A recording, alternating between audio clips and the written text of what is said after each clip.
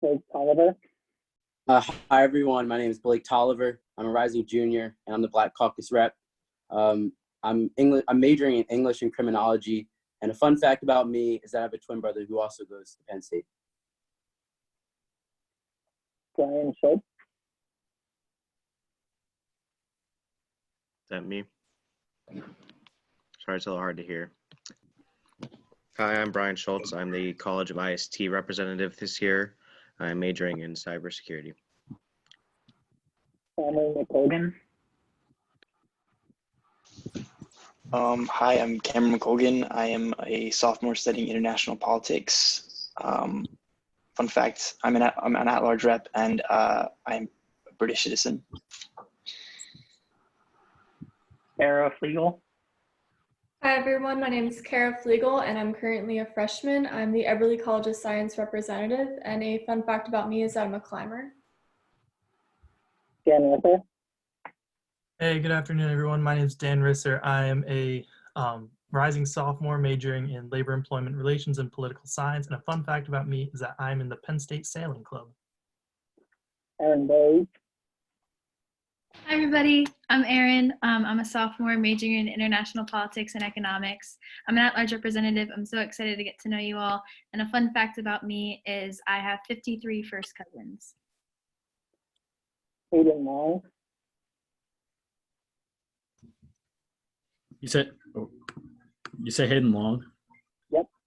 Oh, okay. That's me. Hi, guys. I'm Hayden Long. I am a rising junior. I'm majoring in IST, and I am the IFC representative. Jacob Dixon. Sorry, fun fact. I forgot my fun fact. I'm losing my mind in quarantine. Jacob Dixon.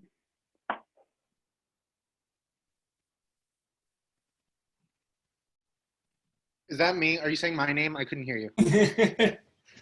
Okay, I'm Jacob Klipstein. I'm a junior studying political science, history, and Jewish studies. Well, yeah, I guess. And my fun fact is I'm on this meeting with my whole family, so they're all here watching me get sworn in. Jarrell Gibbs. Hi everyone, I'm Sarah Jordan. I am a sophomore studying middle level English education and at-large, if I didn't say that. And a fun fact about me is I've never hiked Mount Nittany. Joshua Reynolds. Hello, everyone. I'm Joshua Reynolds, freshman at-large representative. And I guess an interesting fact is that I spent the majority of my life living in Arkansas. Kara DeLucio. Hi, y'all. My name is Kara. I'm a freshman and an at-large rep. I'm DUS, but going for the SMEAL track. And fun fact, I've never broken a bone. Kelly Snyder. Hi everyone, I'm Kelly Snyder. I'm a freshman. I'm the College of Nursing representative, and my fun fact is that I planted 6 plants today for Earth Day. So happy Earth Day, everybody. Carrie Iden. Hi everyone, I'm Carrie. I'm an at-large representative. I'm studying management at SMEAL, and my fun fact is I taught my dog how to bring in the groceries. Logan Leader. Hi everyone, I'm a sophomore. I'm the College of Communications representative. I'm studying public relations and political science. And fun fact, I'm really good at finding 4-leaf clovers. Lewis Richardson. Hi everybody, my name is Lewis. I'm a sophomore student, rising junior I suppose. I'm the Trout Runners College rep this year, and fun fact about me, oldest of 5, so yeah. Marie Meisner. Hi, yeah, I'm Marie. I am the MGC representative. I am a rising junior and I'm majoring in biomedical engineering. My fun fact is, oh gosh, I really hate fun facts. There's my fun fact, sorry. No worries. Manny Almonte.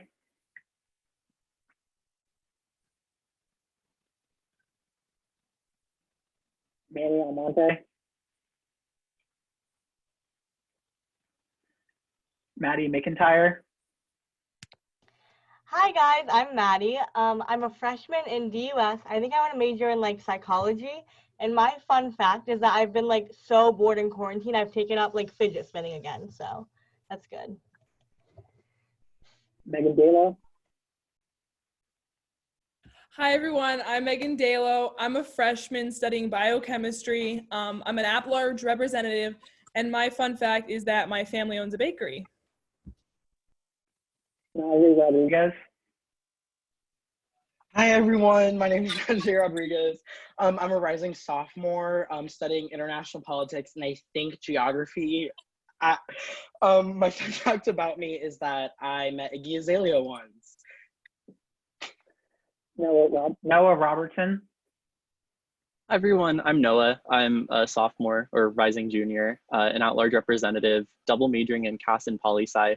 And I guess a fun fact about me is in high school I memorized 100 digits of pi for extra credit in physics, and they stuck with me ever since. So. Patricia Bolangi. Hi guys, my name is Patty. I'm a sophomore studying BBH and I'm the College of HHD representative. I guess a fun fact about me is that I'm an unofficial kindergarten and first grade teacher because, Corona has made all school online and my two siblings are 5 and 6, so I have to teach them first grade and kindergarten online. Amir Foley DeFiore. Hi, everyone. My name is Rainier Foley DeFiore. I'm the academic representative for the Smeal College of Business. I'm a rising senior studying supply chain with a focus in sustainable strategy. And a fun fact about me is that I'm named after a mountain, and I plan to summit that mountain one day. Refugio Lara.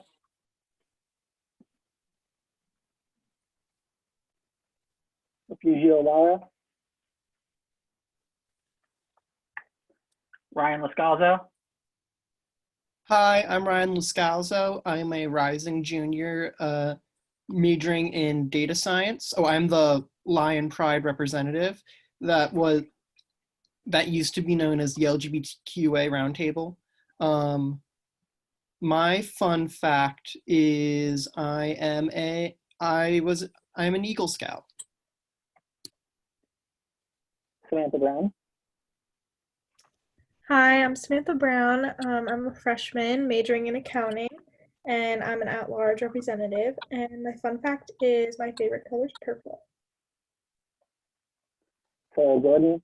You already went, so let's go next. Stephen Zhang.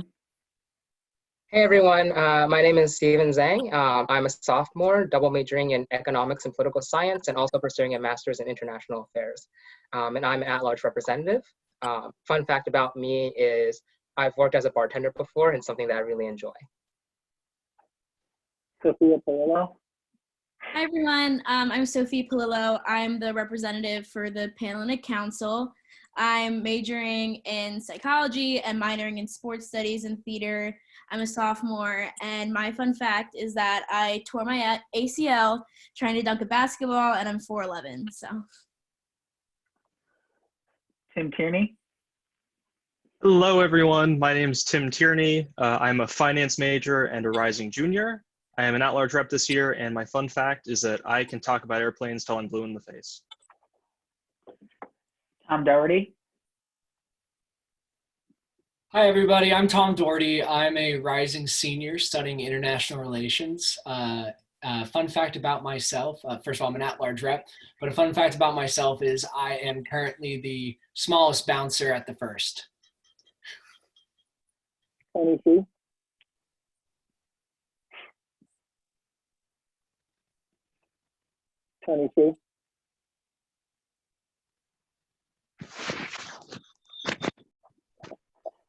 Eugene John. Hi everyone, my name is Yujin Jung. I'm a sophomore, a rising junior, and my position for this assembly is at-large representative. I'm majoring in information sciences and technology, IST for short. And a fun fact about me is I'm in Korea and it's like 8 a.m. so I just woke up. Great. Unitray. Hi guys, my name is Una Troy. I'm a sophomore studying international politics, and I'm an at-large rep. A fun fact about me is that I have a birthmark in my eye. Sydney Gibbard. Hi everyone, I'm Sydney Gibbard. I'm the College of Engineering representative. I'm a biomedical engineering and pre-med major. And a fun fact about me is that I've never gotten a mosquito bite, or I have, but I just like don't react to them. My skin doesn't, which is very convenient. I apologize if I butchered anyone's names, but I will turn it back over to Vice President Pascal. Actually, I do have one for Refugio Lara, who sends in the chat because his microphone was not working. My name is Refugio Lara, and I am a biochem major, and I am the Latino Caucus rep this year. I'm a freshman, and my fun fact is that I can speak 3 languages.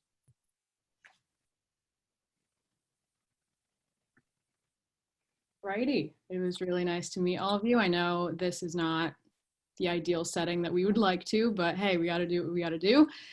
We will now move into the adoption of the agenda. Are there any motions? And then just to reiterate, if you want to be recognized, please raise your hand in the participants tab, which is at the bottom of your screen. Click that and there's an option to raise your hand. That is how I'll be recognizing people. So we will go with Representative Richardson. If I can. Yeah, I'd like to add that legislation that I sent out to the Assembly. I don't have the, did you send out the agenda? Yes. Okay, let me pull that up real quick. Sorry about that. No, it's okay. I'd like to add that legislation right below point, make it point D under number 12. All right, is there a second? All right, it is added. Is there anything else is there anyone else that has any other motions? All right, Representative Lascalzo. Representative Lascalzo, Lion Pride. This is more of a point of privilege because I came in late and I missed the swearing in. Do I need to do that, right? Like after this, I guess? Or yeah, I believe we can actually, I'm gonna actually find Zach on here. Zach, if you wouldn't mind doing the swearing in as well for Representative Lascalzo. I believe every rep should have this right. I agree. If there was anybody else who just joined the chat, please join along with me. Hopefully this should be everyone that's joining us a little late. Thank you. Of course. All right. So please raise your right hand and repeat after me. I promise to faithfully uphold. I promise to faithfully uphold. The Constitution of the University Park Undergraduate Association. The Constitution of the University Park Undergraduate Association. And to defend the rights of each individual student. And to defend the rights of each individual student. While working toward the betterment of student life. While working towards the betterment of student life. I shall perform to the best of my ability. I shall perform to the best of my ability. The responsibilities and duties. The responsibilities and duties. That have been entrusted to me by. That have been entrusted to me by. The University Park Undergraduate Student Body. The University Park Undergraduate Student Body. Through virtue of the office which I hold. Through virtue of the office of which I hold. Congratulations. Thank you. Alrighty, so I'm going to go back. Are there any other motions for the agenda? If not, I'm going to move on. Alrighty, so I'm going to move into Open Student Forum. Are there any students here for Open Student Forum? Again, I will reiterate each time, please click the Participants tab, which is at the bottom. You raise your hand, and that's how I can find you and recognize you. Any students for Open Student Forum?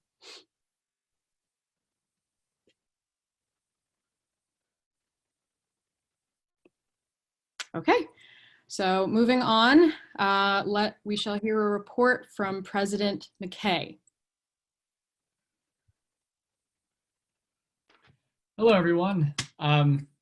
This is strange. Let me first just say my sincerest congratulations to everyone in this room.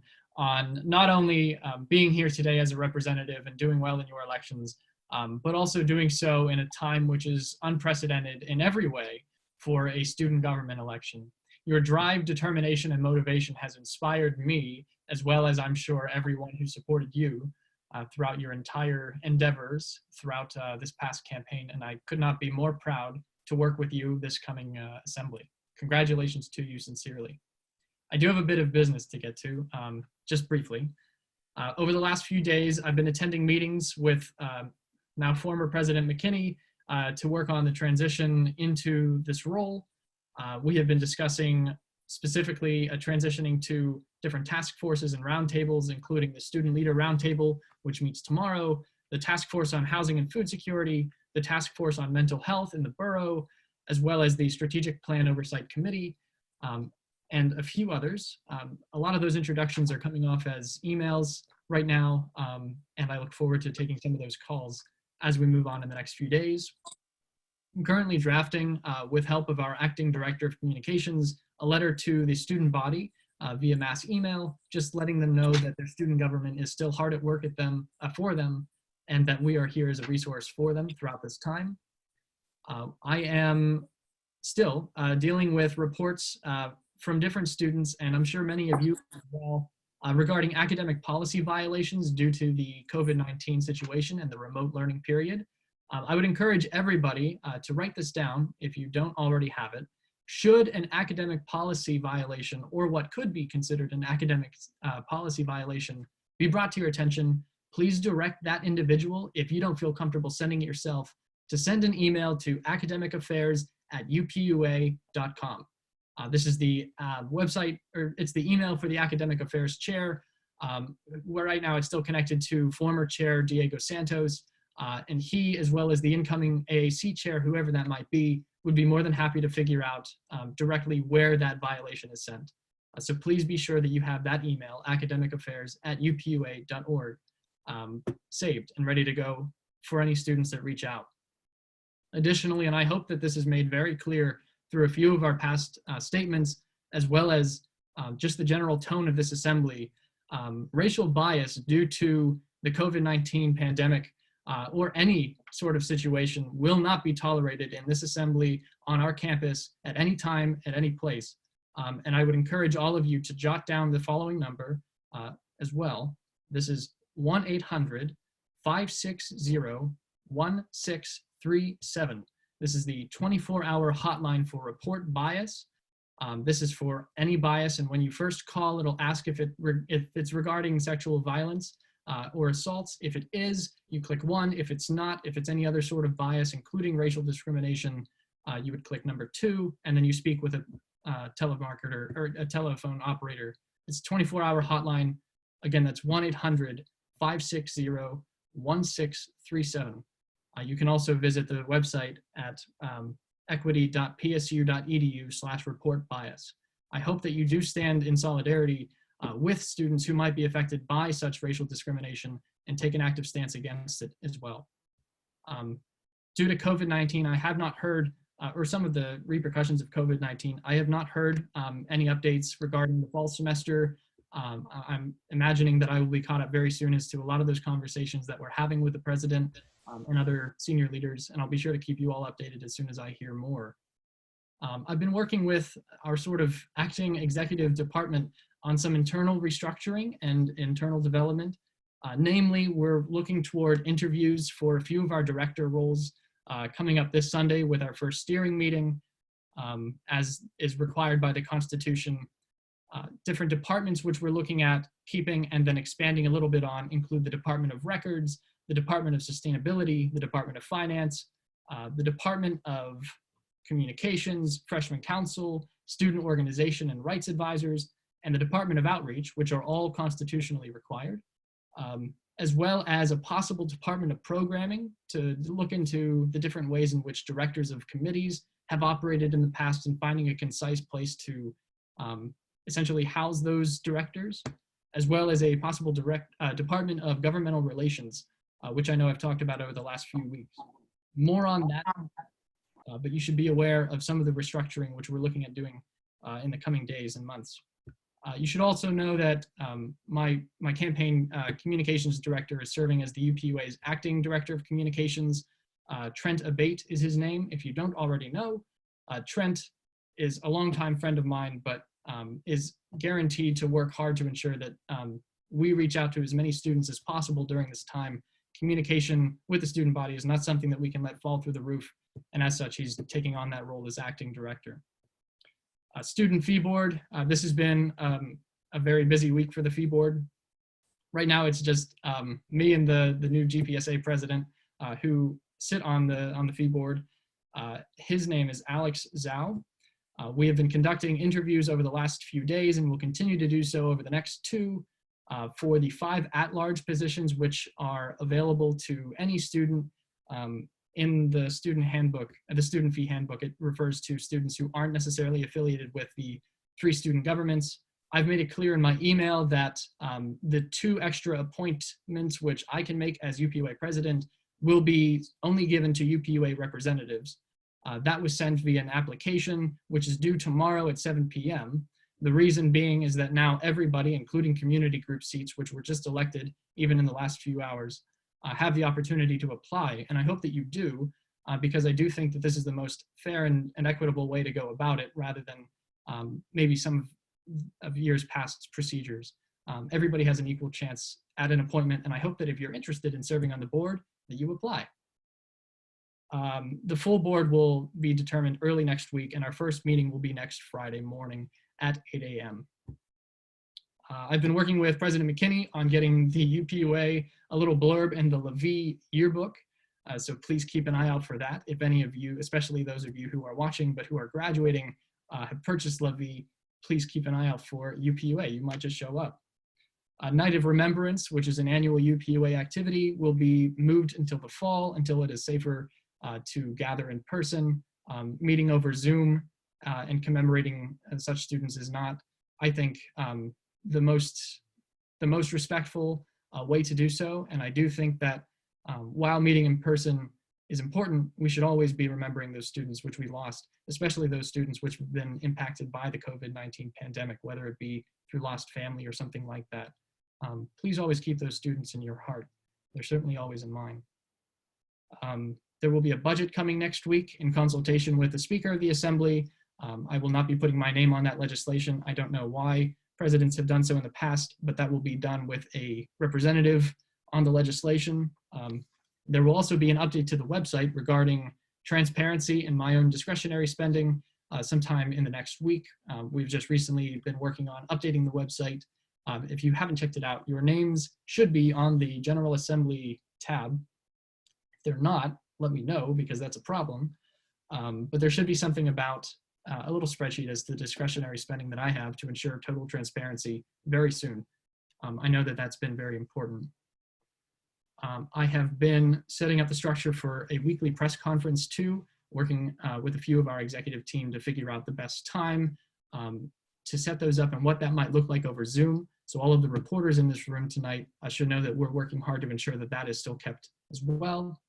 I'm working on a letter for the student handbook, which will be delivered to all freshmen this upcoming fall. I look forward to working with the speaker, whoever they may be, on a living and breathing assembly platform, which I think will truly represent the ideals and concerns of students throughout the entire year. And especially since we don't have a whiteboard to put our checklist on, if you will. Something online which can be continuously updated is going to be absolutely required. And that is also in the works on the website. Lastly, I've sent an email to the president of the Penn State Student Veterans Organization to talk about a possible community group representative, which I know was talked about on the campaign trail this past few weeks. I do think it's a really good idea. And so I've been working with Colonel McFeely to ensure that he's in the loop there, and our acting Chief Justice, if you will, Rachel Schuckman, is also in the loop there. We hope to hear from the organization soon. Some things as to what I expect as representatives and members of UPUA as an entirety over the next year. I expect dignity and respect to be shown to not just the representatives in this room tonight, but to every student on our campus. Whether we're there in person or simply meeting digitally, that dignity and respect ought to be shown to absolutely every individual which we come in contact with. There is no other explanation or expectation which can be, I think, put higher above those two things. I expect professionalism, have fun, but especially while you are UPUA representatives, know that you're looked to with a good deal of pride by alumni, and you're certainly looked to with a good deal of respect by your peers, because you do have access to administration and things like that. Please always keep that professionalism there as well. I expect honesty and integrity in all that we do. Transparency has always been a focal point of mine, and honesty and integrity should become, if it isn't already, a core part of your leadership philosophies, which I hope you do develop over the next year, because that's why we're here. I hope you fail, but I hope you get back up. Those who fail, try, and if those who never fail, never try. I hope at the end of this, you look back and you say, I failed, but at least I tried. And most importantly, that you got back up. I hope you get back up. Do more than it is expected of you all the time, and show kindness, compassion, and empathy to everyone that you come in contact with as well. Above all, do good. Not just do well, although that is kind of expected, to at least try to do well. Do good, as in leave this place better than you found it. At the end of it, we should be able to look back and say that our contributions in one way or another have bettered those around us and bettered our campus here at Penn State. And I hope that you keep those two words, do good, at the center of your heart in every decision that you make as representatives. That's all I have. I'd be happy to take any questions if there are any, and if not, we can get moving right along. I know we have a busy night. Thank you to everyone for introducing yourselves too. Are there any questions for President McKay? Seeing none, we will move into my report, and I'm not going to be long. I just want to congratulate you all for being elected into this room. I'm so excited to go through this journey with you. And although it is a very unprecedented time, I wish I had a week to, meet all of you in person, say congratulations in person. But again, like I mentioned in the beginning, you got to do what you got to do, and this is what we're doing right now. I'm going to actually take most of my report to just kind of lay out what's going to happen with tonight and elections. I know it's very different now that we're on Zoom, and it has to be different because of that. Just some pointers for modern rules of order. Again, if you want me to recognize you, please, please, please go to the participants tab at the bottom. And then go to the raise hand function. Once I see your name, it goes in chronological order from there, and that's the order that I'll be following. And then from there, so if you have any questions, I'll be keeping an eye on the chat. If you have even a point of privilege, just raise your hand or even say it in the chat. I'll try to keep my eyes as many places as I can. And then going forward for elections, I'm going to just say this so that we can go straight into it. But the way that we're going to do it is through Google Form. That way, no one can see who voted for who. I can only see the numbers like for each person, and that's how we're going to go about it. Again, if there's like more than 2 candidates for an election, until one person reaches the majority, we will be revoting every time, and the person with the lowest votes is dropped off the ballot. So that's how that works for anyone that was confused. Let's see, I'm trying to see if there's anything else that could help you guys. I will be sending the Google form in the chat. That's how you're going to vote. And in terms of breakout rooms for each candidate, the way that it's going to go is I'm going to open the floor for nominations. Once every person nominates whoever they'd like and the representative accepts the nomination, I will be putting those candidates into a breakout room. And then from there, I will broadcast a message inside saying, hey, Representative Blank, please come in back to the main session. That just makes it a lot smoother. I don't have to make separate breakout rooms, but yes. And then the order of how it goes is that each candidate will speak and that have 5 minutes to speak, 10 minutes to field questions, and then they will enter the breakout room again. The next candidate comes out. After all the candidates have spoken for each election, that is when general discussion and debate is opened up. I will reiterate it then, but please refrain from being repetitive. If someone has said your point, please lower your hand. Let's not become an echo chamber. I know what that's like, but let's be efficient as possible tonight. But yes, if there's any other questions, please raise your hand in the participants tab and I will be happy to answer them if there are any.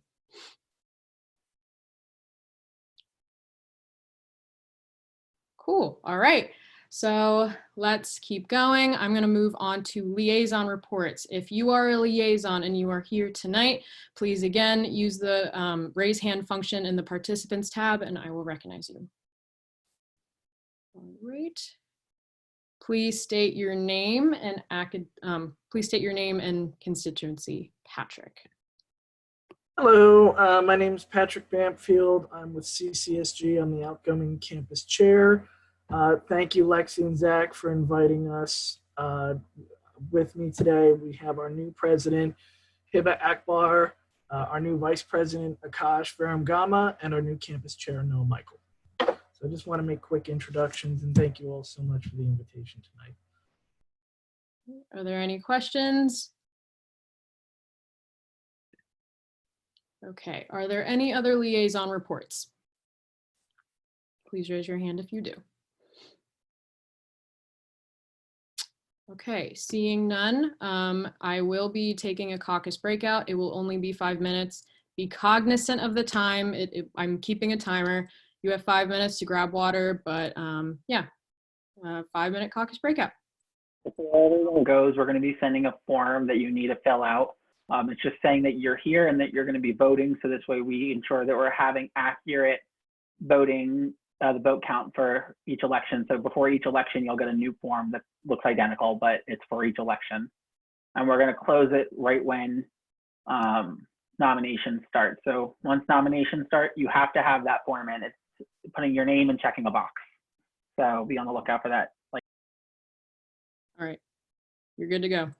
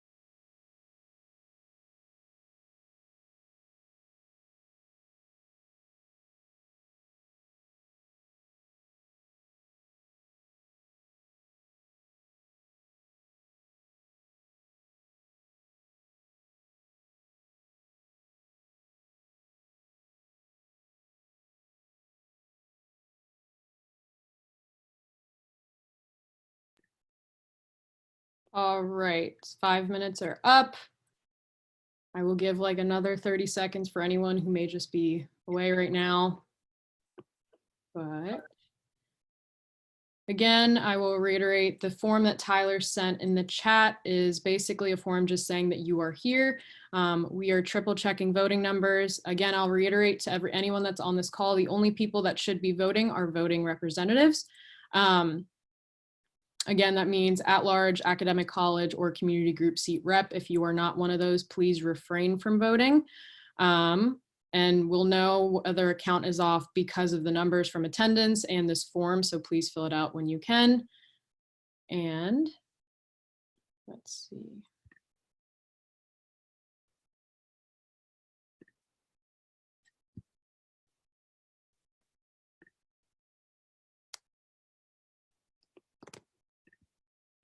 All right.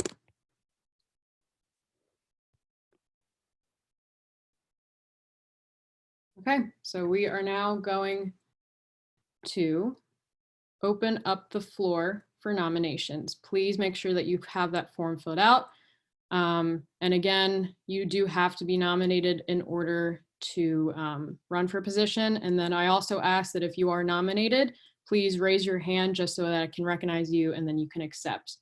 But yes, please raise your hand in the participants tab if you have any nominations. The floor is open. All right, Representative Jordan. Sarah Jordan at large. I'm nominating Aaron Bose. Aaron, if you could raise your hand. All right. Aaron, do you accept? I do.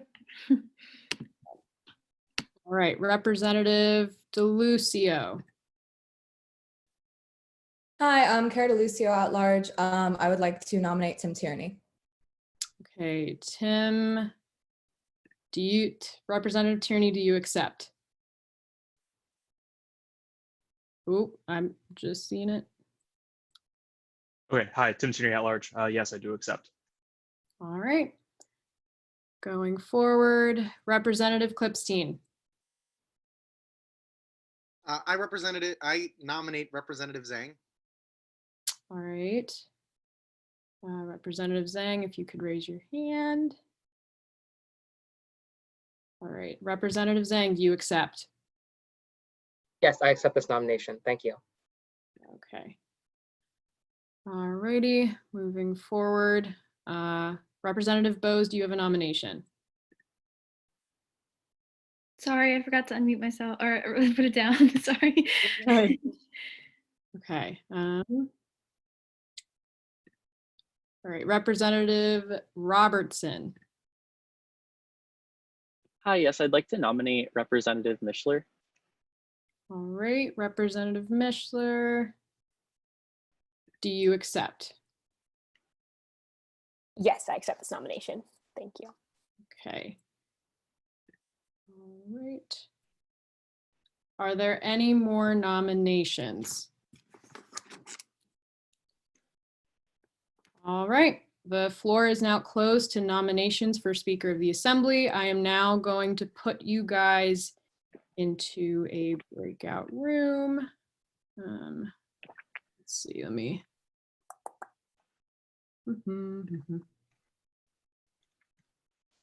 Apologize. I'm gonna see if I can do this.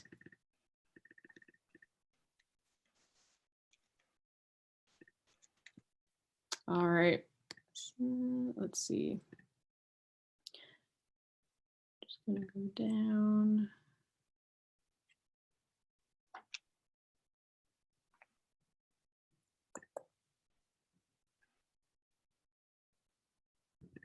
Okay, I'm just gonna double check that I got you all. All right, so what's gonna happen is I am going to assign you guys to the room. I believe all of you should have gotten a request for it.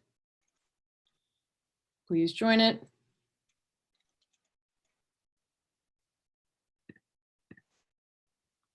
Okay.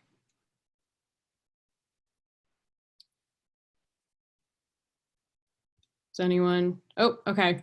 That's my bad. I'm so sorry, guys.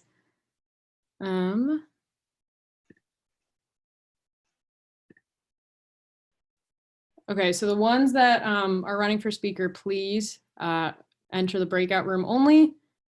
They should have all gone. I apologize, guys. First meeting. Bear with me. All right. So I believe they should all be there. All right. Just want to make sure. Okay. All right. So please explain your nominations. I apologize. I believe it was, oh, I'm so sorry. Representative with the nominations, can you just raise your hand and then explain your nominees? All right, Representative Jordan, I'm gonna unmute you. Okay. Can you hear me? Yes. Okay. So there's one word that's really sticks out to me when I hear the Hey, name. hold on for a second. Hold on. Lexi, point of information from Jacob. The nominee should speak first before their people That's my bad. I'm so sorry. Thank you so much. Again, bear with me. All right. So what we're gonna do is I'm going to message Aaron to Representative Bose to come back. I'm so sorry, guys. Oh, geez. Okay. Okay.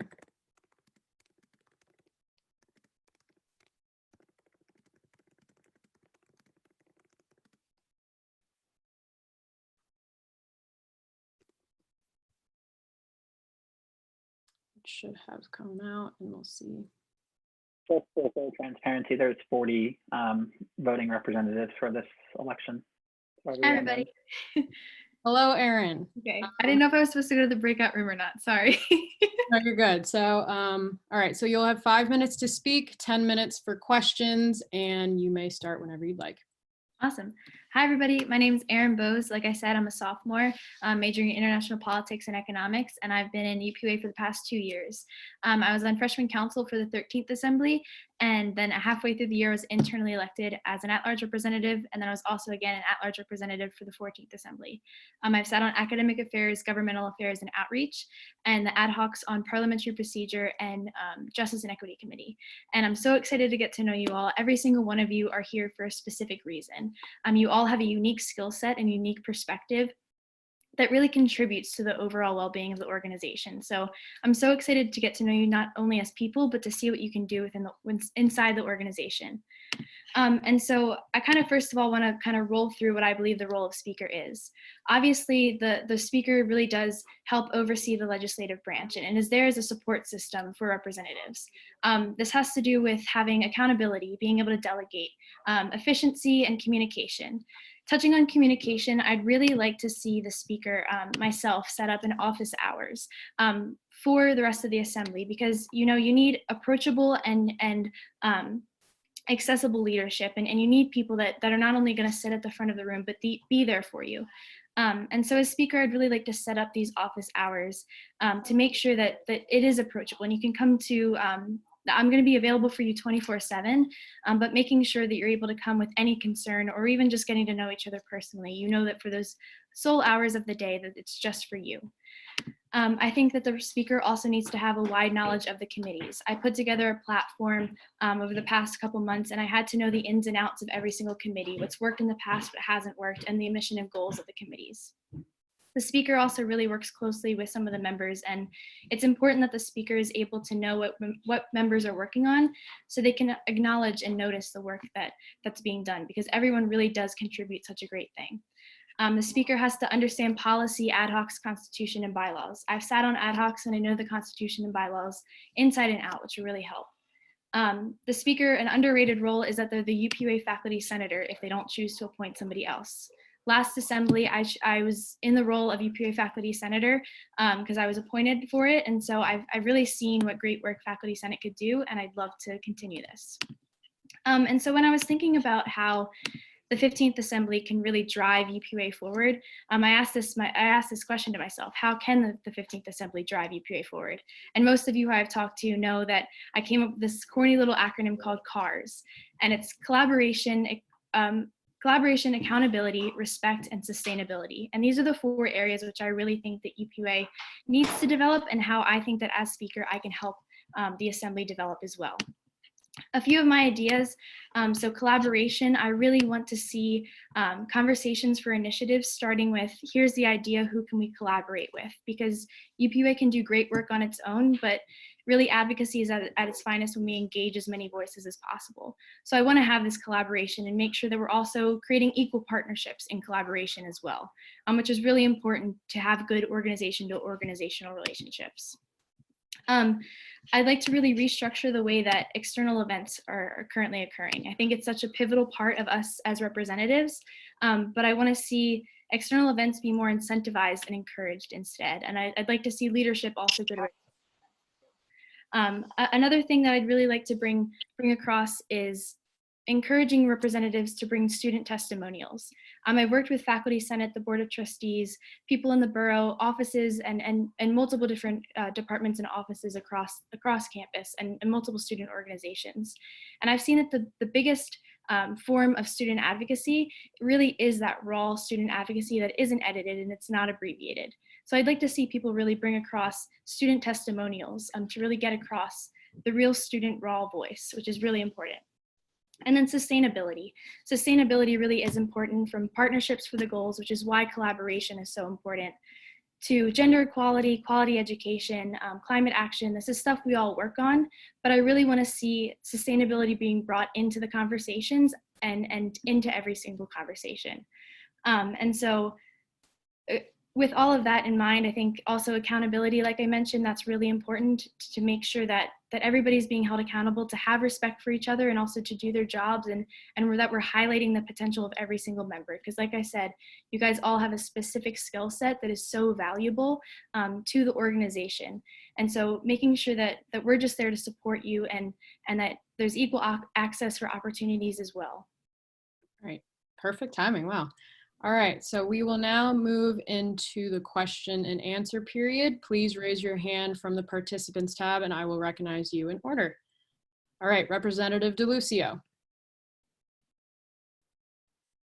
I should have unmuted you, there you go. Your way. I had it raised for explaining the nomination, sorry. Gotcha, okay. All right, we'll move on. Representative Gary. Hi, Amy Gary, College of Education. Could you give us an example of your leadership? Yeah, and so this past couple months, I did run a campaign, a presidential campaign for UPUA, and I really had to be a leader within that task force and within that campaign. It has a lot to do with being able to delegate, being able to have that trust with your team, and trusting your team as well. And so there were a lot of responsibilities, and there was close to 200 members of the team, and I had to make sure that I constantly communicated with every single person. I got to know every single person. I made sure that we weren't just working together for one common goal, but we were getting to know each other along the way as well, which is really important.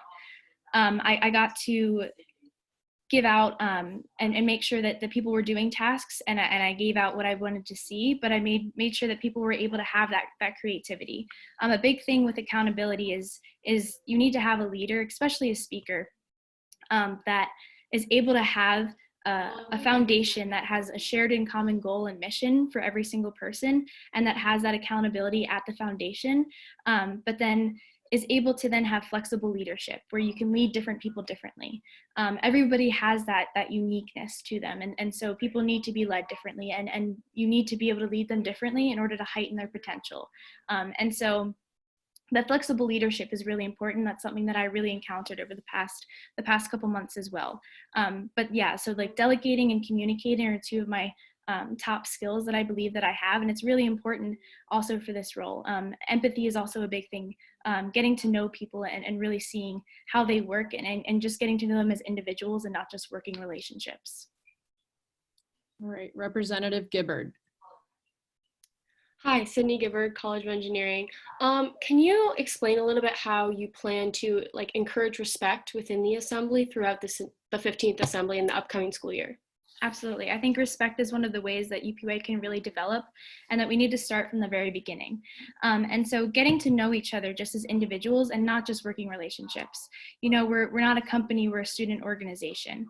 So we need to make sure that we're getting to know each other outside of just our representative roles. And I would really like to set up times where I can say, okay, at these times, why don't these reps join a Zoom call and really just get to know each other on an individual basis?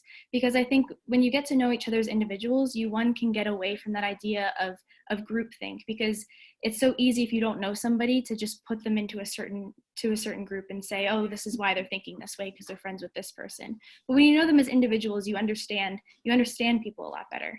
I think it's also important to have these types of getting to know each other and bonding types of things, not only right at the beginning, but every single time a new member joins.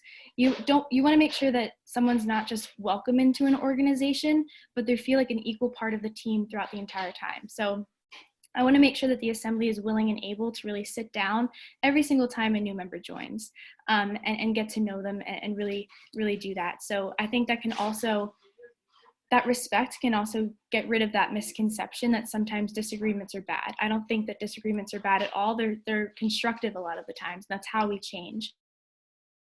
All right, Representative Richardson. I unmute. Awesome. Okay. Are you going to unmute us ahead of time? Yeah, I've been clicking unmute. Yeah. Awesome. Awesome. So Lewis Richardson, Schreier Honors College.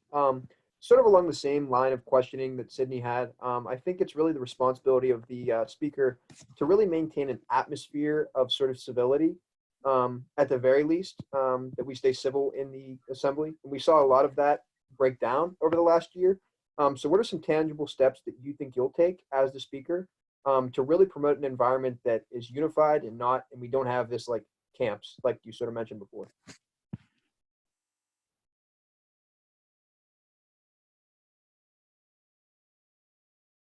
I think she's frozen. Oh, I'm sorry.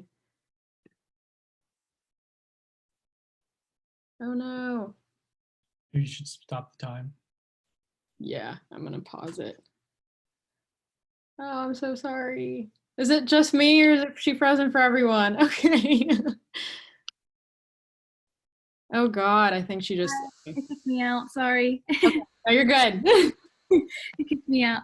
Okay, so I think the question was about how I'm going to tangibly promote civility within the organization.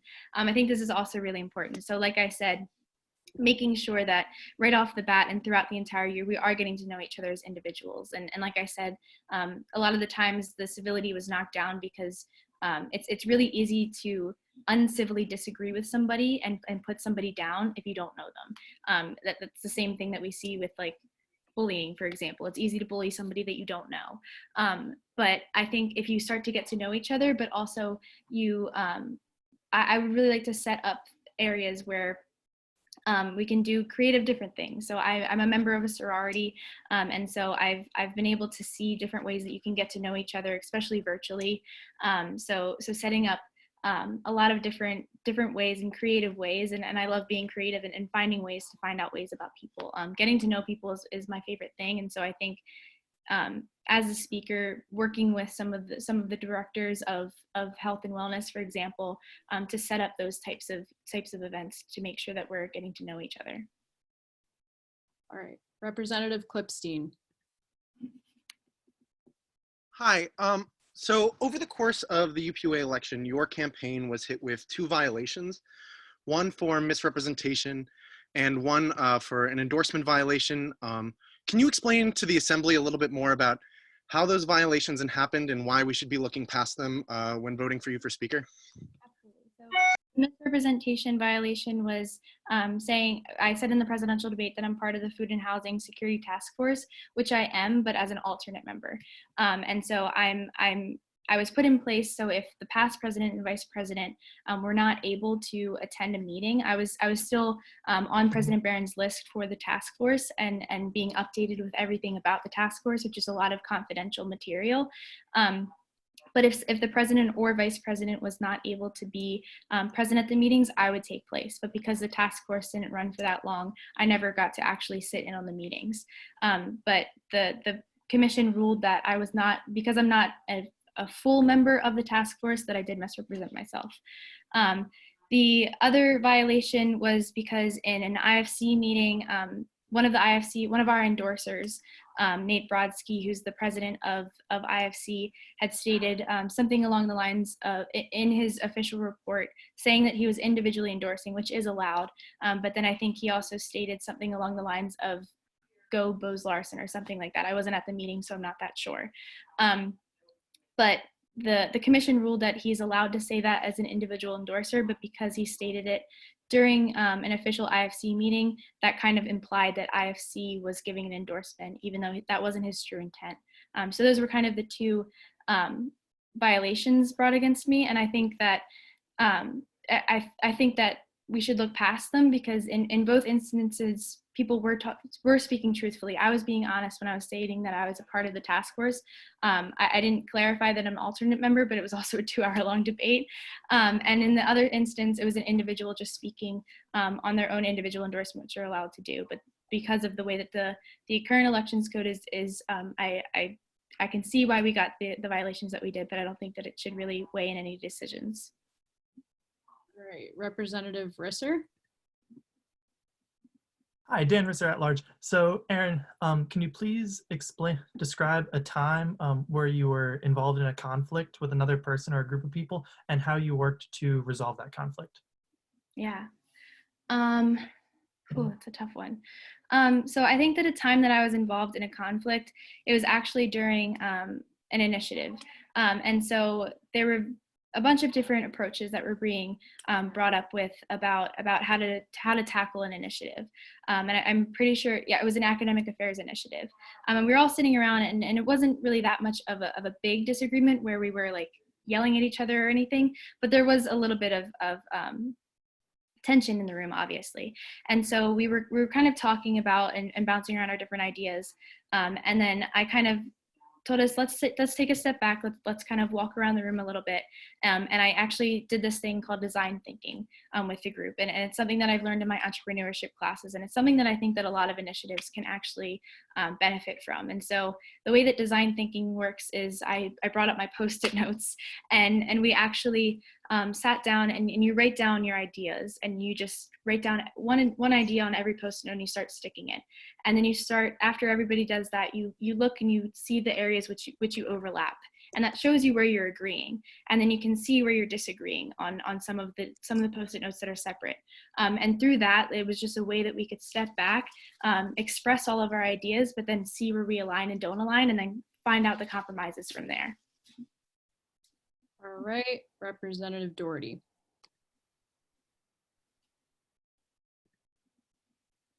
Hi, sorry, Tom Doherty at large. Aaron, big question of mine is, how are you going to kind of bridge the gap between reps wanting to propose amendments to and changes to the bylaws and elections code, and with oversight from the speaker? Because in the past, it has actually sometimes gone well together, and in the past, it's sometimes gone terribly wrong whenever these two groups come together to collaborate with oversight. So how are you going to bridge that gap and kind of allow students to be able to come forward and be able to say, I want to change this about the elections code, or I want to change this about the bylaw? Absolutely. I think that's a crucial role. And sorry, that was time. That was 10 minutes. Aaron, I think since you got kicked out, I do have to put you back in the breakout room. Sorry if that complicates things. Totally fine. All right, so I'll put you back into the breakout room, and you should have gotten the request. I didn't, sorry. That's my move to. Has it worked yet? I'm so sorry. No, it's okay. Oh my gosh. I hate Zoom too. It's really like, I still haven't figured it out. Yeah, breakout rooms is like the epitome, like the bane of my existence. You're not getting a message to join it? No. I'm very sorry for that. not your fault. Okay. Oh my gosh, why is that? I'm so sorry, guys. That is really weird. Okay, so you got kicked out, so there's not an option to join the breakout room. Like when you go to the no. I mean, I could try and hit leave meeting, but I think that it'll just That'll- have yeah. me leave the meeting. Here, wait. I'm just gonna go to you individually. I'm so sorry, guys. All right, so for the sake of like, for some reason it's not letting me, I don't know why it's not letting me add you. Giving me the option to add her to a waiting room. Yeah, should I, yeah. I'm gonna put you in a waiting room and then just text me. I have my eyes everywhere right now. Cool. Sounds Okay. good. Bye. Okay. I think that should have worked. I'm so sorry, guys. I'm really trying my best here. All right, so I'm gonna I'm gonna invite Representative Tierney in for question answer.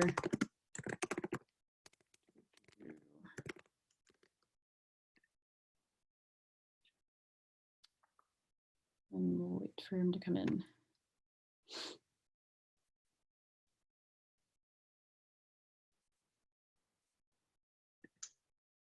Hello, am I here?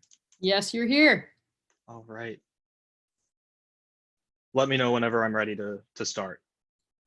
All righty. You have 5 minutes to speak, 10 minutes for questions. You may start whenever you'd like. Sure. All right. Hello, 15th UPUA Assembly. My name's Tim Tierney, and I'm on your screen today to ask you for your vote for Speaker of the Assembly.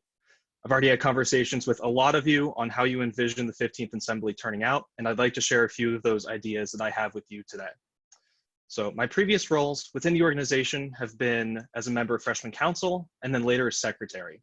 As Secretary, I saw the UPUA in an entirely different light, and I think Speaker and Secretary hold very unique similarities to each other. First of all, they're both internal-facing positions, meaning that they both focus on the internal structure of the organization rather than other positions that are more towards external advocacy. One of the most important responsibilities of the Speaker is to chair the steering committee, which I was a part of as Secretary. They vet candidates for positions within the organization and review legislation that is passed within other committees. I'm the only candidate today that has the experience of being in the steering committee, and I'm ready to lead it on day one. One of the biggest things that I think we need to change within the UPUA and our assembly is the culture. We have a group that was elected to work together for the betterment of the student body, not to try to build resumes, not to try to establish yourself in a different social circle. I'm here to make sure that we don't lose sight of that. Again, we are here for them, not us. So my platform is meant to be a culmination of all the ideas I've heard so that we, as an assembly, can best advocate on behalf of our peers. I think that we must do better within this. One thing that I think we must do better within this assembly is to allow reps to work on whichever initiatives that they're passionate about. President McKay touched on this a little bit earlier, but for those of you that weren't in the assembly last year, we have a whiteboard in our office that's listed with all the different initiatives from the winning presidential ticket. While there may be some great ideas on there, and I know there were last year and there would be this year, it was a symbol of executive overreach on our legislature. Reps were allowed to create initiatives that were their own, but their great work was never recognized by that whiteboard. This is our assembly, and we should work on ideas that we're passionate about. And believe me, after talking with a lot of representatives on the Zoom call right now, I know there's plenty that we're going to be working on this assembly. Another thing that I think is going to be really important within this assembly this year is going to be group cohesion, because it's incredibly important for an organization like ours. I mentioned our office a little bit earlier in the whiteboard. Well, now that we're all in remote learning and self-quarantine, we don't have access to 314 Hub, and it's vacant. And I know that because it's sad. There hasn't been a UPUA member there studying until 2 a.m. for far too long. I think that's a huge problem. That's one of the best ways that we were able to interact with each other in UPUA and build group cohesion and grow closer as a student government. I'm going to create a permanent Zoom room that will effectively act as our office, so that we're able to chat about anything that we would have to talk about while we were normally in the office, either UPUA or not UPUA related. Finally, I'd like to talk about my big legislative proposal tonight for the Assembly, which is my ad hoc on institutional transparency. The ad hoc is going to be focused on making sure that both the UPUA and the university as a whole are liable to their constituencies and advocating to make sure that we provide them with the information that they want. In terms of UPUA, the ad hoc is going to focus on how the UPUA can be more open to our fellow students in a myriad of ways. But in particular, I have in mind how we use our student fee appropriation, what kind of legislation we're working on, and more. In terms of Penn State as a whole, there's a lot of advocacy that we can do, and I'm only going to scrape the surface in my little speech here. Did you know that Penn State spent the equivalent of 168 students' entire in-state tuition on travel expenses for the College of Liberal Arts? I wish I could tell you more, but that's all that they disclosed, and that's all they're legally allowed to disclose. I'm hoping we can change that within this ad hoc. But I really hope that I was able to shed some light into what I'd like to do as speaker, and I hope I have your support. But here's the thing, my candidacy is about you, and I'd like to field some of the questions that you have for me. All right. Again, same same protocol. Please raise your hand in the participants function if you have a question for Representative Tierney. All right, Representative Snyder. Hey, Tim, you talked about how you're interested in institutional transparency, and that must be something that's important to you. So I was just wondering if you could talk a little bit about how you plan to maintain transparency and also be transparent about the accountability of reps while serving as speaker.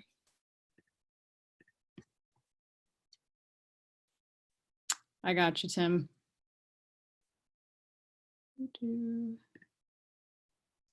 Okay, thanks, Lexi. And thank you, Kelly, for the question. So obviously something that's really important to me is going to be that institutional transparency. And for those of you that don't know me, I'm actually a transfer student. I transferred from a school called Bowling Green State University, and now I'm here at Penn State. But at Bowling Green, I was a representative in their undergraduate student government and also in faculty senate. There was a faculty senate proposal that was going to be violating federal law if it were passed, and the university wasn't very fully disclosing about that little fact. And I had to make the decision between either being fully transparent with our student body and USG, or just kind of going along with that lack of transparency and the university going on whatever they want because they're going to make a little bit more money in the end. So I decided to kind of soil the relationship between faculty senate and USG by making that known. I think it was really important for the student body that we were able to make sure that we were fully accountable to university administrators and that they knew that what they could do, or that they couldn't do what they wanted to do without the student body pushing over. But in terms of UPUA, I think that's something that we could really work on in terms of transparency within the organization as a whole is going to be attendance points. And as secretary, I worked on attendance points a lot, counting them and everything. I want to make sure that representatives know where they are. I think it's important for representatives to know where other people are in terms of attendance points as well, so that we're able to really hold each other accountable as well, because in the end, we're all a team, and we need to make sure that we're holding each other's accountable as well. All right, Representative Flegel. Hi, Tim.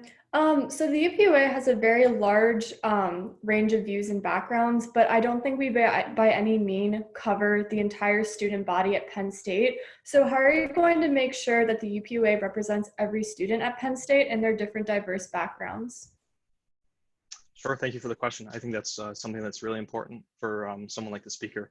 So we have the community seats, which are a great resource for us to gauge interest of certain minority groups on campus. So we have a Black Caucus representative, Latino Caucus representative, and so many others, and they have firsthand experience on what a lot of students are facing right now. And of course, we're all only one people. We can only tap into which networks that we know how to. So for example, I'm in a business fraternity, I'm in UPUA, and I'm a finance major. So that gives me a lot of ability to be able to talk to people in those realms. But you also need to be able to rely on people that are not a finance major, not in a business fraternity, things like that. So it's something that you need to constantly work on to make sure that the Penn State community is properly heard. You know, we have 45,000 undergrads on this campus, and it's really important to make sure that every voice is heard. I think that a great first step is media press conferences on every week, so that we get the questions from the press and that we kind of see what the invoice of or input of what the students think is felt there. All right, Representative Gibbard. Hi, Sydney Gibbard, College of Engineering. So you mentioned that you were a part of the steering committee in the 14th Assembly. Can you explain what your role was specifically within that committee and how that transcends into the role of speaker? Yeah, sure. So like I said, I was the only member of steering that's running for the Speaker of the Assembly this year, and I think that's something that's really important. I had a first eye account of what the steering committee looked like and how I think it could potentially be improved for the future. So my role as in the steering committee, of course, as secretary, was to take minutes, but that allowed me to really focus in on the conversations and what was really happening in the steering committee when it was happening. So for example, in one of the meetings that I was responsible for, we were choosing an at-large representative to fill in a vacant position in the assembly. So we had to go through an entire vetting process, which is incredibly important for the organization because starting Sunday, we're going to have a lot of positions to fill within that steering committee. We're going to go through applications and we're going to go through a lot of people's interviews, and we have to make sure that we're choosing the right people for the job. And I think I have the experience to be able to pick the best people to be inside of UPUA, and I think that gives me the best experience. All right, Representative Shi. Tony Shi, I see rep. So in the past years, so as the speaker actually handles the external ones. So if you are elected to be the speaker, how are you going to encourage the reps to reach out more to external ones? Sure, I think that's incredibly important because external events, of course, are something that's mandated. One thing that I'm going to do as speaker is I'm going to have an external event list attached to every single agenda so that you know when external events are, who they're organized by, and how you can get involved on campus. I think that's something that's incredibly important for representatives because not only will it shorten the time that comments for the go to the order will take on at the end of every meeting, but it's also incredibly important that they know what's going on around campus and how they can get involved in things more than just UPUA or whatever they're involved in right now. All righty, Representative Round Sorensen. Hello, my name is Anne-Marie Round Sorensen, at-large representative. Tim, I just wanted to ask you about the part of your platform where you mentioned transparency, and you said that you wanted to help change the culture within UPUA, and I was wondering how you would go about resolving conflicts due to a lack of transparency from individual representatives.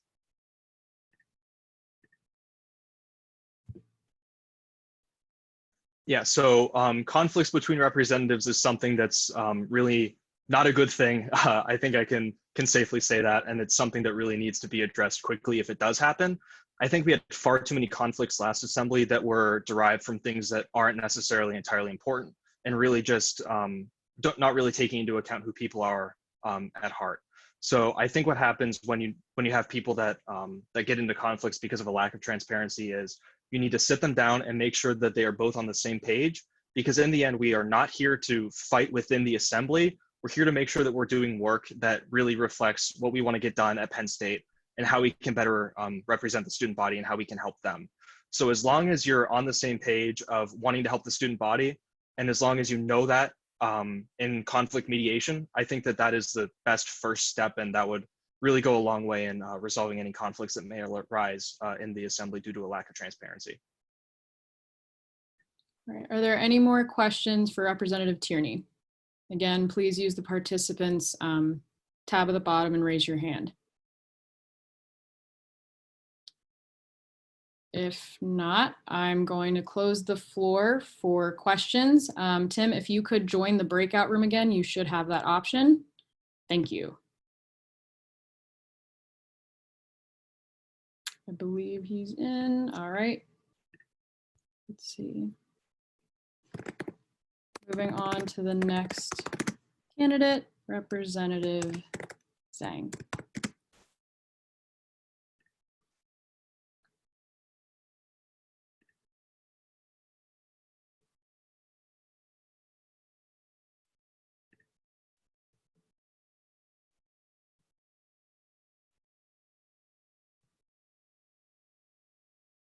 Hello? Hello, Stephen. Representative Zhang, getting used to this. Yep. All right, so you will have 5 minutes to speak, 10 minutes for questions. You may begin whenever you'd like. All right. Whew, here we go. Okay. Good evening, 15th Assembly. Thank you all for allowing me this opportunity tonight to sit here in my bedroom and run for your speaker for the 15th Assembly. I wholeheartedly believe that each and every one of you brings so much value to this assembly, and I know it is imperative that the atmosphere of UPUA enables your success, because your success is the success of the student body. I believe that it is critical to the success that an atmosphere of trust, transparency, and change is established. My name is Stephen Zhang, and I'm running for your speaker to ensure that this atmosphere is present throughout your time in the 15th Assembly. In order for us to have a productive and effective assembly, I believe that it is a priority to make trust the leading pillar for the speaker position. From my time as a PETA caucus president last year, I was really able to understand the power of trusting my executive board and all of their expertise. Yes, we had a few late night disagreements about who would bring in as a performer or how many pizzas to order for events. But no matter what silly ideas we disagreed on, we fundamentally trusted each other in our passion for bettering the PETA community. It is with this trust that we rebuilt our organization from 5 members in the beginning to now having over 15 invested delegate organizations and raising over $6,700 a year. As speaker, I pledge to build this very same trust and respect that each representative in this assembly deserves. Let's transform UPUA's annual retreat into an opportunity to connect with fellow representatives in a more intimate setting. Or if there's a conflict between a few representatives beyond simple, passionate debate on the assembly floor, let's make a midnight sheets run, break down the issue, and continue to work together. We are united under one mission, to better students' lives. We have our own set of beliefs, our own friends, and our own organizations. In UPUA, let's take off those other hats and put on one hat only, that of a representative looking to improve this university. Of course, transparency also comes in many flavors, primarily internal and external transparency. Internally, your chairs and speaker are elected by you, so should be accountable to you. As the Vice Chair of Governmental Affairs last year, I was able to gain valuable insight into the inner workings of UPUA and the long-term planning that goes into running a committee. Through working closely with President McKay and Gov Affairs taught me the importance of communicating effectively with representatives about their intentions and how to work with committee chairs to cover each other's strengths and weaknesses. As speaker, I will bring this expertise to ensure that every decision steering makes is transparent and that their intentions are laid clear for all. Whether this means creating joint statements from steering to delivering my speaker report, or opening up an anonymous suggestions box to take criticism seriously, I want to make sure that the people that you elect tonight hold true to their word and to your expectations. Externally, one of the biggest struggles that has plagued UPUA is a lack of student involvement. This is not the issue of students, but an issue of UPUA's culture. I would actively work towards tangible goals for the better integration of ourselves into the Penn State experience. For the only time in our college career, we need to cut the grown-up act and act as students. This means that some of us will be in business casual on Wednesday nights, sure, but you should never feel left out of place if not. This means working to involve UPUA in thon and football games. This means working with SOTP to ensure that every freshman is made aware that UPUA is the student government here at University Park. We need to embody the feeling that we are not just a student government, but your student government. Last, but certainly not least, I'm running for speaker because I truly believe that I have the experience needed to implement positive change. Whether working with other representatives to spearhead the formation of the Justice and Equity Committee and the Department of Outreach, or even working with representatives on legislative docket policy I emailed earlier today, I believe in making long-term, sustainable changes that highlight the efforts of every single rep. Yes, change can be scary and uncertain, but just imagine the improvements to UPUA if these departments and committees were already formed from the beginning. I come into the assembly with many ideas that are long overdue. Changes to empower the entire assembly and improve efficiency. Let's make sure that every representative is empowered to complete initiatives that they ran on before finishing the executive platform. Let's make sure that freshmen and new members are treated as full-fledged representatives instead of interns. Let's make sure that with everything we do, from Mental Health and Wellness Week to free resume printing, post-initiative reviews should be available to ensure that student dollars and resources are being put to the best use possible. I'm running today because I know the exhilaration and wonder of that first UPUA assembly that we set foot into. I felt the pride that you all feel when a piece of legislation passes that betters student life. Through the pillars of trust, transparency, and change, I want to make sure that every single representative is prepared for success. Thank you. Alrighty, again, perfect timing. All right, we're opening the floor for questions. Please raise your hand in the participants tab if you'd like to ask a question. All right, Representative Jordan. Sarah Jordan at large. So how do you plan to help solve disagreements if they were to happen in discussions between representatives, and how do you plan to just solve those issues? Yeah, thank you for your question, Sarah. And I think a lot of the issues that really stem from disagreements are just a culmination of, I think, a lot of misconceptions or misunderstandings that happen between representatives. A big issue that we saw last year, I think, was just that a lot of people had their mind made up or had perceptions of their friends and whatnot before they came into the floor to discuss assembly issues. And I think it's easy as just making sure that I am able to mediate, get people together, maybe just have a nice dinner or a lunch and just kind of talk about these issues with each other. I think oftentimes we put on our UPUA hat and we get really heated in these issues and forget that we're first and foremost students and that we're just trying to all better student life. I don't think anyone disagrees with the fact that we're trying to better student life here. So might as well work together and just ensure that there's success there. I think a big issue is that we do need a very massive culture shift to make sure that we are both responsible and held accountable for our actions. But I'm really 100% willing to lead that change and make sure that everyone's respected, everyone's valued, and really fight through those issues when they occur. All right, Representative Risser. Dan Risser at large. So Representative Zhang, can you please describe a time in which you failed and how you learned from that and overcame it? Yeah, thank you, Representative Risser. I think one of the definite times that I failed in my past is just making sure that people are being held accountable for their actions. There was an incident last year with UPUA caucus elections where a lot of the issues that we had were that people were coming into the group me and stacking votes and not making sure that they're able to, and us not checking that they're active members and not having the proper safety protocols in place to make sure that those votes were accounted for.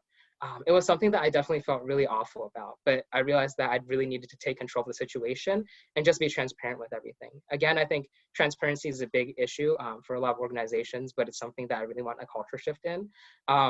But I really solved that issue by issuing a formal apology about what happened, making sure that people understood that we are accountable and for our actions, and that if anyone had any issues, please reach out to me. I worked with everyone one-on-one to make sure that their responses are being taken seriously.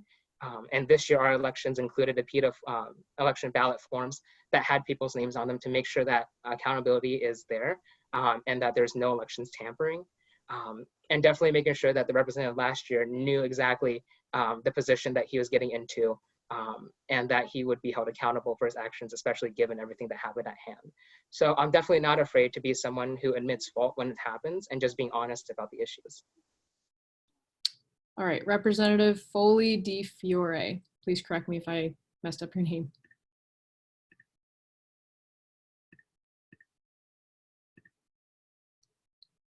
Thank you, Lexi. You had it right. Representative Foley Di Fiore, Smil. Representative Zhang, can you tell me a bit about a time where you may have had to work with someone whose personality differed from yours and how you handled that situation or that relationship?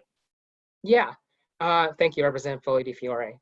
I think that happens every day, honestly. In UPUA, I'm constantly awed by just how much passion everyone has for the student body, but also how much I really struggle to grow in terms of my, I think, introvertedness. It's gotten a lot better over time, but I think it's definitely working with people that I don't necessarily agree with. There are many times on pieces of legislation, or even like working with President McKay, where he and I might have very conflicting issues. But I think the really important thing at the end of it is just to make sure that you guys, at least myself and whoever I'm working with, aligns in terms of values. I think a lot of people have different ideas of how to get from plan A to plan B, or point A to point B, but in the end are still looking to for the same, I guess, objectives. Earlier in my speech, one of the things I really stand by is the idea that we're all here to better student life. I think that it's really important to empower every representative, even if they may not be someone you agree with. It's also making sure that my personal prejudices and being, I guess, aware of my own prejudices, my background, my culture, and how that might affect someone else, because it's really important that everyone is respected, and not just superficially, but truly respected, because everyone has their own background. They came from their own upbringing, so all of their thoughts and opinions are valid. So I think it's a lot about that cooperation. Representative McIntyre? Hi, Maddie McIntyre at large. I'm just wondering how you plan to make sure that each rep feels comfortable when walking into the assembly room and can like kind of keep their passion throughout the assembly, as that can be hard sometimes to do. Yeah, thank you, Representative McIntyre.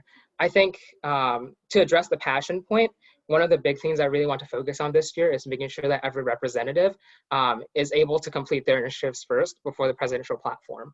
I think everyone ran with a specific passion for the student body, and I want to make sure that everyone is able to achieve those goals first and foremost.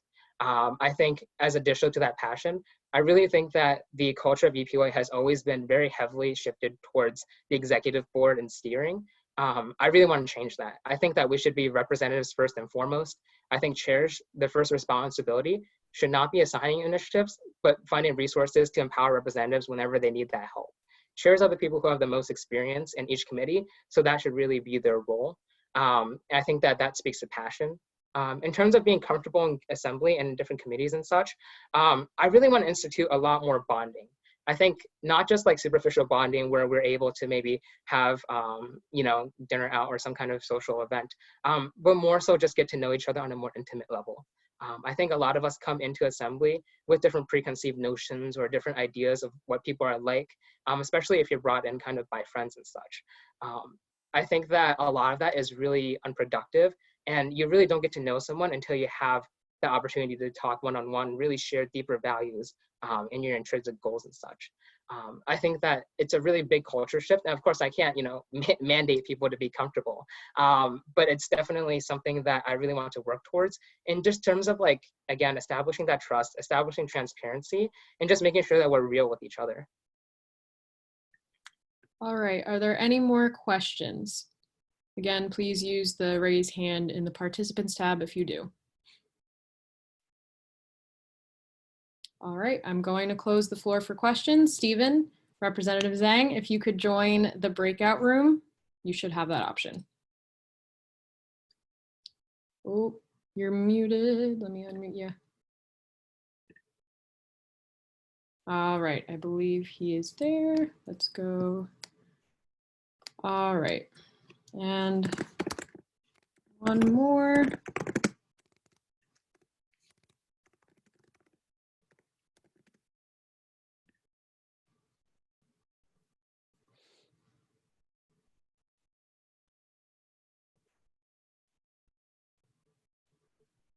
Always takes a second.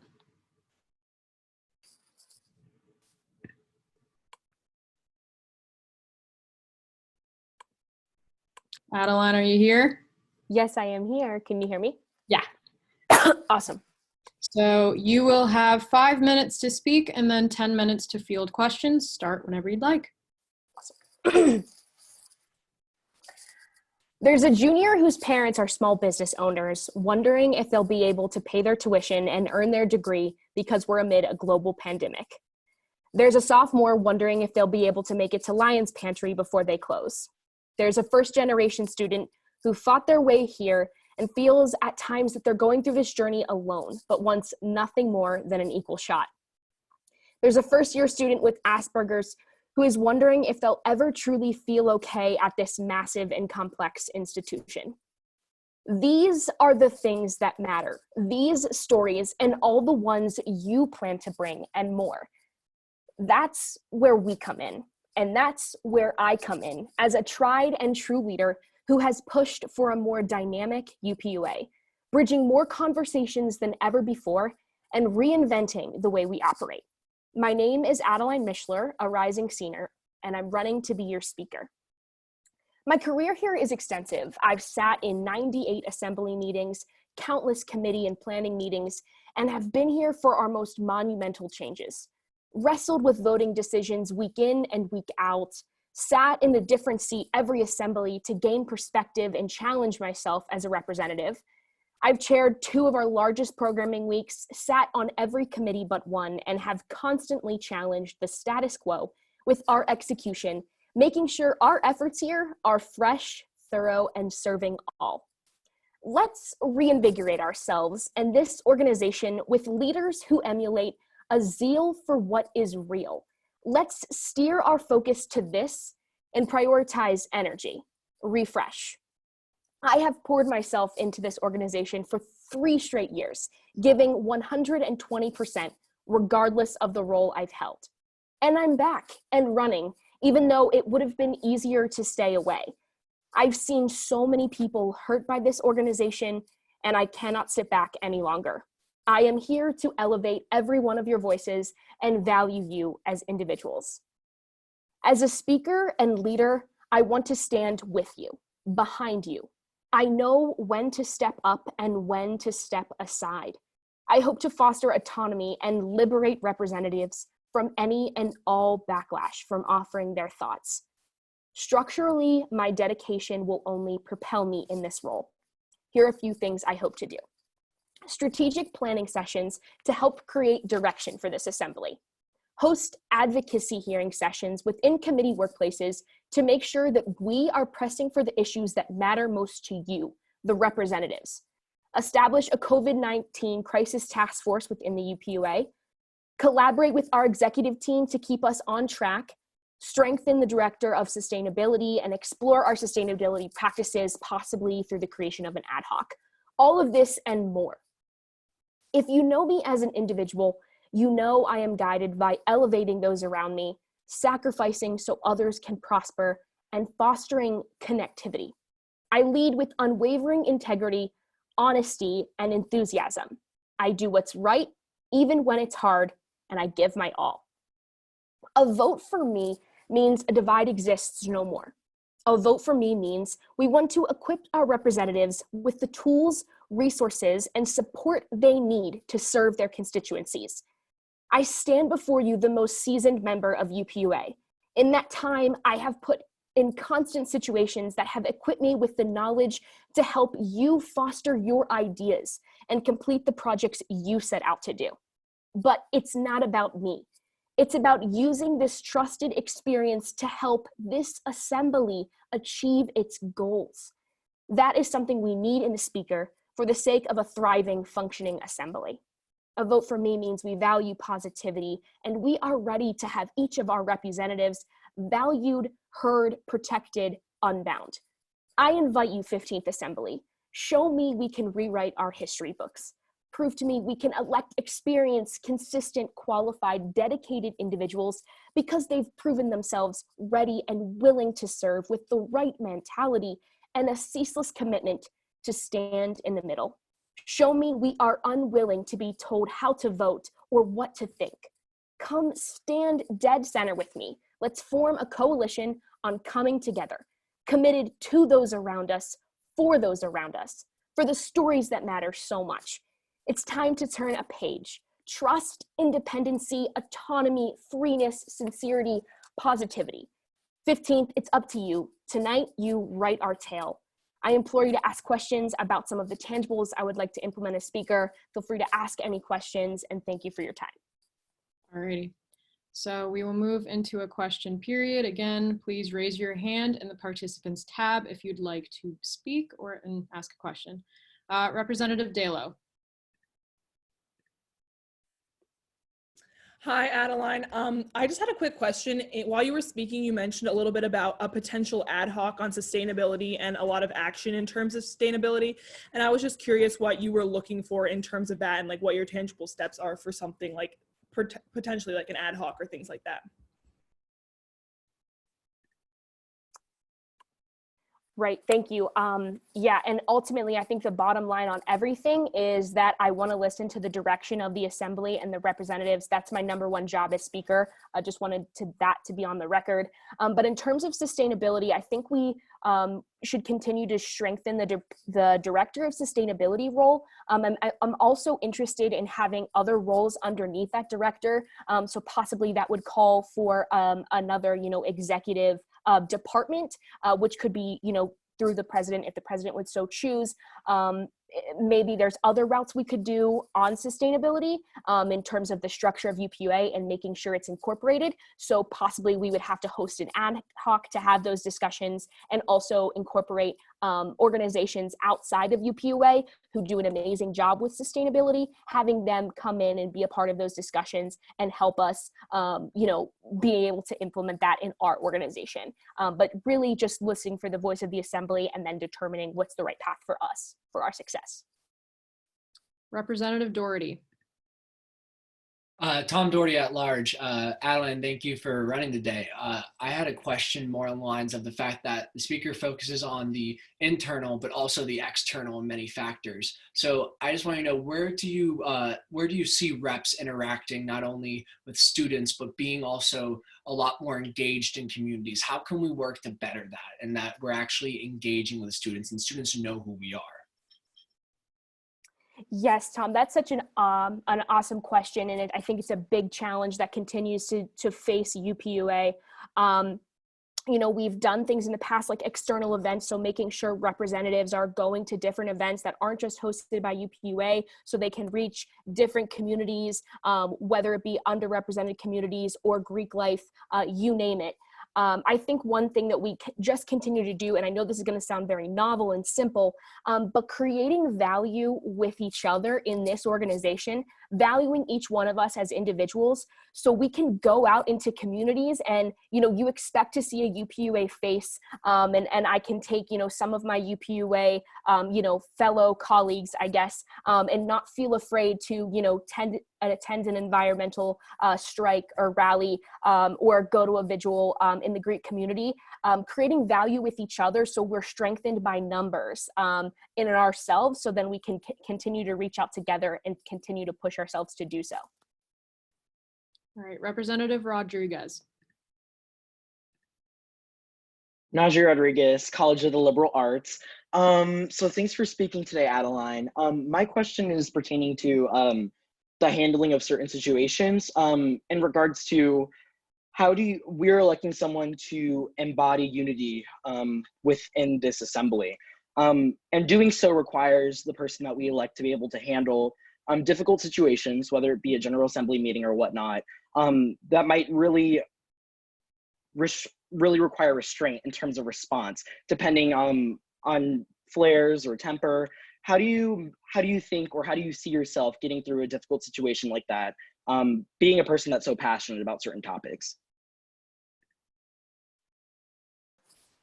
Yeah, I think bottom line with difficulty, I think something that we need to put at the forefront, we struggled with in the past, is just complete integrity, not being afraid to do the right thing, and to stand for that.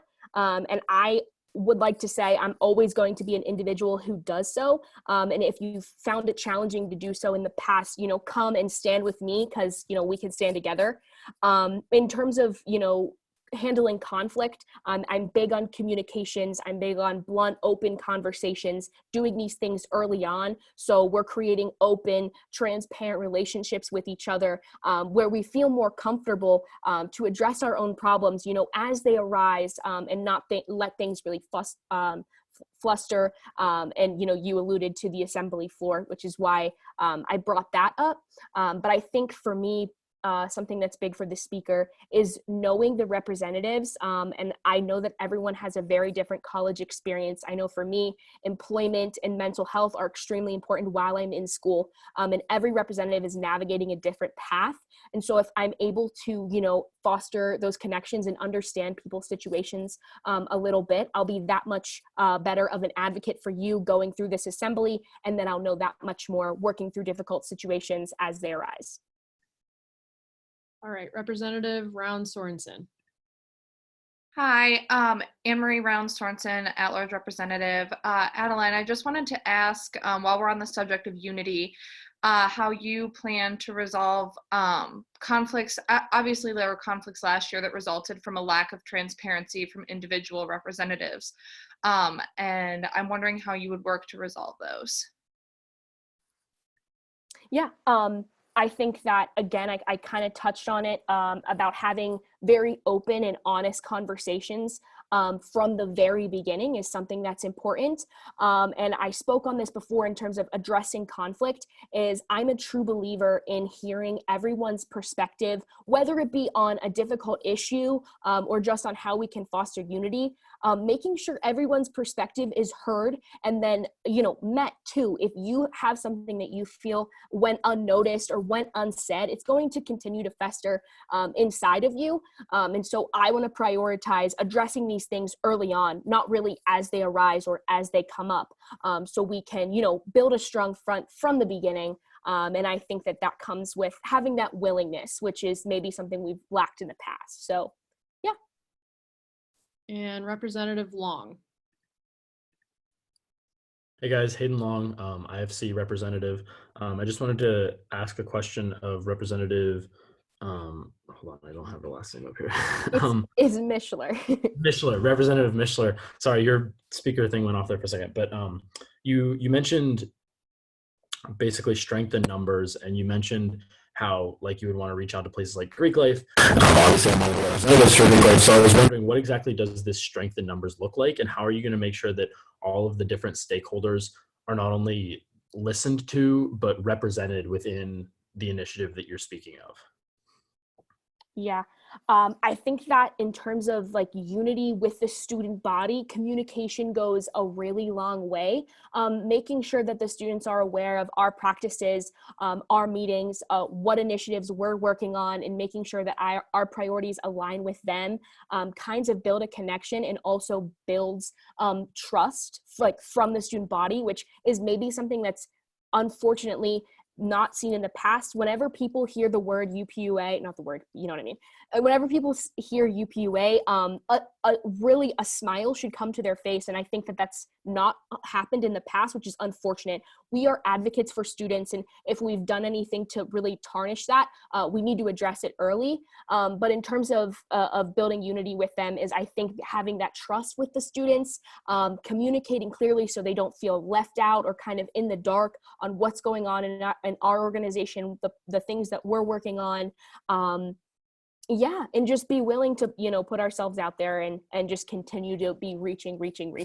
I think we have awesome potential with our restructuring with justice and equity as well, and expanding the Department of Outreach. Something that's kind of on my platform is really making sure that the success of building that Department of Outreach is happening, because it will be happening for the first time. So making sure we're paying special attention to that so we succeed. All right, Representative McIntyre. Maddie McIntyre, at large. So I know that you said in the past, Adeline, that mental health is something that's very important to you, and your work has shown its importance. I was wondering what role you thought the speaker should have in ensuring the mental health of the assembly as a whole and each individual representative, and how your past experiences might help you to do so. Yeah, awesome. Thanks, Maddie. I actually got to chair mental health and wellness initiatives in UPUA last assembly, and we were able to create an awesome programming week in the fall, which was just something that was really fresh and new, and I think we needed in UPUA. In terms of addressing each individual's, something I touched on is learning a bit about people's experiences, the struggles, the unique challenges that they face while being a student here at Penn State, if they're so willing to share. And I'd like to do everything in my power to, gain that trust and foster that good relationship so I can be a good advocate for them as we're going throughout this assembly. And, if I see them struggling in certain places, I'm able to offer them the specific resources that I have to be able to help them succeed as a representative. I'm big on bridging conversations, and I was able to do it during the programming week last week. I think you're actually trying to cut me off. Yeah, it's time. Sorry. Okay. Sorry. All right.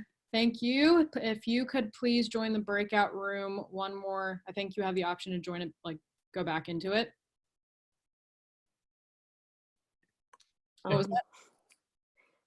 Wait, where would I see that? I'm sorry. Go to breakout rooms at the bottom, and there should be an option to like go back to it. Got. I think she got it. All right. Okay. Hear the name Erin Bose, and that is dedication. I met Erin at Penn State through this organization, and from the very first time we met, I knew she was going to try her hardest to help Penn State be the best version it could be. Erin is an extreme go-getter, and she really shows how much she cares about this university and this organization through her work ethic. I have never, and I mean ever, seen Erin say no to something. She could be asked to be at 3 places at one time, and she would find a way to magically appear at every place she has to be. I know that Erin is running to be speaker because of her love and devotion for UPUA. In these last few weeks, I've seen Erin rise out of her comfort zone and really put herself into this famous saying is people before the project. This means that we have to think about the people that we work with through every single part of the project. The second that we lose sight of people, we lose sight of the project. At the end of the day, we're working towards helping every single student at Penn State. I know that Erin will be able to help us keep this in sight when we are sitting in long meetings and writing legislation. One thing that Erin does extremely well is make personal connections with everyone she meets. I know that Erin thrives with the people she works with, which is going to be all of us. And I have full confidence that Erin is going to listen to our concerns, help us to grow, and will be able to help us get through those not so smooth times. Erin will continue to make UPUA her #1 priority, and I see a lot of commitment in her being the speaker of this assembly. Thanks. All right. And can Representative DeLucio, can you just raise your hand so I can see you and then explain your nomination?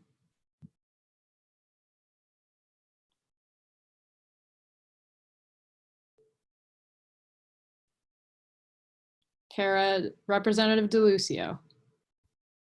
Hi. Oh, sorry, I'm going to turn that off. Okay, hi. Cara Lucio at large. So just in terms of Tim, those that have worked with him in the past assembly, they know how amazing he is and they know how amazing his work ethic is.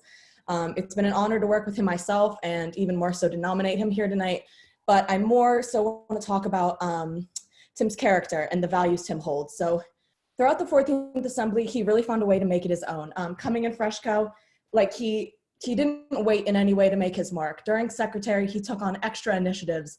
He took on extra tasks. He reached out to the older reps to make sure that everyone knew he was a resource for them to go to, and all the while remain transparent and helpful and efficient. Obviously, speaker is much more than a great work ethic and determination. It's a position that sets the tone and the culture of UPUA, something that I've talked about in pretty much every phone call that I've had with reps and chairs, and I know that many of you have had as well. And that needs to be filled by a person with strong values. For those that know that in the assembly that don't know Tim as well as I do, I've also had the privilege to have a really strong relationship with him and grow super close to him outside the assembly. And you might be thinking, oh, that's an inherent bias. And while I agree, I think I can use that position in my life to talk about him on a deeper level. So outside the assembly, Tim is an amazing friend. He's always there whenever you need him. He's responsive. He's so supportive, not judgmental. And while these are all personal characteristics, as the head of the legislative branch, the speaker needs to be the same. There's been an issue in the past with steering not being approachable. I've heard that across the board as well. And Tim is one of the most approachable people I know. He's not judgmental. He's an amazing leader. You could go to him with anything without pushback or fear of judgment. He brings so many fresh perspectives coming from different schools, being a transfer student. Just overall, I could not be more proud of him for going for this position. He's extremely qualified inside and out. He would be an amazing speaker, rooted from just his amazing values, his amazing morals. And yeah, I just think he'd be great for this position. Great. Representative Klipstein, can you explain your nomination? Yes, Jacob Klipstein at large. I'm happy to nominate Stephen Zhang for Speaker of the UPUA Assembly tonight. As Stephen talked about, he's got experience vice chairing the Governmental Affairs Committee, which has bode well for speakers in the past, and has been a leader on campus through being president of the APITA caucus. The reason I'm happy to nominate Stephen tonight is because he is committed to the same principles that I am. He is committed to transparency in this organization and holding people accountable. He will work to create a culture that everyone wants to be a part of and where people and their ideas will feel valued and welcomed. He's especially a fan of after-assembly sheets trips, which go a lot more into building cohesion than anyone might think. He's committed to environmental justice, which he has proved by working with the Sustainability Institute last year. He's committed to justice and equity by helping us shape the ad hoc committee on justice and equity and helping shape what that committee would look like last year. Stephen is also an extraordinary person who is one of the kindest souls I've met at Penn State. The speaker position is part advocate, part friend, part paperwork, and part manager. I know that Stephen is an accomplished advocate, someone I'm proud to call a friend, and I know that he can handle the paperwork part and has more than proved himself as a capable manager through a PETA president and Gov Affairs vice chair. For those reasons, I'm proud to nominate Stephen here today. All right, and Representative Robertson, can you explain your nomination?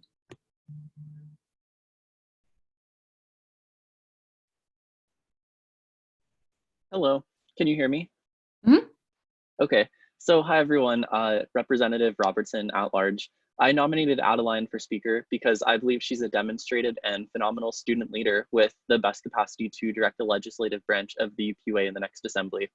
The first time I really talked to Adeline was last fall semester at a football game in the Office of Government and Community Relations suite. And since then, I've really viewed her as a role model for how student leaders should act. I think she embeds the Penn State values into her work on campus, which to my knowledge includes serving as an intern for the OGCR, as a member of the Lion Caucus, as a representative in the UPUA, and as a UPUA appointed member of the Student Fee Board. In UPUA, she's chaired 2 programming weeks and collaborated with numerous individuals, university offices, and RSOs to make these events successful. Adeline is also one of the most senior members of the UPUA during this assembly, which supplies her the knowledge and understanding of our institution and the connections and personal relationships that are valuable to have as a speaker. She has managed each of these commitments superbly while also being one of the most positive people I've met at Penn State. I know Adeline would bring her dedication and commitment to manifesting values through action into the position of speaker, and I'm glad to have nominated her for this position. Thank you. All right, opening up the floor for general discussion. Again, I will keep repeating it. Please go to the participant. All right. Representative Richardson, if you could raise your hand so I can recognize you, please. Or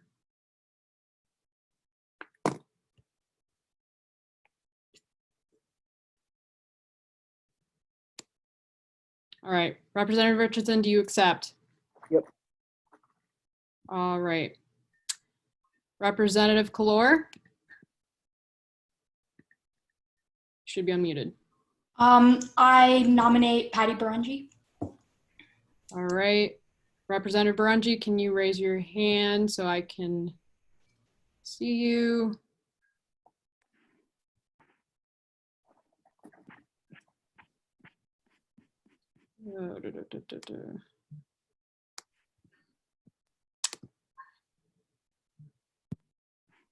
Representative Baranji, can you please raise your hand so I can unmute you? Thank you. All right. Representative Baranji, do you accept? I accept. All right, moving on. Representative Byrd.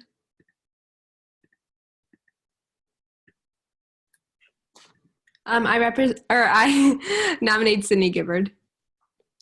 All right, Representative Gibbard, if you could raise your hand. Thank you. Do you accept? Yes, I accept. All right. So let's go through this process again. I am going to put all 3 candidates into a breakout room.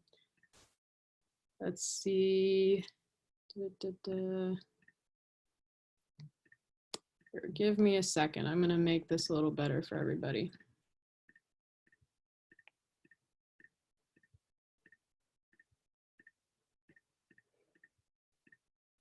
Okay. Let me just go through.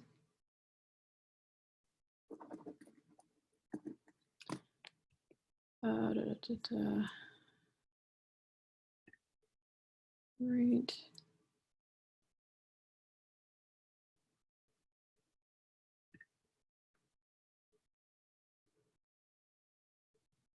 Apologize. All right, I think I got all 3 of you. You should have gotten a request. Please, the 3 of you, if you could join the breakout room.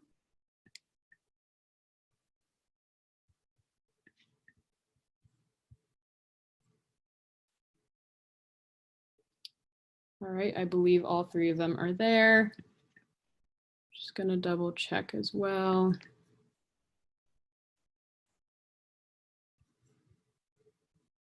Okay, so they are in the breakout room. Okay.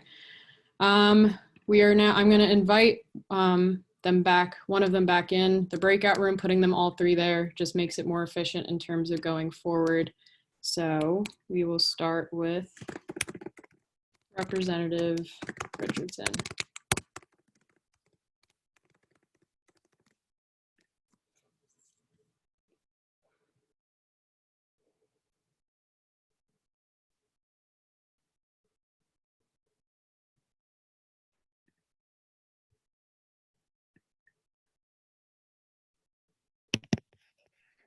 Representative Richardson, hello. Howdy. All right.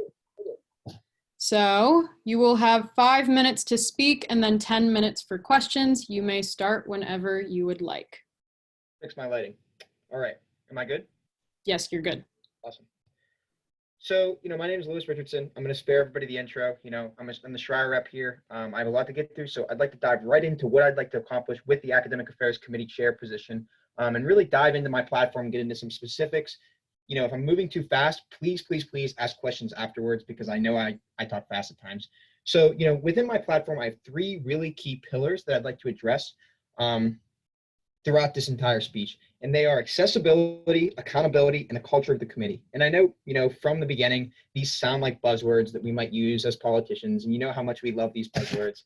But I really hope to flesh these ideas out and really make them mean something to you by the end of this speech. So starting with accessibility, as a person who joined the assembly at a pretty inopportune time, my first meeting was the elections code.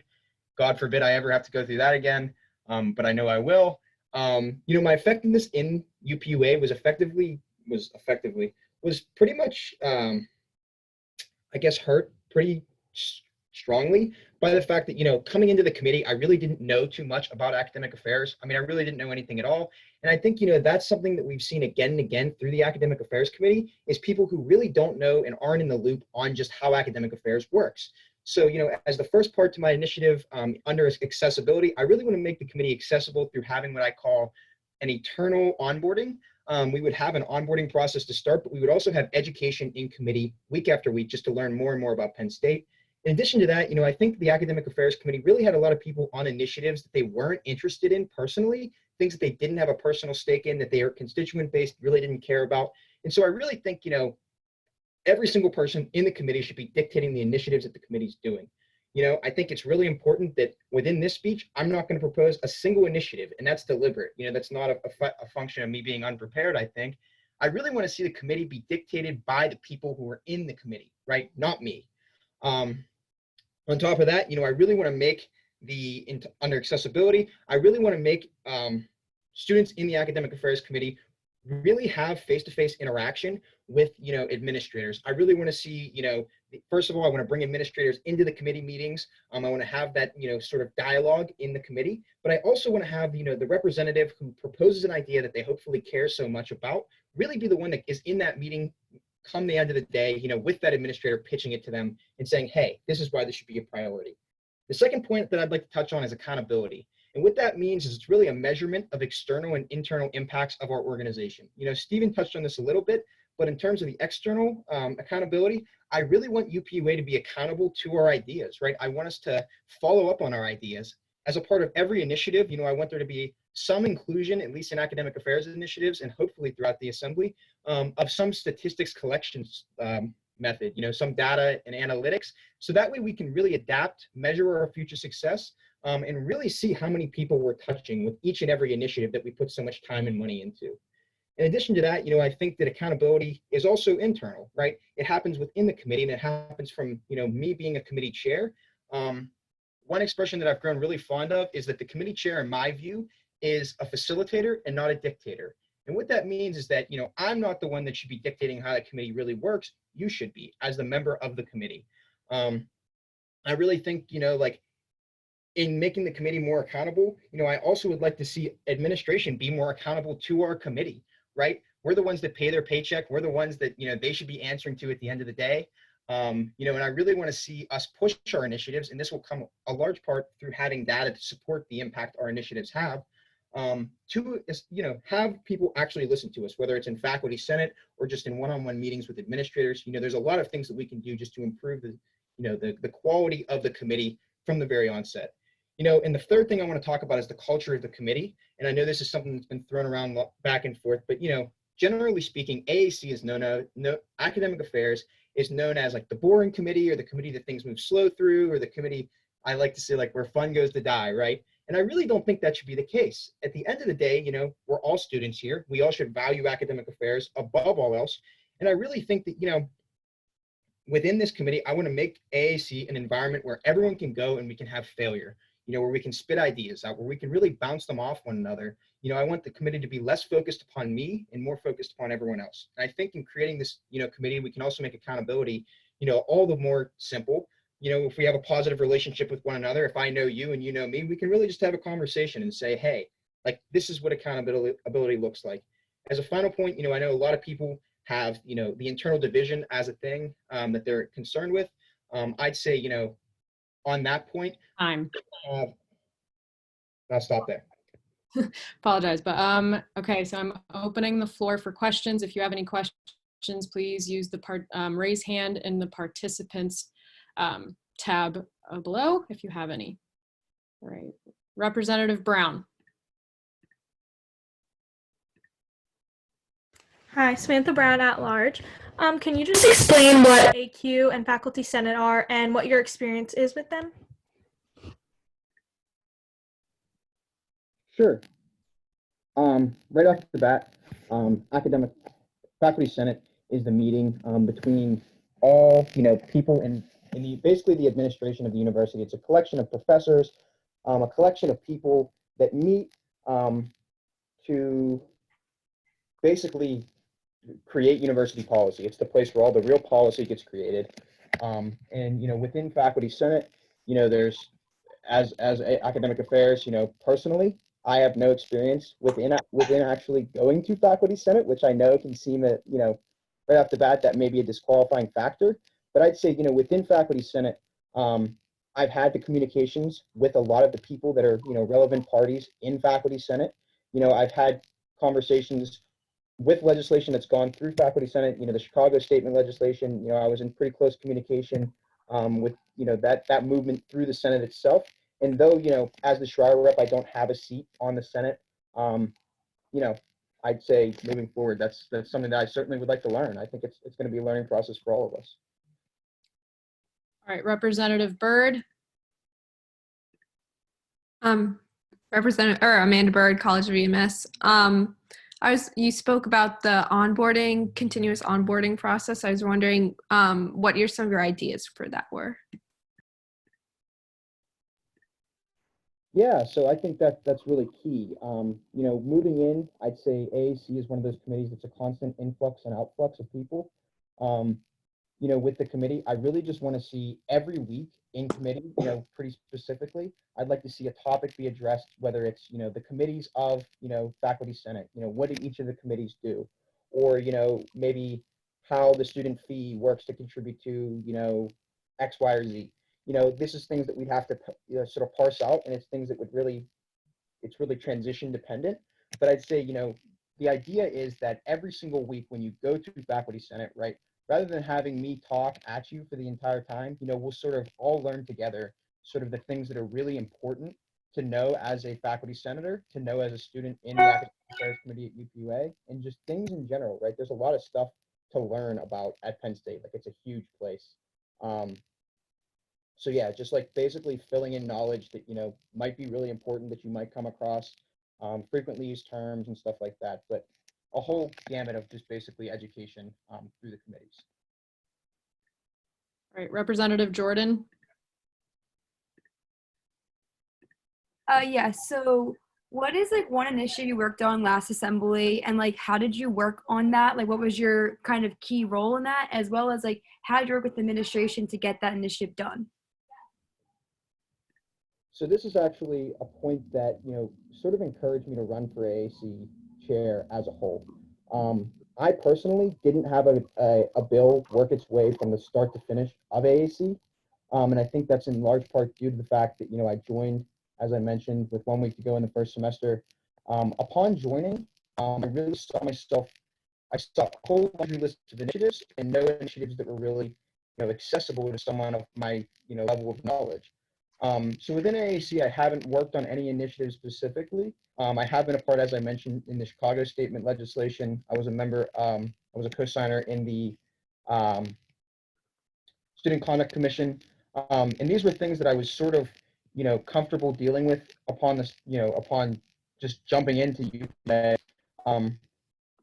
But again, like within AAC specifically, I think the goal is, right, less on focusing on the initiatives on this part and more on just contributing to and being a supportive, person for everyone in accomplishing the initiatives they care about.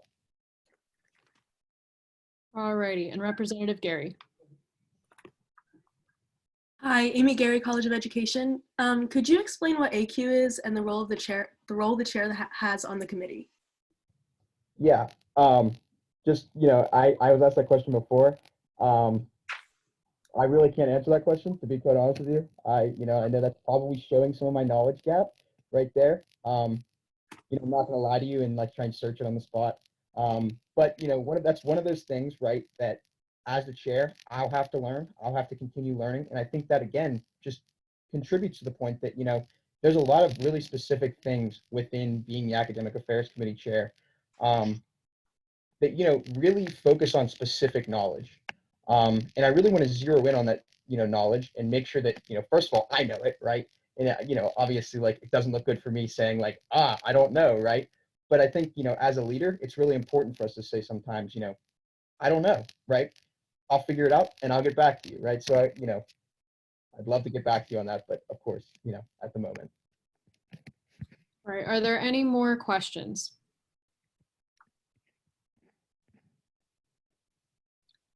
All right, I am going to close the floor for questions. Representative Richardson, if you could go back to your breakout room, that should be an option at the lower bar.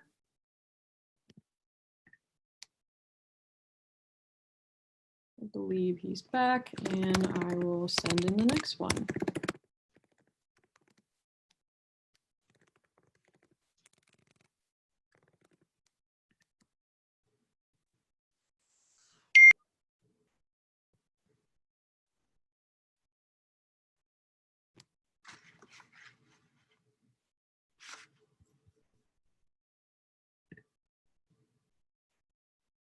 Representative Gibbard, are you here?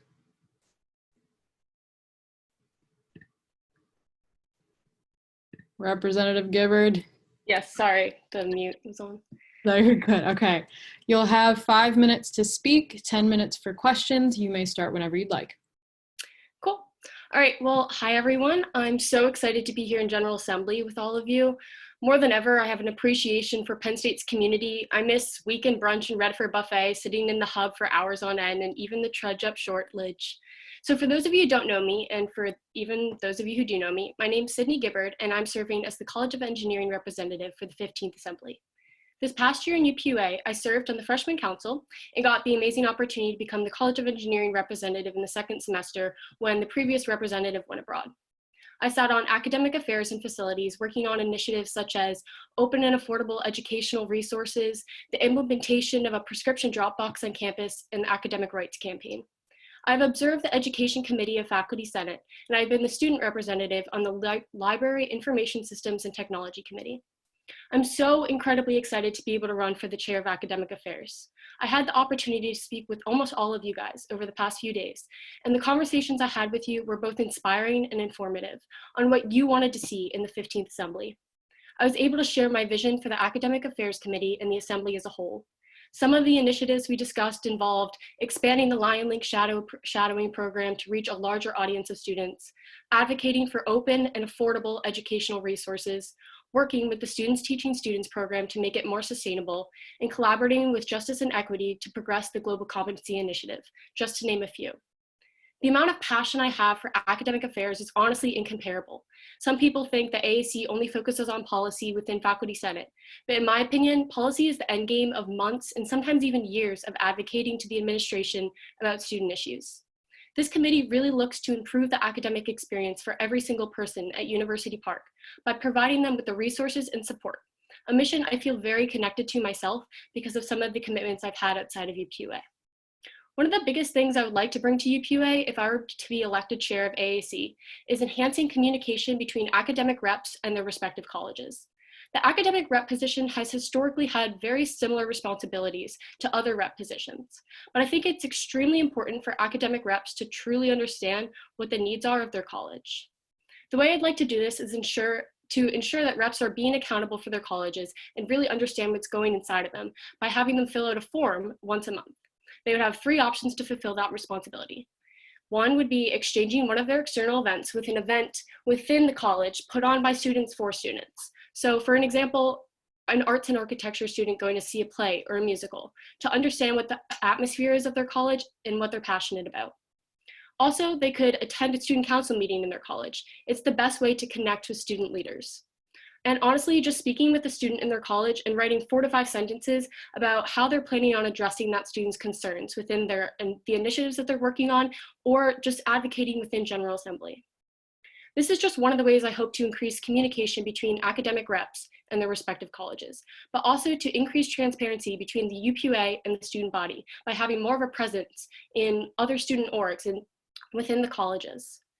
The approach I would really like to take towards my committee if I were to be elected chair is providing reps with the resources and confidence they need to be successful within their initiatives and their journey as a UPUA rep. If I were to be elected, I would bring academic reps to an AQ meeting, which is the implementation committee of university policies, so that they would get the opportunity to develop a relationship with their associate dean. I would also provide representatives with the context they need to advocate for their own college projects and their own passion projects. I would improve the onboarding process for new AAC reps so that they feel more confident advocating for their college and speaking up in General Assembly. In steering, I would always bring an open mind.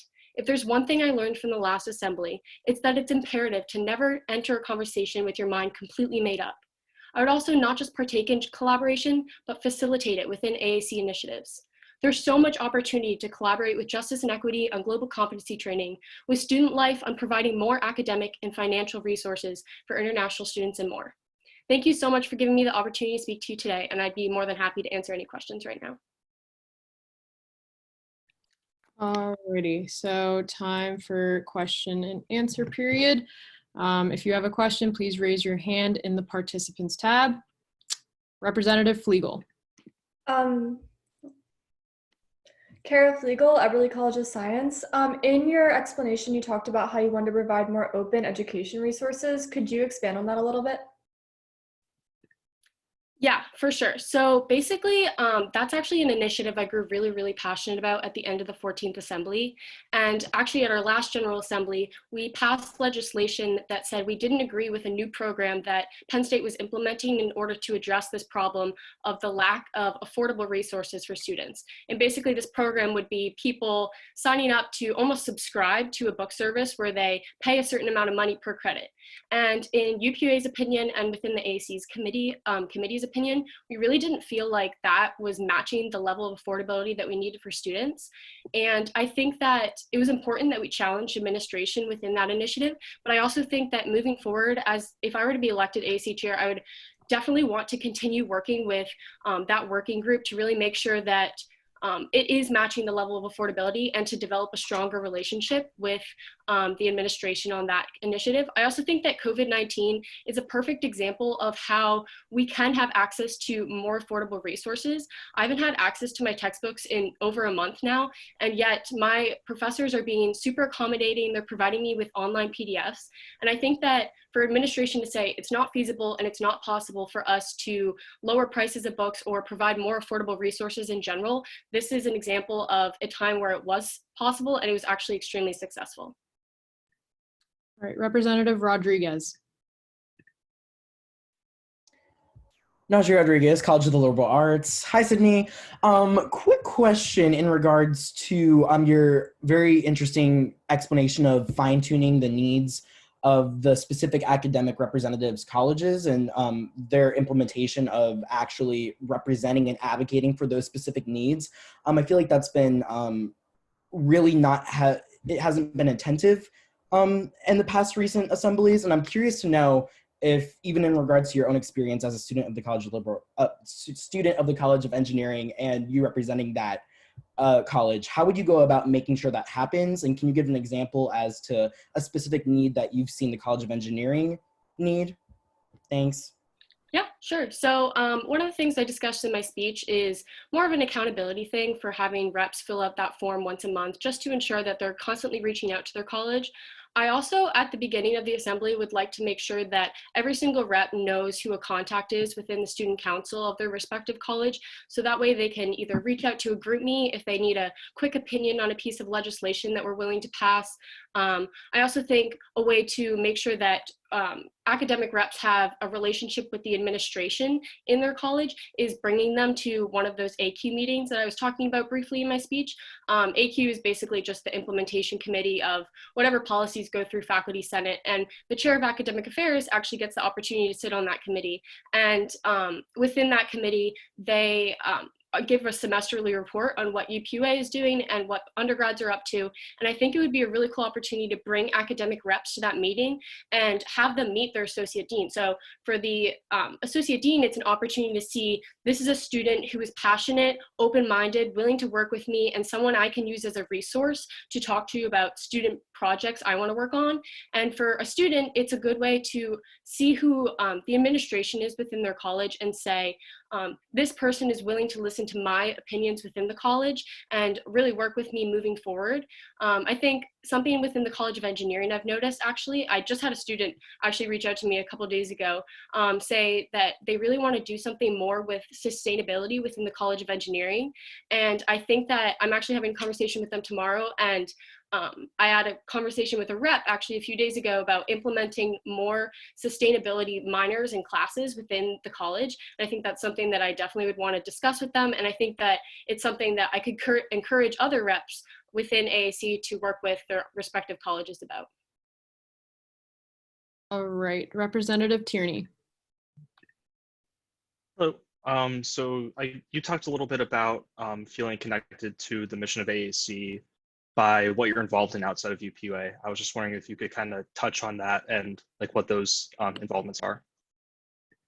Yeah, definitely. So actually about 3 years ago, a friend and I founded a nonprofit organization called Girls Code the World that seeks to provide opportunities for girls in STEM through mentorship and the resources we offer them. And so this organization has really become a huge part of my life, and educational equity has become a huge passion of mine. I'd like to see more of that within AAC, not just writing policies and working with Faculty Senate, because that's incredibly important, but also providing resources to students so that they have a better academic experience, and using the resources that UPUA has access to really promote things and educate students about what they have access to.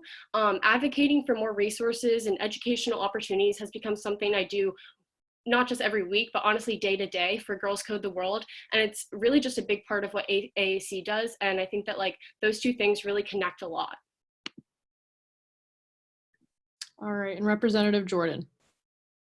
Sarah Jordan at large. So since you had the opportunity to sit on Faculty Senate this past year, what is like one thing you took away from or learned from that experience? Yeah, so as a freshman council member, I was really interested to see what Faculty Senate does because it's such a big part of AAC. And so I was able to go and sit and shadow the chair at the Education Committee, which is the committee that the chair and typically the vice chair sit on within Faculty Senate, and see that dynamic. That's the committee that typically passes legislation that UPUA wants to bring to Faculty Senate, such as election day leniency. And it was really an incredible opportunity to see the people that I could potentially be working with if I was elected chair of AC. Another committee that I sat on once I became a rep was the Library Information Systems and Technology Committee. The short term is LIST. And basically on that committee, I really developed a relationship with my chair, Roger Egolf, and we discussed a lot of things about sustainability within the library system and providing more resources to students. And kind of in conjunction with that is when I sat on facilities this past year, we talked about the Penn State Go app a lot. And that's something that was definitely discussed within my committee on Faculty Senate. And I would really like to work with that committee, facilities, and also with the Penn State Go app to make a more centralized page for students to access academic resources such as tutoring, because not a lot of students know where to access that information. And especially when we're now virtual, people don't know who to talk to about that, and you can't just go into someone's office about that. So that's kind of like the committees I worked on. Great. Are there any other questions for Representative Gibbard?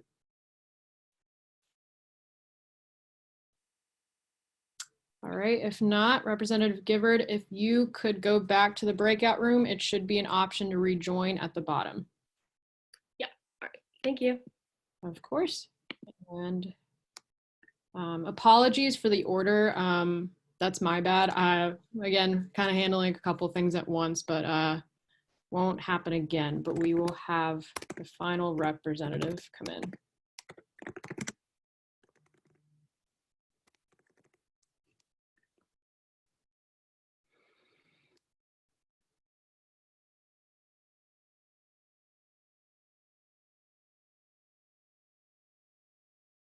Hi.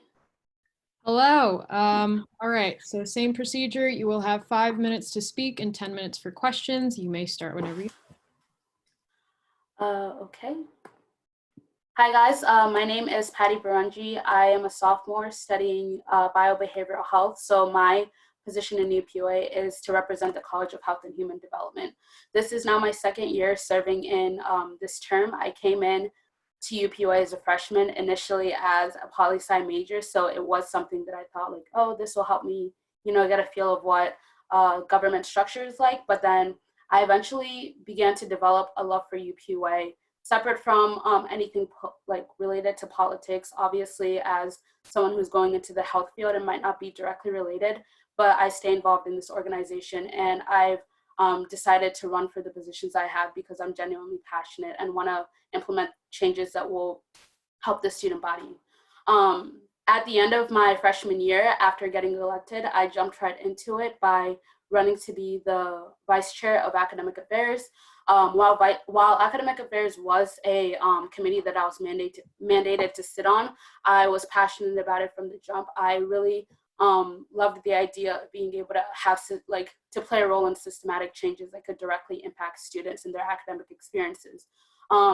In my role as vice chair, we had a lot of successes, but at the end of that term, ultimately I was able to sit back and really evaluate the kind of things that I did well as a vice chair and the things that worked well in the committee and the things that could be improved upon.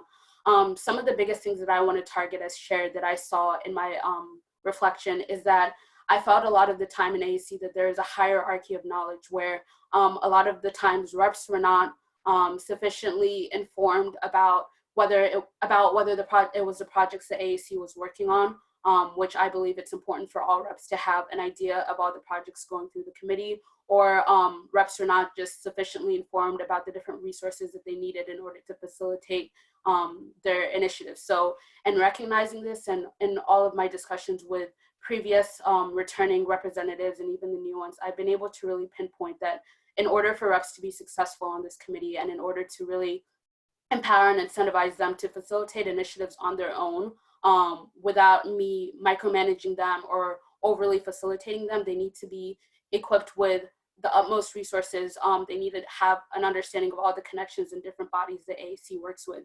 So one of my biggest endeavors as chair would be to completely deconstruct that culture of more people having knowledge just because they are upperclassmen or just because that they run in certain circles. I want everybody to have I want there to be an equal playing field where everybody has the same amount of knowledge, and I want to play more so a role of a resource and confidant for my representatives, in which that they can come to me and I can help them to flesh out their initiatives and their projects and successfully complete them on their own.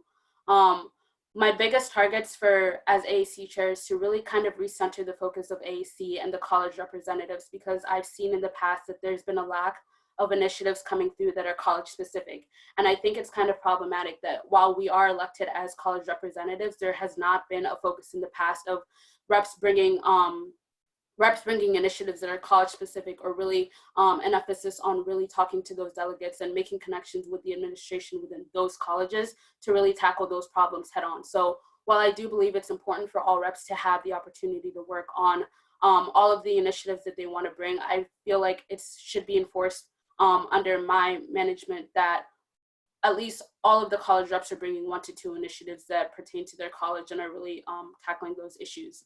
I really want to refrain from assigning reps just projects that are coming from an overall platform that they didn't create. I want to encourage a culture where reps feel comfortable to bring their own ideas and initiatives to the table, and really want to use my experience and the connections that I've been able to build over my year as vice chair to help them complete those.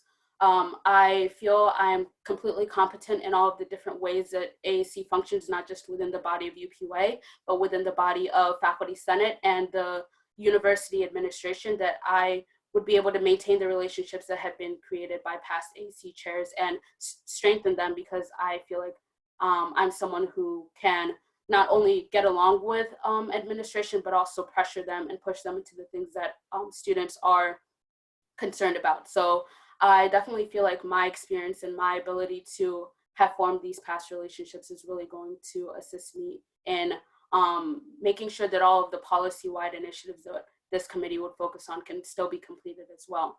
And while ASC was extremely positive last year and committed to collaboration and teamwork and sorry. All right. So we will now move into a question and answer period. If you have a question, please raise your hand in the participants tab at the bottom. All right. Representative Brown. Hi, Samantha Brown at large. You mentioned you wanted to create an open relationship with your reps on your committee, and I was just wondering how you would specifically go about that. Well, I definitely feel like I have a personality where I thrive on getting to know people. I really go out of my way to try to reach out to people. Even if we don't have a relationship, I will try to foster one to my best ability. This can specifically be seen last year. We had a lot of new college reps coming in and out. So as soon as representatives were what's the word I'm looking for? Sorry. As soon as they were appointed and elected into the UPUA, I reached out to them. I was able to develop really good personal relationships with a lot of these newer reps and consistently checked up on them to make sure that they were doing okay, that they were feeling comfortable within AAC, and assist them in any way on the projects that I can. And like, I specifically noticed that there was a difference in the reps that I made sure to check up on, because they were able to continue to facilitate their own initiatives, not just the ones that they were assigned to, but even their own passion projects. And I definitely feel like I don't hesitate. I don't play sides. I don't hesitate in getting to know people. I am very much a people person, so I am confident that I'll be able to foster good relationships. I was able to do that with all of the incoming reps that came in and out of AAC last year, as well as the freshmen. All right, Representative Byrd. Hi, I'm Ann Bird, College of EMS. You spoke a little bit about like the hierarchy of knowledge, which I definitely felt was present in AAC last year. And I think one of the challenges for AAC is getting new members like mid-year, as you said. And how do you plan to get them like the knowledge they need? We just had, someone who didn't know what AQ was, and that's a problem. So how do you plan to address that?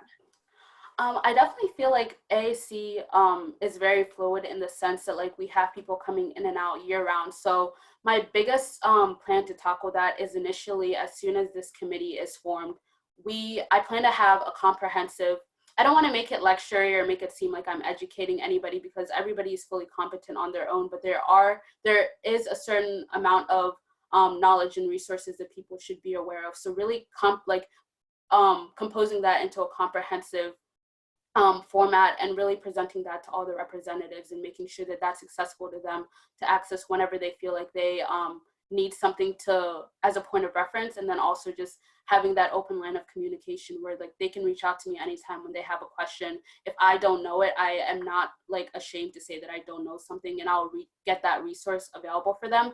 But not just doing that once in the beginning of the year during onboarding, but as new reps come in, making sure that their onboarding process is as in-depth as possible, and making sure to have these constant reminders, like if I am giving a chair report, not to just say something in the assumption that everybody knows it, but make sure like those questions are answered and that there's no room for confusion between reps.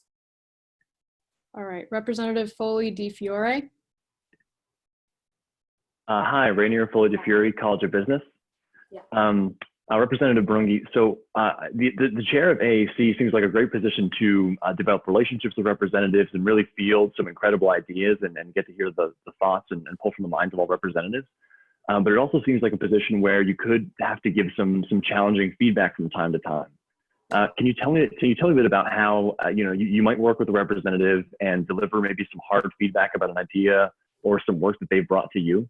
Yeah, I've actually sat on this a lot just because with AAC, you have to be very cognizant of the capacity of the projects that you're trying to take on. There are projects that are more than capable of being fulfilled within a semester or even just a year.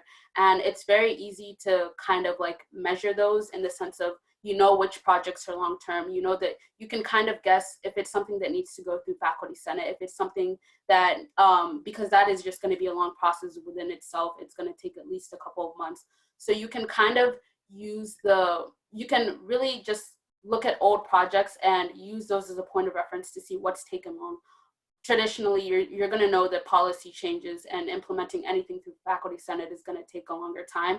But even making sure that representatives are aware of that and not just kind of shooting down people's ideas, but you know, if someone has an idea that might not be completely attainable, really working with them to rework that in a way that can be possible, whether it involves not just getting done, whether it involves that project not just working through AAC, but also being able to be completed with the collaboration of other committees. I think it's important to not just shoot things down, but try to really research them and flesh them out until you can decide what the final project is going to look like. Because a lot of the times, what you initially think something is going to be turns into something completely different. All right, Representative Rodriguez. Najee Rodriguez, College of the Liberal Arts. Hi. I was hoping that you could explain more so how you think your tenure as vice chair has properly prepared you to take on the position of chair. If you could highlight the strengths that you've accumulated during that role, that would be great. Thank you. Thanks. So being vice chair was very bittersweet for me. It was something that I kind of threw myself into, really hoping to overcome that AAC learning curve. And it was something that definitely helped me with that. I was able to, you know, work on a lot of projects that we were able to, that other reps weren't necessarily able to. And I was able to really see the inner workings of the committee. I was able to really directly form those connections with the administrators and faculty and staff that work very closely with AAC and form those relationships. But specifically being vice chair was only really bittersweet because like we were having all of these successes and, you know, reps are constantly producing amazing work. But then on the other hand, like you can still constructively criticize something that's working well and find ways to make it more efficient. I think I was able to really balance like the things that were very productive in AAC and the things that were kind of our shortcomings. So just being vice chair, like again, I said, like I had the amazing opportunity to facilitate a lot of great projects, Lion Link. I worked on global competency and fluency training, which is something that I'm very passionate about and plan to continue. I was able to really get to know reps on a personal level because I was always the one reaching out to them. I was the one who was, you know, even though it wasn't always comfortable all the time, I was the one who was holding people accountable for making sure that they gave their updates on everything. But on the other hand of that, I was able to get the view of not necessarily a chair because I wasn't up on that level, but I was able to know the internal workings while also still holding that representative position and seeing it from both sides of that. All right, Representative Jordan. Yeah, Sarah Jordan at large. So, how do you plan to manage your different time commitments between like AQ, like sitting on different working groups and task forces? Like that's kind of a lot of responsibility. So, how do you manage to just like make sure you're at every opportunity that you're given? Yeah. So like being chair of AC was never premeditated, but somehow I ended up this semester really fleshing through a lot of my hardcore sciences. I had a very heavy workload this semester, which, you know, that means for me next year is going to be much lighter. I'm not going to be taking the hardcore sciences that require lab for every single class anymore. So my schedule has actually opened up like so much more than what I had this year. So I'm not gonna lie, like this year was a challenge managing the different things that I sat on. But ever since, like I said, I came into vice chair at the end of my freshman year, I really altered my schedule a lot throughout the summer to make sure that those different things fit. A lot of those things are at set times. I know every single Tuesday that day needs to be cleared. I would never schedule labs or important classes during that time because I knew. So I just plan to be very organized and make sure that my schedule works around it. I'm the kind of person who, like, when I'm committed to something, I make it work. And I am not the kind of person who feels like I need to have a hand in everything.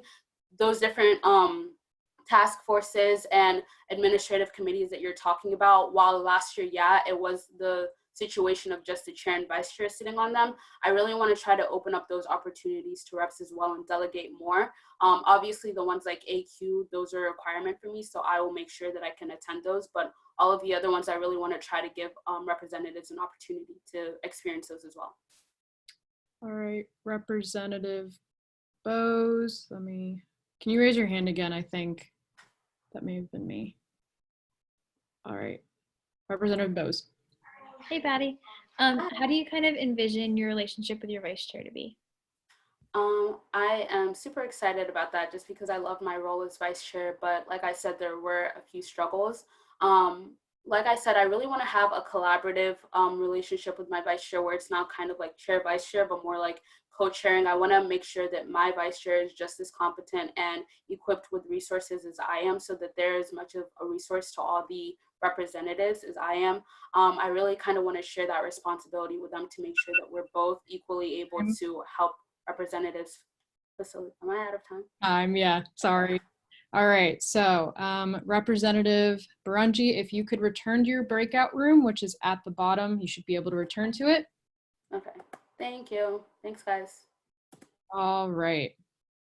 So now, once I see that she's back in there, all right, so now I will open the floor for discussion. First, we will start with the representatives that nominated them. If you could raise your hand, Representative Choi, Byrd, and Kalor, just so I can.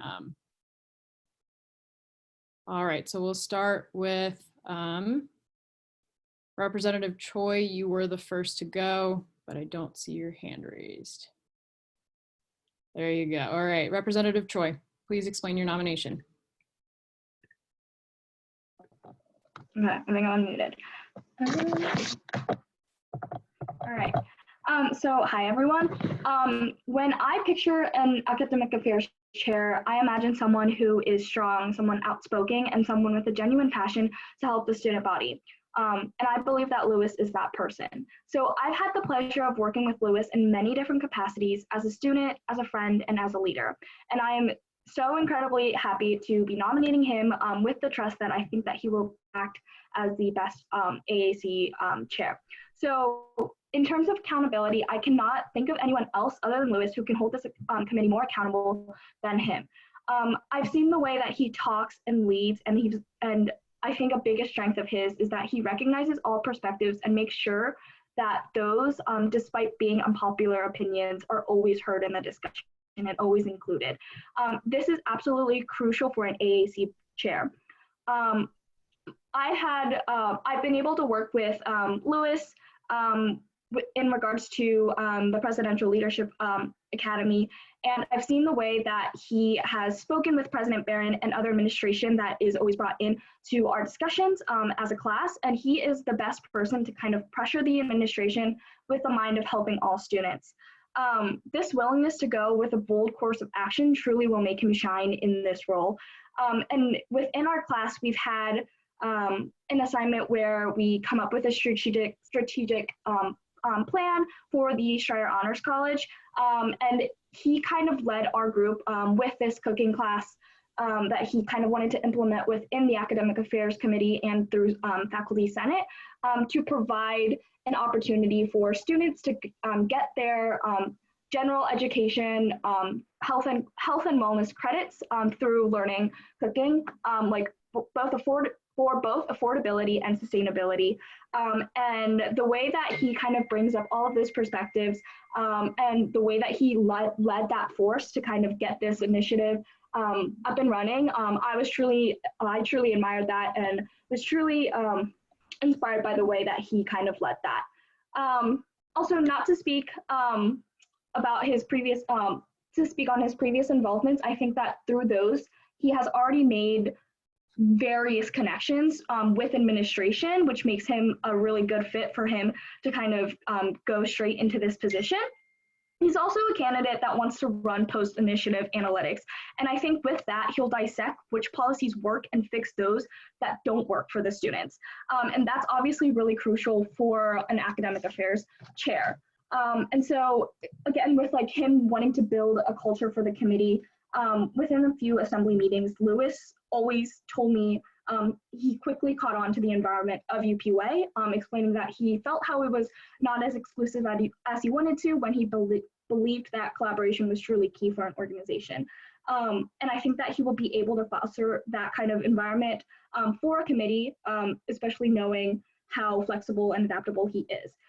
And if you have any reservations about him succeeding in his role because of his prior knowledge, I'm here to tell you not to worry. Knowing him, he'll fill in the gaps and admit his faults to not only improve upon them, but doing the best that he can in the capacity of Faculty Senate. He'll be flexible with the representatives to foster a more amicable and collaborative environment.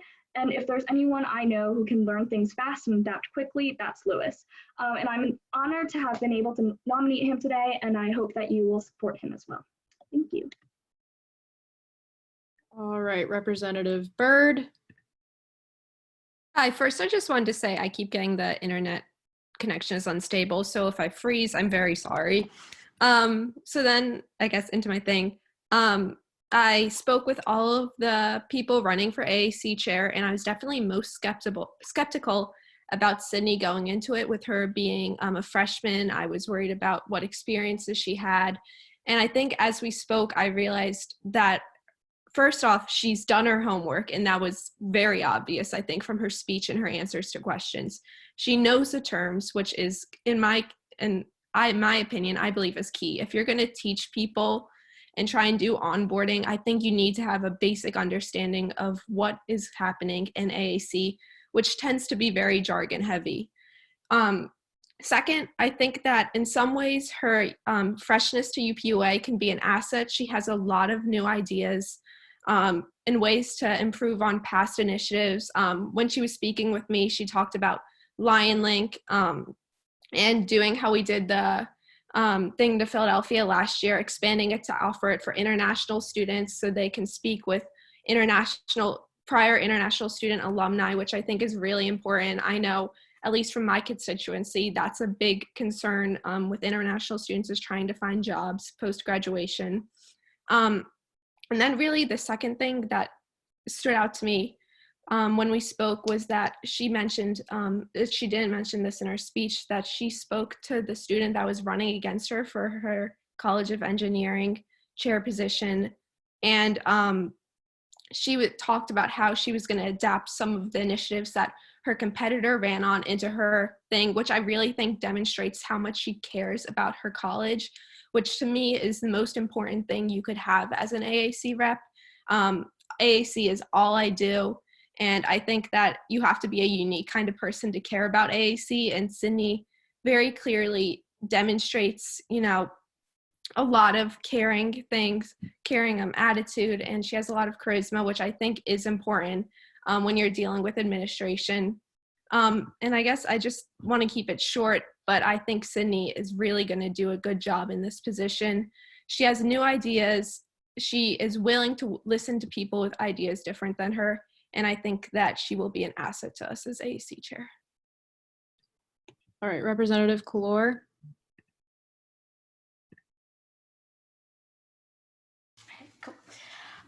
Yeah, hi, Arthi Kohler at large. So I've had the privilege of getting to know Patty and working with her this past year, and she's been such an incredible mentor to me, especially when it came to like walking me through the inner workings of AAC. It can be a very complicated committee, and as a freshman coming in, I was kind of lost, and she really guided me through that, and I appreciated that. She's taught me so much about UPUA and AAC in general, and I know she can continue that if she becomes chair. Again, as a freshman coming in, I really appreciated her reaching out to me right away and making me feel like I was an equal member of the committee, even though I couldn't vote. And I think that really shows the kind of leader she can be. Patty is one of the most passionate and hardworking individuals I know. She cares so deeply about AAC and is so knowledgeable about the committee. As vice chair, she's done some incredible work, and I think she can carry that into being a great chair. I got to go with her to my first faculty senate meeting, which I believe was educational equity, and I got to see firsthand how passionate she was about advocating for every single student at Penn State. We're here at Penn State to get an education, and Patty understands that, and she's ready to dedicate herself to better the academic experience for every student here. And she's more than prepared and qualified to do it. So for those reasons, I'm extremely proud to nominate Patty for Academic Affairs Chair.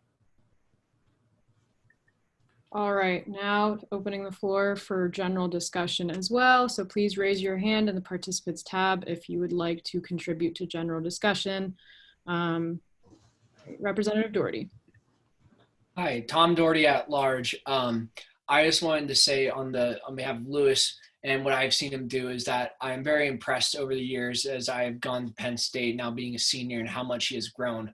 I've known him since high school, and high school was not the same person. And now, like coming into college, I saw him just flourish.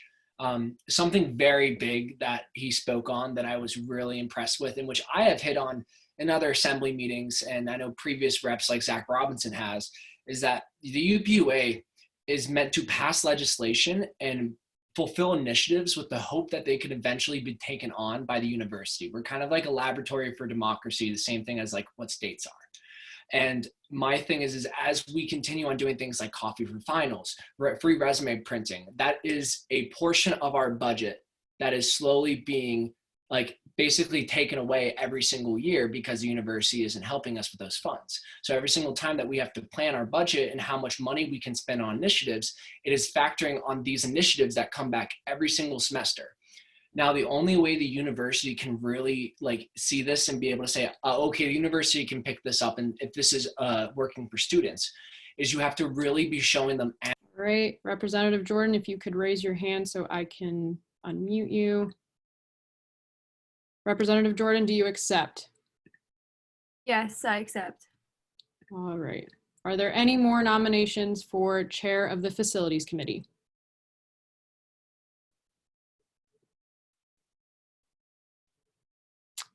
Closing the floor for nominations. All right. Representative Jordan, I'm going to put you into a breakout room.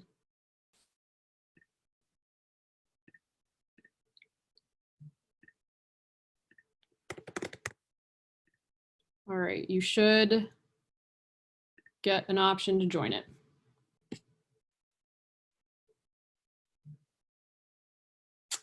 All right, she is in the breakout room. Actually, I'm gonna now message her to come back in. This just gives her better leeway of going back in. All right.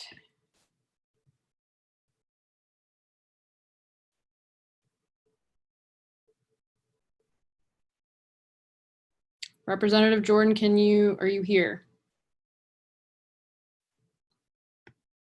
Or actually,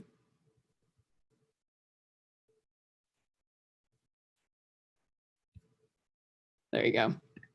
There you go. Thank you. Can I go whenever? Yep, just start whenever you'd like. Okay. So hi everyone. For those of you who don't know, my name is Sarah Jordan, and I am a current sophomore studying middle level English education. I also plan to complete my master's in special education my 5th year. Ever since I was young, I always had a passion to help other people and give back to the people who have helped me become who I am today. I got involved in UPUA my freshman year, and to be completely honest, it has been the best decision I've ever made since my time at Penn State. I started as a freshman council member and then became an at-large representative in the 14th Assembly. In the 14th, I had the privilege of becoming the vice chair of facilities. I love being a part of something so much bigger than myself, and to see 40 or so people come together for one common goal to better the lives of undergraduate students is something really extremely special, and that is why I'm running to be chair of facilities. Facilities is a committee like no other. Within this committee, we are tasked with seeing physical things changed on campus. I had the opportunity to work on the Student with Disabilities Resource Center expansion. I'm not really sure if any are aware, but the center before was not wheelchair accessible and the waiting area was the size of a shoebox, really unfair for any student with a disability. The initiative was in the beginning phases when I started working on it, but through different ideas and working with Leah Zimmerman, the executive director of the Students with Disabilities Resource Center, it was finally moved into a bigger and more accessible place for students with disabilities in the Buki building. This past year, I had the opportunity to sit in on the Transportation Committee meetings. I worked closely with Rob DeMeo, the Director of Transportation, as well as other Transportation Administration, to stay up to date with services across the campus. In those meetings, students and administrators would bring up ideas that could improve Penn State. One idea that I proposed in these meetings was an additional bus loop through the Highlands. I helped draft surveys to send to students and thought of different ways this could be successful and feasible to our community. If I was elected chair, there are 3 main things I want to expand on that will help facilities flourish this assembly. The first is allowing more student resources in our prescription drop box in the Eisenhower building. The way to do this is to have an awareness day to hand out resources for students to let them know how to properly dispose unused prescription drugs and let them know how important it is for them to dispose of them safely. Secondly, I want to incorporate more resources to ensure safe biking around campus. I think it is very important that we continue to hand out bike lights as well as incorporate what we were planning to do in the 14th Assembly, bike helmets. Lastly, I think it is very important that every representative has their own ideas heard as well as incorporated into the facilities platform. I want to ask representatives who sit on the committee to bring 2 ideas facilities related so that every representative can help ensure the initiatives get done. My mom once said to me, be the voice of the people who do not have a voice. I want to be able to advocate and help the people who may not be able to voice their own concerns. I can tell each and every one of you, if I was elected chair, I would be as dedicated, patient, and understanding in everything that I'm assigned to do. And with that, I'll stand for questions. Alrighty, opening the floor for questions. Please raise your hand in the participants tab.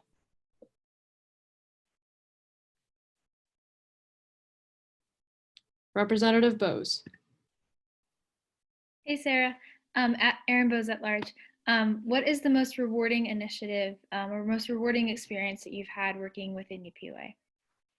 It's a great question. I would definitely have to say the Students with Disabilities Resource Center has been really my passion since freshman year. I was added on to it as a freshman council member, so I kind of just sat back and really listened to people talk about their concerns and really voice what's wrong with the center. I walked in there for my first meeting and I was kind of taken away by how inaccessible it was for students, and I really thought that I really wanted to make a change and find some way to do that. So this past year, there was actually a new executive director came in who was named Leah, and she was so passionate about this. She was so open and understanding, and we actually moved back into the Buki building, and it's just more accessible, and we were in the beginning stages of renovating it. But through that process, I learned how if you really want something done and you're really passionate about it, you have to just kind of keep going, even through the transition from one executive director to the other one. We always stayed in contact, communication throughout the summer.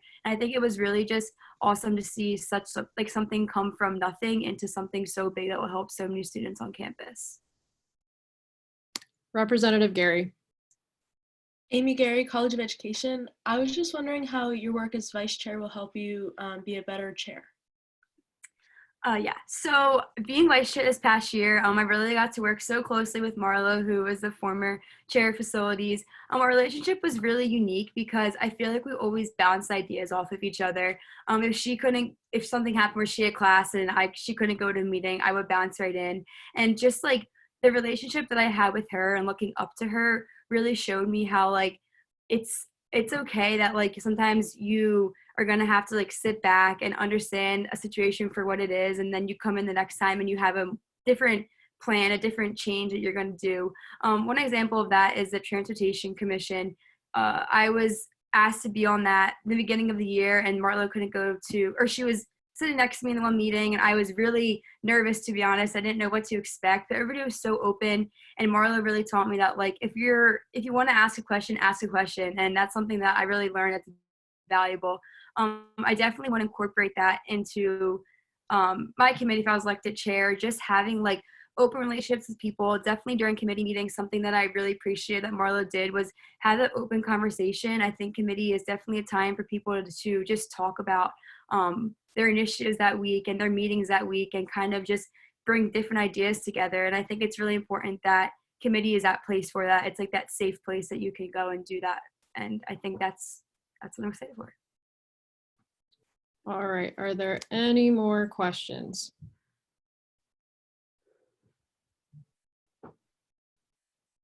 All right, I'm going to close the floor for questions. Representative Jordan, if you could go back to your breakout room, that would be greatly appreciated. All right, now we will open up the floor for discussion, starting with the nomination. Representative Dalo, can you please explain your nomination and actually raise your hand so I can unmute you? Representative Dalo. Okay, Megan Dalo at large. I decided to nominate Sarah Jordan for this position because she served as vice chair in the 14th Assembly, and I think that she oversaw and worked with the committee so well and all of its long-term goals. I worked on an initiative personally with her, and she was such like a good guiding factor in that. We worked on the prescription Dropbox initiative. She was so great with working with lots of different contacts within different departments like the Department of Transportation Services, and we actually worked directly with University Police for this initiative, and she was super open-minded with working with these contacts, and she worked with them really well. And she is definitely someone that can just get these things done. She has a lot of really great ideas and has a lot of really great tangible steps to accomplish these goals. And I think she's a fantastic communicator. She has the ability to communicate with all reps and make sure that they're doing everything and they have all the resources necessary to definitely work on what they're passionate about, which I think is one of the most unique things about her. I think she's not going to just come up with initiatives and place people where they physically can be to work on things. I think she's genuinely someone that sees people and will definitely let them work on things they're very passionate about, which I think is super important within the facilities committee. She's very approachable, very warm, and I think there's no one more prepared or no one as deserving as her for this role. All right. Representative Snyder. I just wanted to say that I think that she will be a super compatible chair with the McKay Ethical platform because of her flexibility. She's really open-minded. I'm someone who comes in with a lot of ideas and I throw them at people quickly. And I did that with her last year in facilities, and she handled it super well and let me work on the things I was passionate about, which I think fits in really well with the platform. So that's all I got to say. Thanks. Alrighty. Representative Bose. Erin Bose at large. Sarah not only has the passion or the knowledge, but she really has the people skills to be able to really fulfill this role as to the greatest ability. And I really have great feelings of facilities being put into her hands. So I fully support her. Alrighty, is there anyone else for discussion? Again, raise your hand in the participants tab if you do. All right, I am going to close the floor for discussion. Same procedure, we will be emailing the link to you. Vote once, do not send it to anyone. Ajay Rodriguez, College of the Liberal Arts. I would like to formally nominate at-large Representative Daniel Rizzer for the position. Representative Risser, can you raise your hand just so I can unmute you?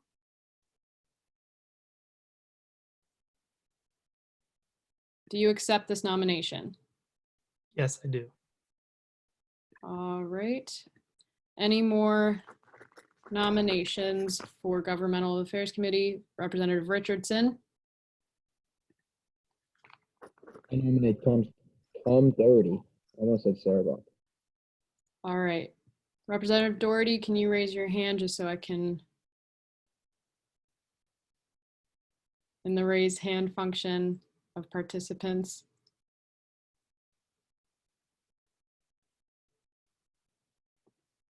All right. Do you Embarrassing. accept this nomination? I do. All right. All right, so I'm going to put you two into a breakout room. All right.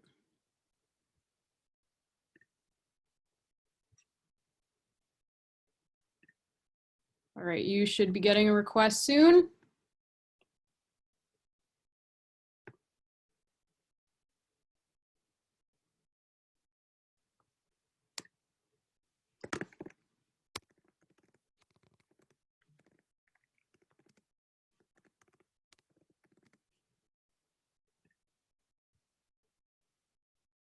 Representative Doherty, have you gotten it? Oh, I think he's frozen.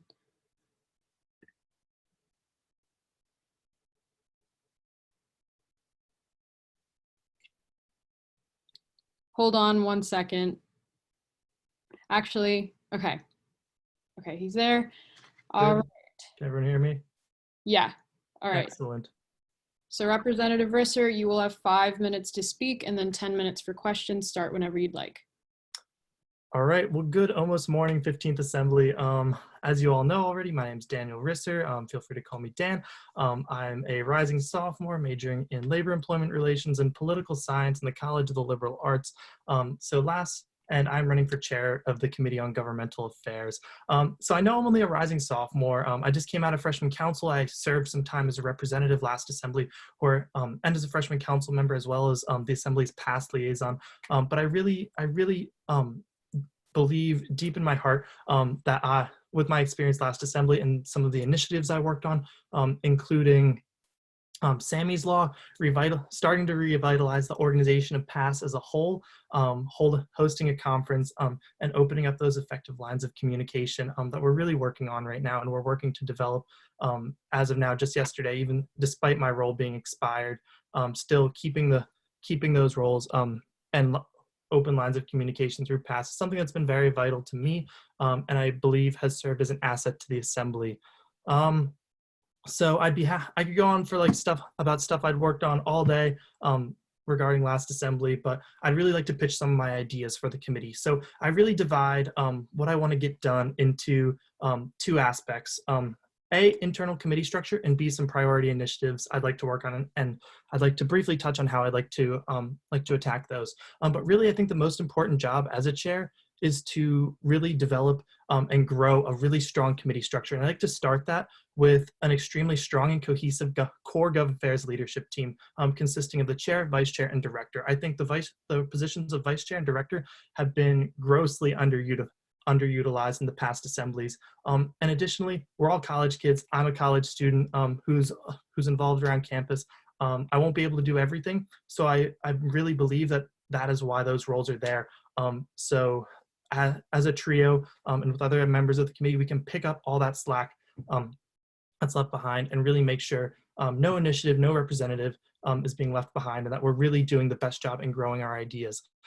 So something that I ran on and that I presented to you just a couple weeks ago to the 14th Assembly, went up for confirmation as an at-large rep, is my commitment to ideas. I believe that committees, that legislation shouldn't just be passed by a 2/3 majority. I'd like to help, and I'd like to assist in ending that precedent and that damaging precedent in the committee this year.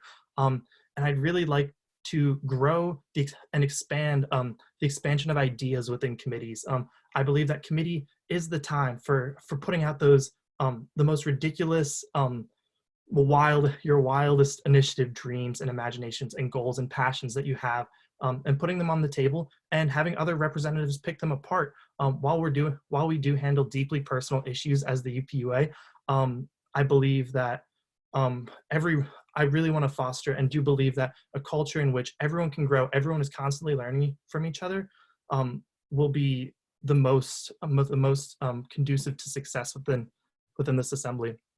I could talk all day about ideation, how that works, but I'd like to get into some priority initiatives that are near and dear to my heart. So PSU Votes Week. With the upcoming 2020 election, the PSU Votes Week is going to have to be the biggest it's ever been. Just record student turnout is a goal of mine, record student registration. And I think a successful PSU Votes Week starts with outreach and student engagement.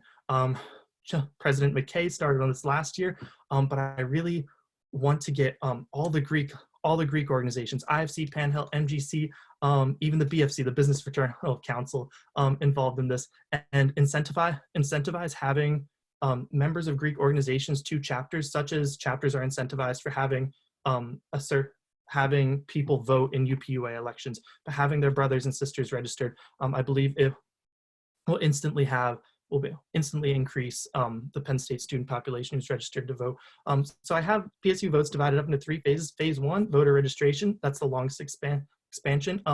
And this comes with institutionalizing voter registration through giving every new student a voter registration form at their NSO, as well as their move-in day, where you get that little packet with your S-book and all that good UPUA stuff. Then phase 2 is something that I'd like to spearhead personally and start something new for this PSU Votes Drive, which is voter education. So people are going to be voting for likely Joe Biden or Donald Trump in the fall, but I want to mandate that the committee and encourage committee members to reach out to their own networks. I mean, seeing everyone reach out to their own networks and all the people that we can reach on election day, to get votes, there's no excuse as to why reps shouldn't be reaching out to those networks for day-to-day things, especially something as important as voting. And I'd like to really encourage reps and educate the entire student body about, okay, thank you. So I'm going to open the floor for questions. Please raise your hand in the which is in the participants tab. It's the raise hand function. If you have any questions for Representative Risser, Representative Zhang. Oh, here we go. Stephen Zhang at large. Thank you for your candidacy. One of the things that I'm wondering about government affairs especially is that I feel like we typically see a mid-semester / mid-year slump in government affairs, often because a lot of our initiatives are a lot of long range and I think initiatives that happen over time. So what do you think is something that you would do to help prevent this slump and really keep people motivated? Yeah, of course. So as Gov Affairs, we really do 2 massive programming events in the fall semester: PSU Votes Week, or the PSU Votes Drive, it's one of the week, and Capitol Day in the spring. And in between there, we work on a lot of long-term initiatives, but I think in between we should be filling with reps passion projects as well as advocacy projects. So I personally would really like to enable every representative to do what they want to do, to pursue what they want through the growth of their ideas. And I kind of see Gov Affairs as the UPUA's personal community relations team, our PR team that we're pushing and advocating to the community. So if we're advocating on state legislation as we've done in the past, I'd like to mandate that that's communicated with all past schools no matter what, and hope that and if it's a federal bill, have it be mandated that it's communicated to ABTS, and opening up those lines of communication and really utilizing those positions is something that I think we can really grow our ideas with and grow more projects with that I think we haven't been using in the past. All right, Representative Richardson. There. Mm-hmm. Yeah, so sort of along those same lines, I know you're a member of Lion Caucus, same here. So we got that connect right there. But aside from that, what sort of connections do you have in government? What sort of experience do you have? And how do you think you can leverage that experience to really get the most out of your position as chair? Yeah, thank you for that question. So I believe for a freshman, I have immense experience in the realm of government. So I worked for 9 months in my local state rep's office, developing numerous bipartisan connections especially throughout the State House, which is the entity that we advocate most heavily to as the UPUA. Yeah, my connections really lie in local and state government. I really worked hard throughout passion projects this fall to build relationships with council members Deanna Baring and Dan Murphy. And President McKay has done excellent job in building those relationships in the past. But I think advocacy is relationship building, like you said. And through my relationships that I've worked in, especially through the State House and through partisan campaigns I've worked on in the past that really don't serve a role in UPUA, but those connections still exist and are still accessible to my network. All right. Are there any more questions for Representative Risser?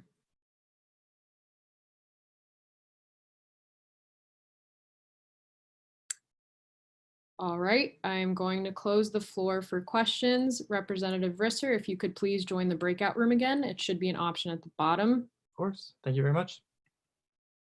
All right. Just a quick reminder for those of you maybe not monitoring the chat but listening in, please visit the chat and copy and paste the Google form that's there to be sure that you are sent your ballot at the end of this discussion. The whole purpose is so that we are ensuring that you are paying attention. Thank you.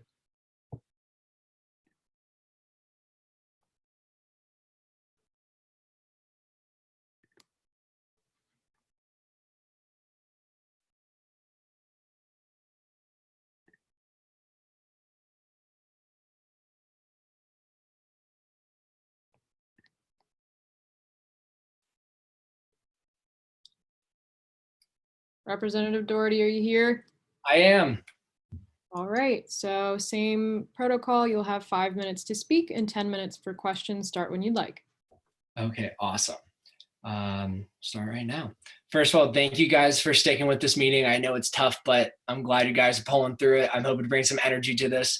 So starting off, my career in UPUA has been a very long one and also a very strange one. So my freshman year, I sat in the freshman council, and Adeline is actually the only other person from the 12th Assembly left from our freshman council. I sat on the Gov committee, the outreach committee, and also the facilities committee. I did the same thing when I was elected as an at-large rep my sophomore year.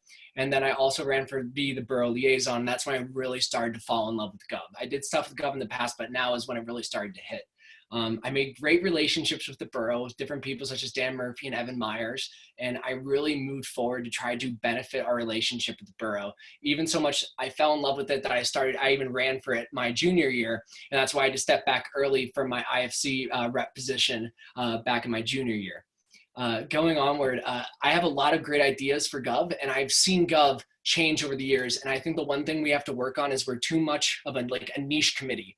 And I really want to see that change. I want Gov to be a resource for everybody. So my main things that I want to work on are 3 individual things: the growth of the committee, the proactivity, and us being more proactive instead of reactive. And then finally, the accessibility of the committee and how much we can do to help other committees and students at Penn State.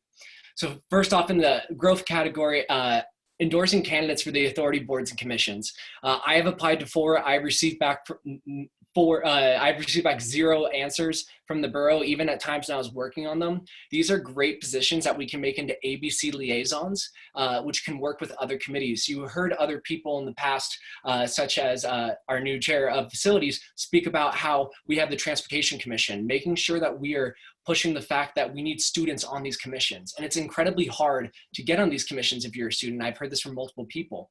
In addition to this is adding more borough council seats and also municipality seats in general. The College Township Municipality reached out to me when I was still the borough rep and asked if we could add a student to the College Township municipality.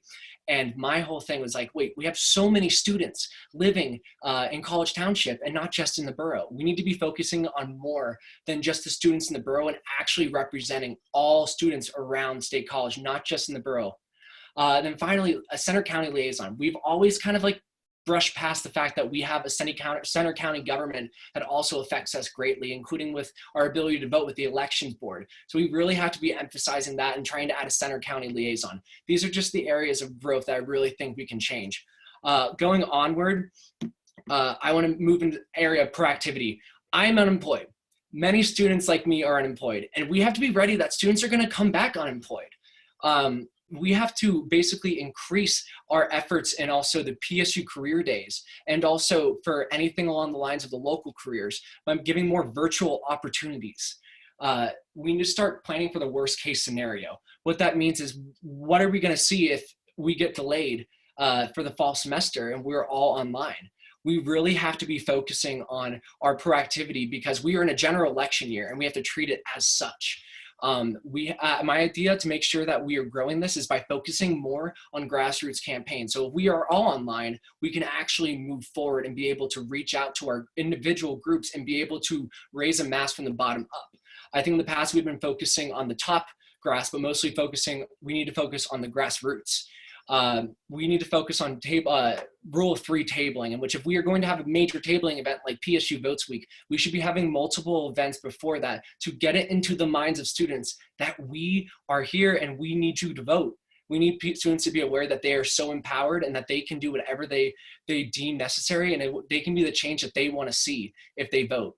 And finally, on the lines of accessibility, again, the grassroots, we have to push that. The UPUA, as I like to dub it, the UPUA experiment, in which we had an online election and people were able to get so many votes. That's incredible. And I really want to see if we can put this in the Gov Affairs category, in which we're pushing out to group me's. Along the lines of that, just working more with the borough. This year, Teresa Lafer is stepping down from the Borough Council. That means we're going to have one less person voting against increase of lighting around Greek Row and also the Highlands. And also the addition of the fact that we are going to have a pride parade. We need to be pushing that students are going to be there in the fall. At the end of the day, our accessibility really focuses on, like what the McKay Pathical ticket was saying, that we need to make Election Day a holiday. It is an important day for Penn State students to get out, and I want to make sure that happens. And finally, an OGCR virtual campaign to legislators and a video series for Why I Vote PSU, face-to-face interaction and making sure we're collaborating with Big Ten and PASS. Alrighty, so I'm going to open the floor for questions. If you have a question for Representative Doherty, please raise your hand in the participants tab. The function is there. All right, Representative Richardson. I'm going to ask the exact same question I asked Representative Risser. You know, what are your qualifications in terms of government? I know you talked about a few of them, but, you know, aside from those qualifications and those positions you've had, you know, how do you plan to leverage those connections that you've made over the years to really be, you know, an effective student gov chair? Absolutely. So one of the big things that I have gained from my time running for Borough Council and not only sitting as the Borough Liaison is I have a lot of great connections, not only to Tom Fontaine, the Borough Manager, but also to many of the actual Borough Council members. So Dan Murphy, Evan Myers, the Council President, these are people who want to see change, and they're people that want to see town and gown unity, not just people that want to vote no on anything that comes forward to students. And I know that I can make these connections and give out these connections to other reps on the Gov Affairs Committee. It is very important that the chair is the person who can almost give you the ability to be able to fly on your own and be able to learn more about the borough and be able to pursue student initiatives in the borough. And the best way to do that is by using my connections and being able to connect you to these amazing people that want to see that town and gown unity. And not only that, with my connections to the Board of Elections office, because I ran, they're the ones who figure out, like, oh, are we going to have another precinct in the hub? Are we going to be doing more accessibility here?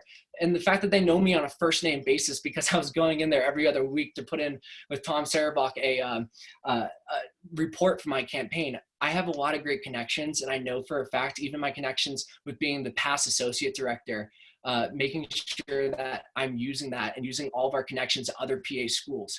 I think that's our best way in order to really actually grow that grassroots network and actually grow that network for students to be able to have a more accessible council. Alrighty, Representative Zhang. All right, Stephen Zhang at large, thank you for your candidacy. My question is, of course, at the, I think halfway through Gov, there's always this slump where representatives aren't feeling motivated because of all the long-term initiatives. How would you go about solving that?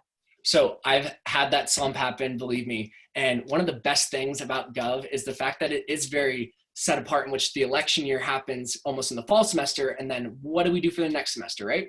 So the best part is what I mentioned in my speech also is that Teresa Lafer before has voted no on a lot of student-related initiatives. And I really think that her term is up. she was elected in 2017. She has 4 years, and this is her last year. So that being said, we now have the opportunity in the spring to pass so many pieces of legislation for the borough that we haven't in the past. People's passion projects, people's real initiatives that they want to see done, whether it be through the borough or through the county, we have the support now. And I really think I need to emphasize this, that once we see more support in the Borough Council, we can really transition from the first part of the year with PSU Votes Week and more of the hopping on the train and being proactive about getting people to vote for these elections. But then the second part of the year, well, not only tracking back real quick, also focusing on the establishment of these connections with these liaisons and these different people on the ABC commissions. ABCs, once this happens, we now have the whole remainder of the year to focus everything full strength. And with the idea that the elections will be over, we'll have more time to actually develop and actually push for these initiatives. All right, are there any other questions for Representative Doherty? Again, use the raise hand function in the participants tab.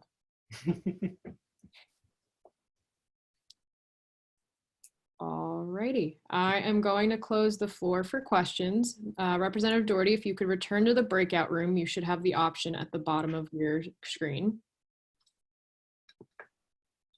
If you click breakout rooms. I'm not getting it. Oh, do you see at the bottom of your screen, like the black bar, does it give you an option for a breakout room and to return to it? No, but I could just leave and come back if you need me to. Here, wait, I have an idea. We'll do. Lexi, I can put him in a waiting room like earlier. We'll put you in the waiting room. Alrighty. So I'm going to open. Oh, yeah, I'm going to open the floor for discussion first for the representatives for their nominations. So Representative Rodriguez and Representative Richardson, if you could raise your hand and explain your nominations. All right, we'll go with Representative Rodriguez. Please explain your nomination. All right, Najee Rodriguez, College of the Liberal Arts. So, I have worked with Dan throughout the 14th Assembly, and I'm more than aware of his enormous qualifications for this position, as exampled by his rigorous participation in state, federal, and local politics. My reasoning for this nomination is due to the passion, pure passion exuded by Dan in the realm of governmental affairs, a passion that I have seen firsthand in action. I have no doubt that he will be able to perform the necessary responsibilities required of him. To go into further depth as to why I think that this reasoning is justified and validated is because Dan is a member of Lion Caucus, which is the university-affiliated organizational advocacy wing that has the goal to promote the official message and positive influence of Penn State to local, state, and federal elected officials. He has also served as the interim constituent services coordinator for his local representative in York, Pennsylvania, in the Pennsylvania House of Representatives, where he compiled together briefings for the representative, and he managed and solved constituent casework. So he was really in the technical aspects of state government, and I think he has the appropriate knowledge that can necessarily distribute and convey that. He has also served more recently as the Penn State Pass Caucus Chair, where he advocated for over 90,000 Pennsylvania students on a federal, state, and local level. And Dan, in relation to the federal level in terms of what he's done, he served as the campus coordinator for Pete for America. So I listed out comprehensively his resume. You see that in each level of government, Dan has worked in. Dan has the knowledge that is necessary for this very tumultuous upcoming year that we are all thinking about in terms of the complete disarray that the coordination of response by our state, local, and federal governments are at. I think that he is the right man to navigate this very challenging and difficult disarray of mandates made by these different levels of government. I think it's important that the individual that is elected chair of governmental affairs has the necessary knowledge that pertains to be able to advocate, has the necessary connections on a federal, state, and local level to be able to try to come to good conclusions that will advocate successfully for students on a governmental note. And I personally have anxiety about what this year has to bring. I'm working right now. I'm doing my best to get by in preparation for tuition this year. We're going to need advocacy on levels that we never thought were possible years ago in UPUA and specifically in this committee. We're going to need it. The students are going to need it. And I think Dan is the individual that can bring these different levels of government together through his connections, through the people that he knows, his ability to communicate and get things done. And I think when I think of that, my anxieties are leveled. And I'm confident that he is the man to get the job done. Thank you. All right, Representative Richardson, can you please explain your nomination? Hi, yeah, can everyone hear me? Am I good? Awesome. Yeah, so just starting off, I should mention, Tom and I actually went to high school together, so I've known Tom for quite some time. In mentioning Dan as well, I think both candidates are phenomenal. This is certainly the election, even though I'm nominating Tom, this is certainly the election that I've agonized over the most.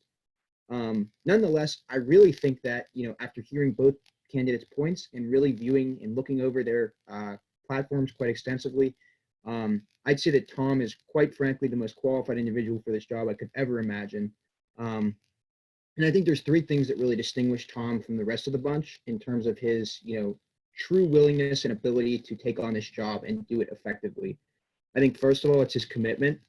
He's really been about this from the very start. He mentioned in his speech, he was a member of UPUA. He's one of the only existing members aside from Adeline. Kudos to you. From the 12th Assembly. So, there's only two left, right? That shows that right from the get-go, they've both been about it. Tom also sat on 3 committees his freshman and sophomore year. That's Facilities, Student Life, and Gov. So from that, aspect, I think there's few people in this organization who know UPUA better than Tom. Tom Doherty knows this organization, which is just so important with, all the things that we have to do. I'd say the second really critical aspect of Tom that really qualifies him is the practicality of his platform and the real tangible nature of the initiatives that he's proposed throughout his entire platform. I really hope everyone got a chance to take a look at both of these individuals' platforms because they're really interesting. But, the first thing that really made me want to vote for Tom, and this is something that I actually have in a completely separate discussion had conversations with Dan Murphy on, is getting lighting in the Highlands.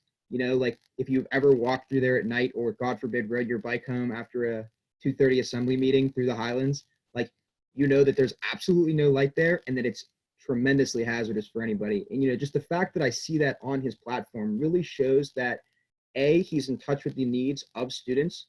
Personally, I go through that area every single day and he really recognizes that that's a need that we have in local policy. That sort of recognition can only come through, all the connections he had. And, if you notice one thing that Tom had that, I really think is key, it's that he knows names. Names are so important in politics when it comes to, connections and things like that. Being on a first name basis with someone, is something that you can't emphasize enough. So, there's the tangible nature, there's the lighting in the Highlands, there's the rule of 3 for tabling where, if you mention something 3 times, the idea is that someone gets it on the 3rd time, right? I really think that's an effective way of tabling and really getting the message across to students.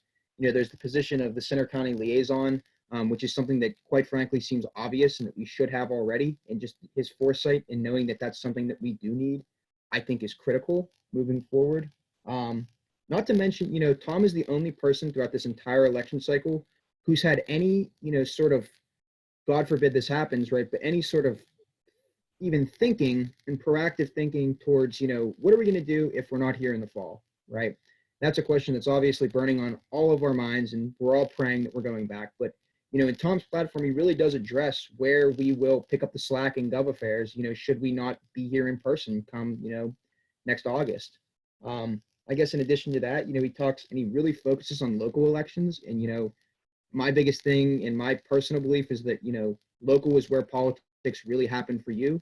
I think Tom is really, really knowledgeable about that. And, seeing as how he ran for borough council 2 separate times, as a candidate, there's no better, substitute than real world experience when it comes to politics. We can talk and we can study about them all we want, or we can advocate all we want, but until you're actually in it and really a part of that machine, you really don't understand what's going on. And I think Tom really does, get that. Yeah, I guess like I've went through a lot there, but if there's one thing that I could say, it's that Tom, in terms of his resume, in terms of his resume for this position specifically, I really can't imagine a more qualified candidate.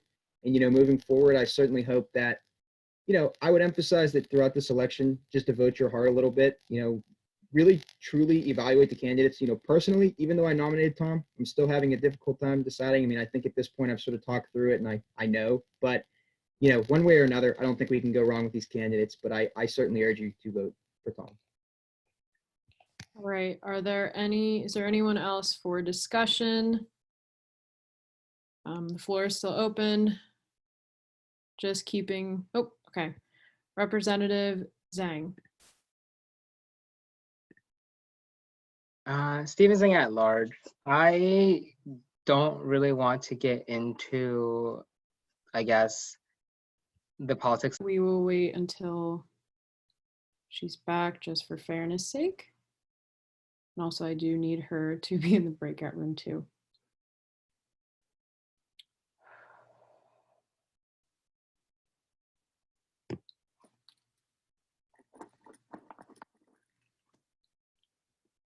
In the meantime, please be sure to fill out the I am here form now sent in the chat. Okay, great. Yes, you could move me to the break room. All right, so I'm going to do that now. Give me 1 second. Alrighty.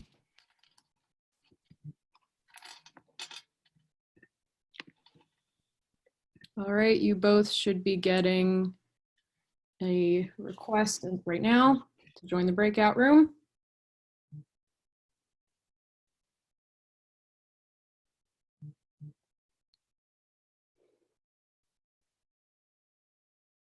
All right, and I'm going to bring in Representative Rodriguez first.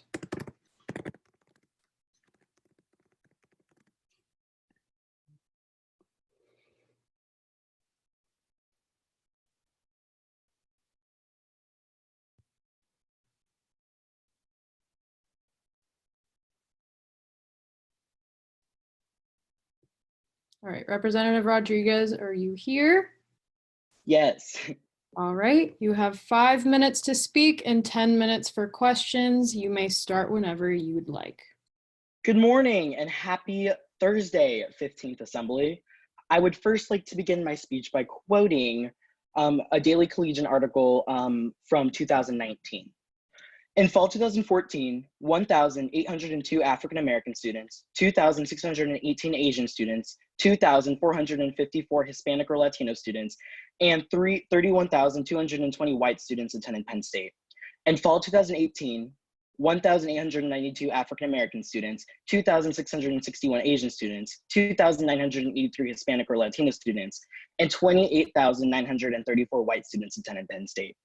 The article goes on to say, in 4 years, not much has changed, with Penn State continuing to be a majority white campus. So, you might be wondering why I'm running to be the chair of Justice and Equity, and I will gladly explain that. During my time in UPUA, I have gravitated towards initiatives that have aimed to elevate historically underrepresented communities within the realms of University Park. Being a member of the Latinx and LGBT+ community, I have personally experienced the difficulties and challenges that are faced. The reality of the matter is that it is not easy to be a person of color or a member of a historically underrepresented community at Penn State. But that doesn't mean that we cannot take on the arduous task of changing that. The newly formed Justice and Equity Committee finally allows for the unique and refined ability to advocate for communities that have for so long felt neglected on our campus. Gone are the days of ignoring the issues of these communities. I have been so invested in the creation of this committee since the inception of the Ad Hoc on Outreach, which was originally established to decide the in-charge tasks and responsibilities on this new core committee that is so essential. I would run after my work study to make it to the meetings, and I would run in late most of the time, but I always made an effort to get there because that's how important it was to me. So I kind of want to explain the goals and what the plan committee agenda will be entailing, and what my envision committee looks like for anyone who may be willing to join. The first thing I would do is to establish precedent for the structural organization of the committee. It seems simplistic, I know, but it's essential to format the committee for continued success and legitimacy for the future. We are establishing this committee for years to come, and it needs to be done right. Like every other committee in UPUA, they have established contact sheets, organizations that they collaborate with, things that are essential in ensuring that these programming events and weeks go on unhinged without a problem. This committee deserves that. The second thing I would do would be to set foundational initiatives to achieve for the first year of the committee, sustainable initiatives that can be replicated. And the third thing I would do would be to facilitate collaborative communication between caucus groups and other marginalized communities, the groups that represent them. And the fourth is to incorporate the McKay Pathical platform on racial diversity, equity, and inclusion, and their platform on international students whenever that is possible. So I want to start off by saying, before I bleed into this agenda, is that students that come from marginalized communities are inherently at a disadvantage going to the University Park campus. It's important that we get it right for the first time.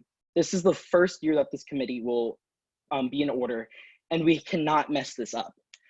So the first thing that I would like to discuss is the immediate establishment of the COVID-19 roundtable discussion on the impacts to underrepresented communities if I were to be elected chair. This is so essential because for those of you who have heard or read news or gather any information from news outlets, the hardest hit people of this virus will be those from minority communities. They're going to be disproportionately impacted. We need to get together the community leaders across the University Park campus and discuss what ways we can do to alleviate the financial burden that's going to be quick to ensue. It's going to affect them the most. I understand that, and I want to do everything I can to establish this so we can get initiatives that are right, that are fine-tuned to those specific communities. No community struggles are the same as the other communities. I can't relate to the struggles of an Asian American or an international student in the same way that they can't relate to my struggles. It's all unique. It's all different, and we need to be able to adapt to that. So having these discussions will allow for that to happen and allow for us to specify initiatives for certain groups that will hopefully alleviate any financial burdens or alleviate any bias or discrimination that may arise from this. I also want to operate my committee with the evolving committee doctrine that's similar to what Lexi and Zach have decided for their platform, because it's such a great idea, especially for a new committee, because each issue is so unique. We need fluidity when it comes to these issues, and we need to have new ideas. Oh, my bad. All right, so we will now move into a question and answer period. For those who have questions for Representative Rodriguez, please raise your hand. That is in the participants tab of this call. All right, Representative Round Sorensen. Anne-Marie Round Sorensen, at-large representative. Najee, I was just wondering if you could elaborate on your experience with the development of this committee. Ooh. Got you. Yes, thank you for the question. Okay, so when this ad hoc on outreach, can you hear me? Yes. Hello? I can hear you.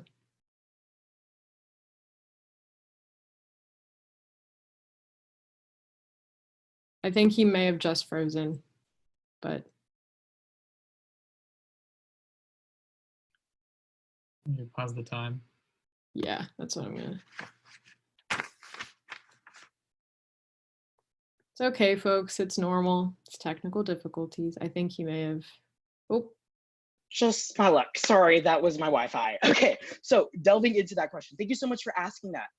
So really, as soon as the ad hoc and outreach was approved and passed, I was immediate to join it. I was so excited because it was meant to really identify and address the issues within the realm of what we can do as a student advocacy organization to finally have the ability to fully represent these communities in the best way that we can.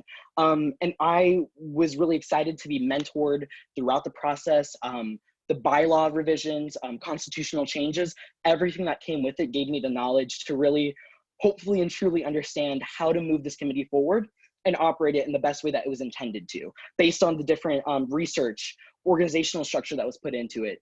I was mentored by some of the greatest people in this organization, in my opinion, that really set the stage for what this could become. They were so passionate about it. This project has been in the works for years in UPUA, and it's amazing to see it finally culminated. And it'd truly be an honor to be able to serve as the chair of this committee, to really do what it was intended to do and what so many students have yearned for so long. All right, Representative Gibbard.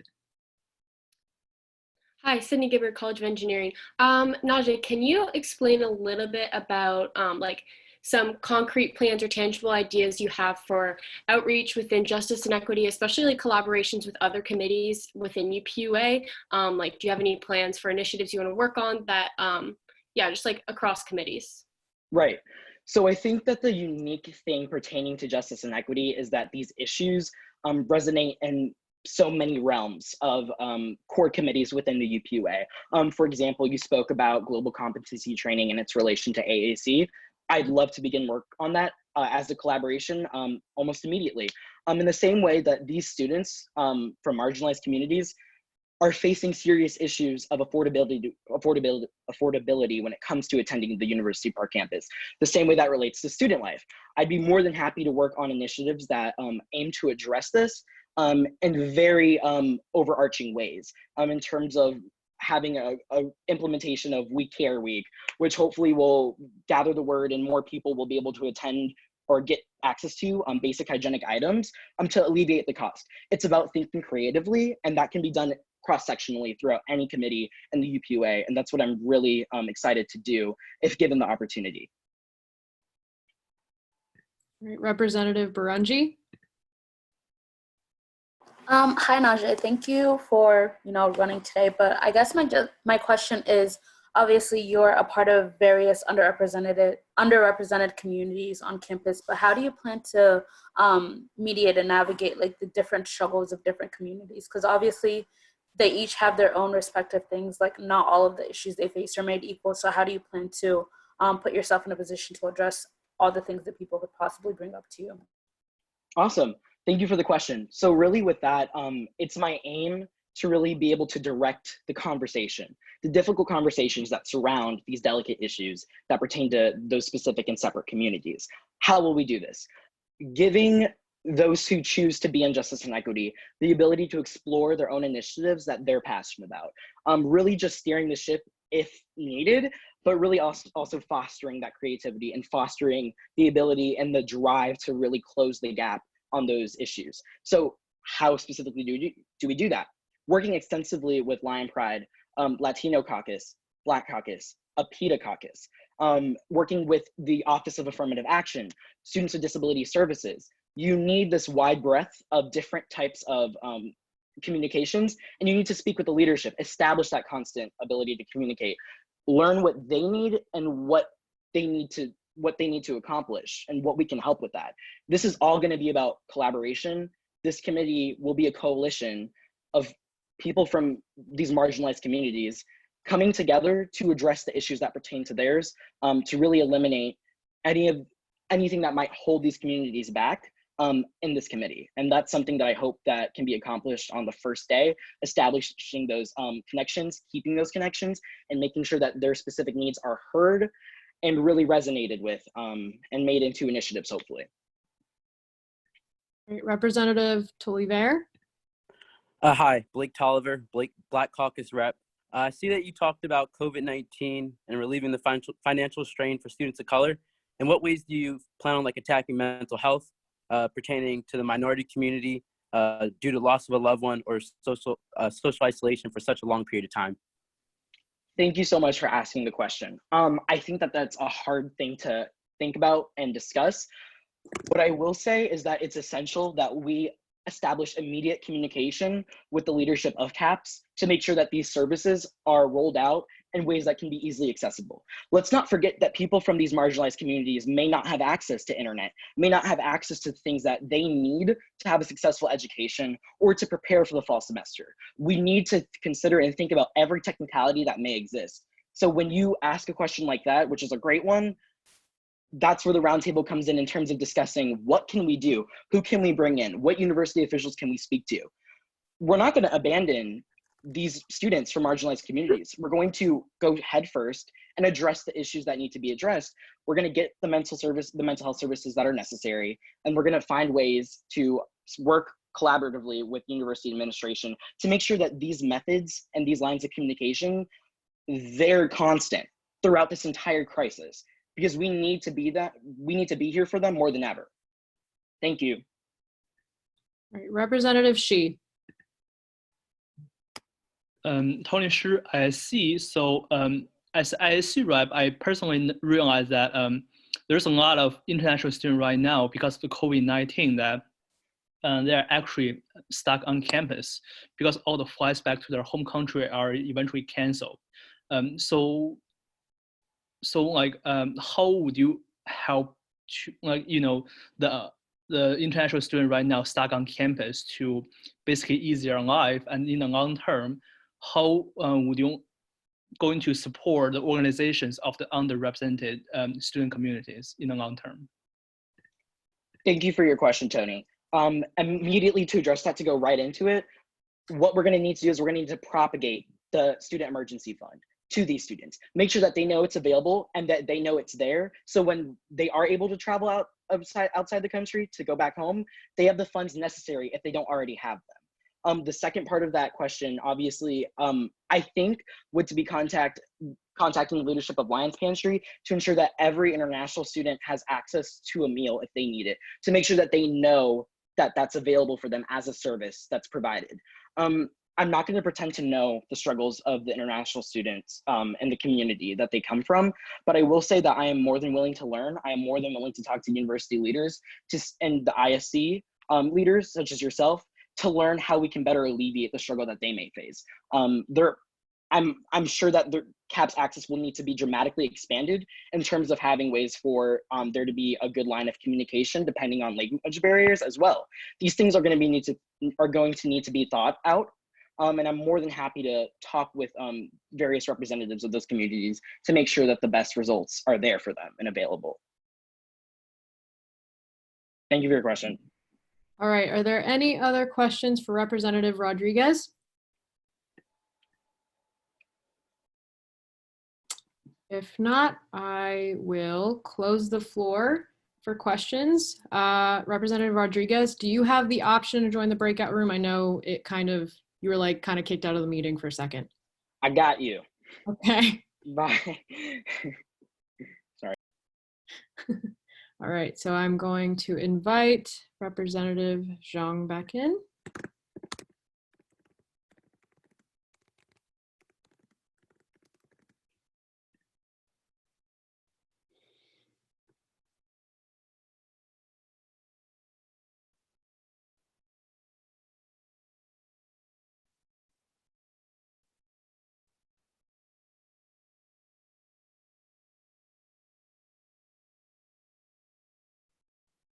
All right, Representative Zhang, are you here?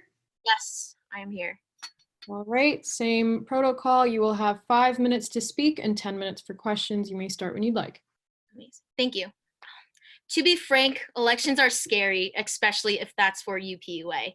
Coming out of freshman council last year, I leaped at the opportunity to run for a college representative seat for the 14th Assembly, but I lost.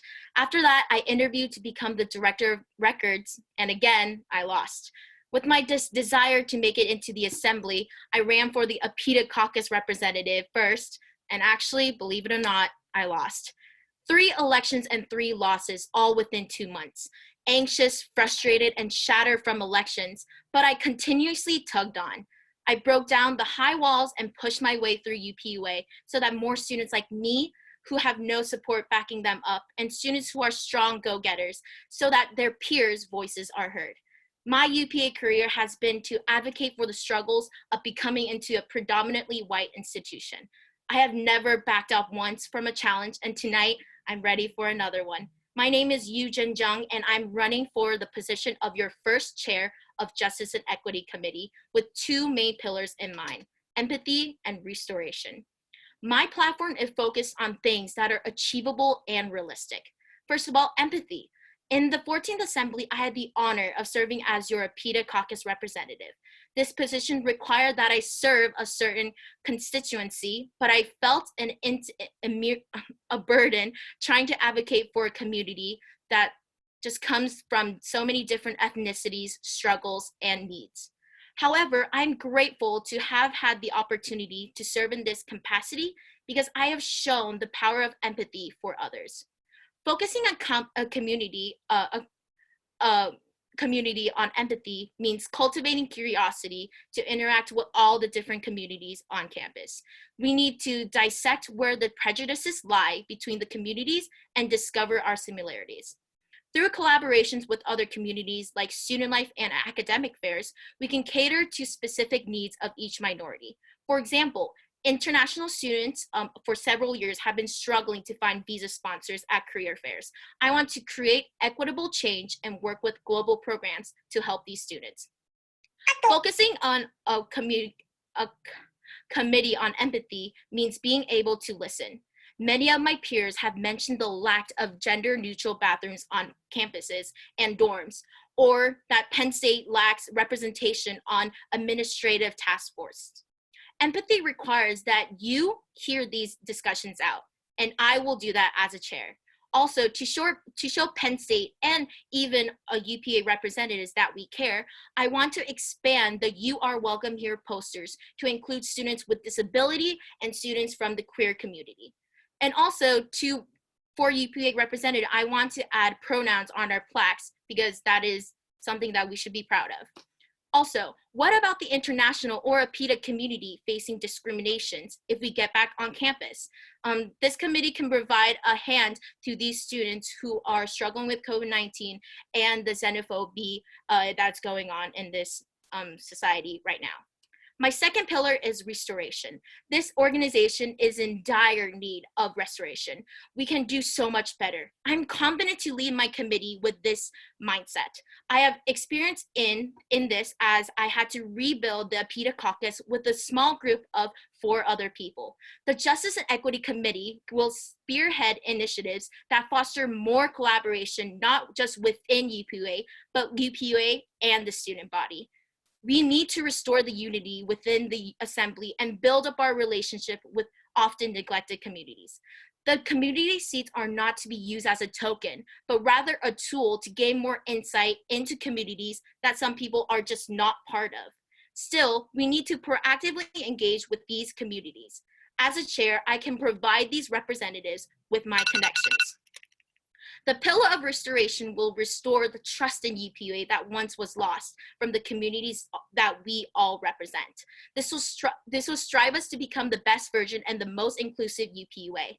Currently, I'm planning a spotlight event with the 3 caucuses during NSO for students in multicultural communities, and I'm excited to work with these new caucus representatives to further these collaborative events and allow them to encourage representatives and all students to reach their full potential.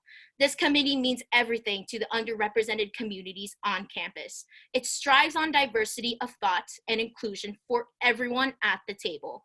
We can make this relationship right again.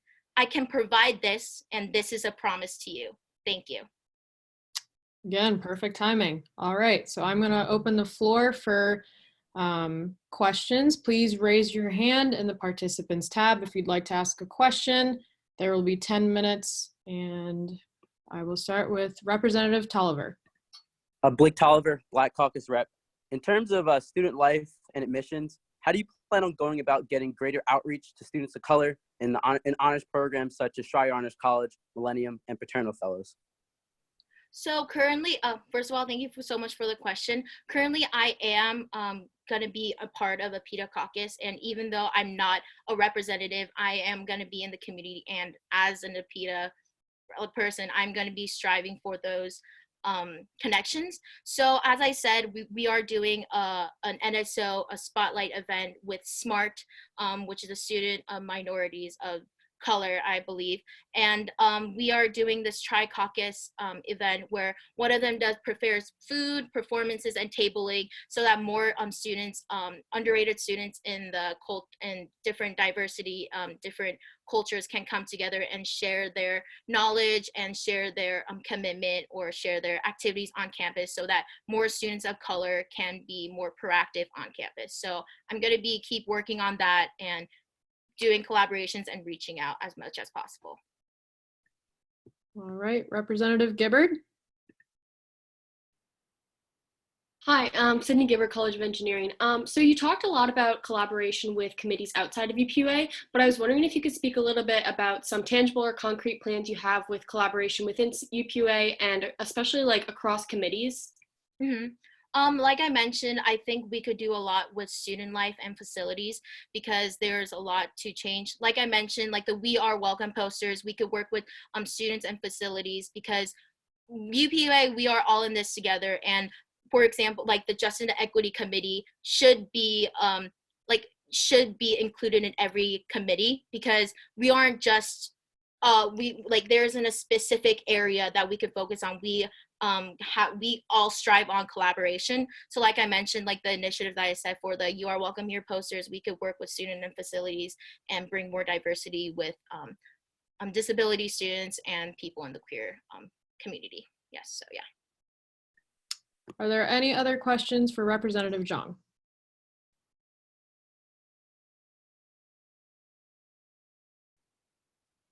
Representative Burunji.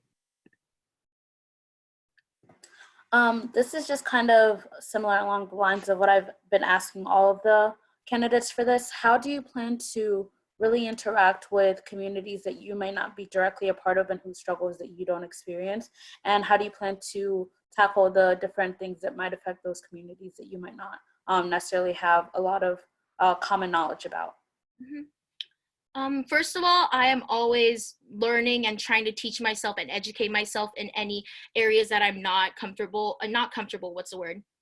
used to, definitely. For example, like disability, I just try to educate myself as much as possible because I think that's a right as a student representative and student, someone that's going to be advocating for our student body, as well as I am just a really outgoing person. Like I am in different clubs. Like I actually attend a lot of meetings with the Lion Pride, and also I'm in the most LGBTQA plus acapella group. Not saying I'm not tokenizing this at all, but I just human to human, I just interact with so many different people on campus, and I just, with my personality, I just go get them and just ask, I currently just ask is there anything that I could help? Is there anything going on campus that you just don't like? I'm always striving to get more feedback from others. So I plan to keep that up, to keep that attitude up. So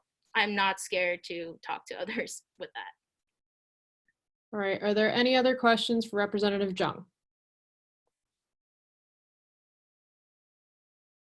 All right, I am going to close the floor for questions. Representative Zhang, if you could go back to your breakout room. If you go down to the bottom tab, there should be an option. Oh, okay, great, thank you. You're welcome.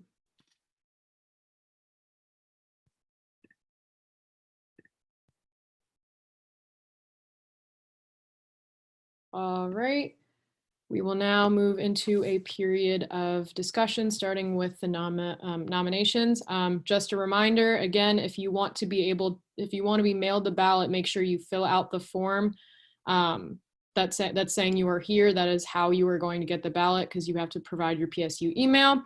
And starting with nominations or explaining nominations, please remember to keep it brief. Don't try to repeat points. Let's not become an echo chamber. Again, let's try to make this as efficient as possible. So starting with nominations, can Representative DeLucio and Choi raise your hand just so that I can see you and unmute you? All right, Representative DeLucio. Hi, everyone. So just to speak on Najee, there is no doubt in my mind that he is one of the most passionate people I've ever met, and I'm convinced one of the most passionate people I ever will meet. From the moment you begin a conversation with him, his energy is absolutely infectious in every facet of his life. I was able to work incredibly close to him as co-freshman reps and form a strong bond in our personal relationship. In both of these scenarios, I was able to watch how beautifully he developed throughout the year and grow into his own personal leadership capabilities. Justice and equity is going to be very different this year, as Najee and Eugen both described. The position of the first chair will absolutely set the tone and trajectory of the committee for years to come, and 100% of me confidently entrust Najee with this task. He was an active member of Outreach, along with many other committees and the ad hoc to make this standing committee. Najee has shown dedication from the beginning of the year and will commit himself in any way possible to further build the committee up from the amazing level Lexi and the rest of the Vice President Pathkal and the rest of Outreach worked so hard to achieve. He is very detail-oriented and very analytical and will not cut any corners in equally furthering this committee and fostering a positive environment for everyone that's a part of it. Najee is undeniably easy to talk to. He treats every person as his best friend of many years and always is more than willing to collaborate and foster a team mentality. I'm beyond confident that he will make the committee a strong team, being an amazing guide while all the same letting everyone around him grow independently as a group. I'm beyond proud to be able to nominate for this position, and he has my absolute full support. I think he would make an amazing chair, and I'm so excited to see how he grows in this position. Thank you. Representative Choi, if you could raise your hand so I can unmute you, please. All right, Representative Choi, explain your nomination. Okay, great. So as you all heard from Eugen's speech, I think you can all tell that she has the immense passion to go for this chair position. She's currently in Korea, woke up at 9 a.m. for this UPUA meeting, and countless times she has throughout her UPUA career put herself out there for the community that she serves and the constituency that needs to hear a voice that is very lacking in terms of representation everywhere in Penn State. She touched on it a lot. She strives a lot for communication, collaboration, restoring and building up those broken relationships that we've had all throughout the years of UPUA. As you know from the 14th Assembly and even in the 13th Assembly, there were a lot of miscommunications between UPUA and the Senate body. We need a chair who is willing to put themselves out there, actually actively, proactively engaging with the communities of color, with the communities of underrepresented minorities on campus, and Eugen will do that. I've seen her countless times in her work within UPUA and also in her work as a PETA caucus exec board member, and I cannot tell you how much she strives to do the best that she can do all the time. She is definitely an achiever, and I've never seen an achiever like her. She will go beyond what you ask. She exceeds expectations all the time, going out there to include everyone in the conversation and brings in perspectives that I don't even know about. She can fill in those gaps that we're all missing as a chair, and I have 100% confidence in her that she has those qualities of a justice and equity chair that you are looking for. More to speak on her character, she has always been, as a friend personally, she has always been there for me. And I think that really can speak a lot towards the way that she will be accessible and approachable to her committee members. From the way that she leads, she is not a person who leads just by example. She does not enforce anyone to do any kind of specific task. It is definitely a collaborative environment when you work with her as a team. She knows that leadership is not about herself, but it's about her team and the people that she serves. When you sit on the committee and have her as chair, she will not act like she is the leader of that committee. She will act like a resource. She will guide a hand, give you the correct people to reach out to, tell you which people that you're missing if you're doing an initiative that focuses solely on a specific person or a community. She will work with you as a team, and I think that is one of her biggest assets. I cannot speak more highly of Eugen. I think that she is the most qualified for this position, given her experience in a lot of different multicultural events, APITA, her diverse background in a lot of different organizations on campus, and just the immense passion that she has for this role. And so I am extremely, extremely honored and grateful to be able to nominate her today.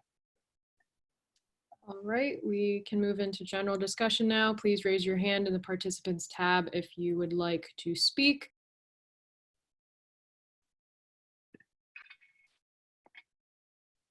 All right. Congratulations, Representative Rodriguez. You are elected the new Justice and Equity Committee Chair. All right, we will now move into Chair of Student Life Committee elections. Again, the floor is open for nominations. Some things to reiterate, please fill out the I am here form when it is sent. That is how your ballot will be emailed to you. And let's get started. All right, Representative Tierney. Hello, Tim Tierney at large. I would like to officially nominate Adeline Mishler for Student Life Chair. All right, Representative Wu. Hi, Alex Wu, APITA Caucus. I'd like to nominate Representative Choi.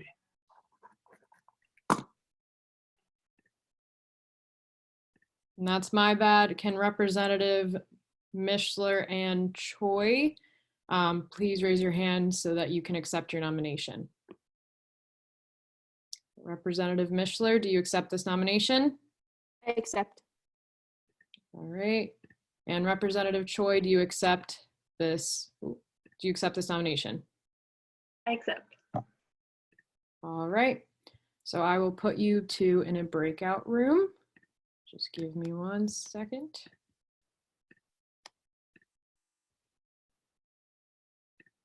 All right, it should bring up the option to join now.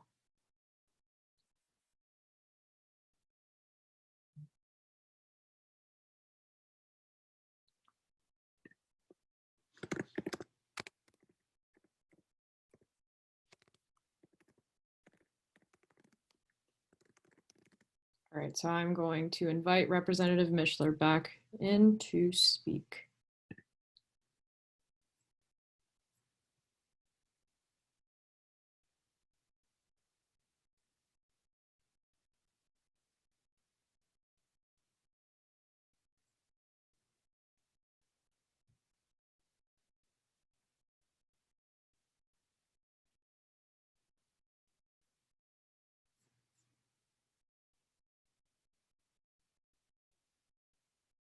I'm going to send a message again just in case.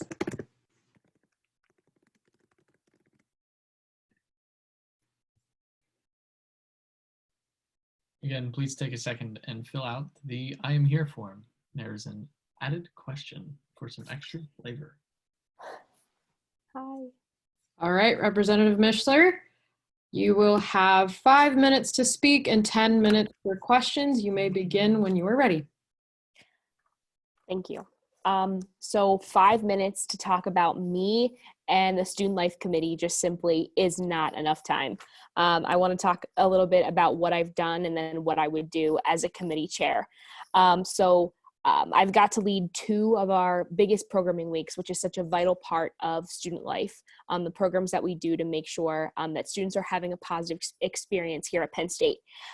This past fall, we were able to host the first ever Celebrate State event, an event focused on empowerment and bridging communities and bridging conversations and energizing the student body to make them realize they can achieve whatever they want during their time here at Penn State and beyond. And there's a community behind them. So we brought Ali Krieger, a women's national soccer player, Penn State alum, LGBTQ advocate, and gender equality fighter. Whether you're a sports fan or whether you're a member of the LGBTQ community, you're able to be in that room and have that conversation. And I was happy to provide that opportunity for students and pack 700 students in Alumni Hall. It's something that UPUA doesn't often get to do, and I was really happy to provide that platform.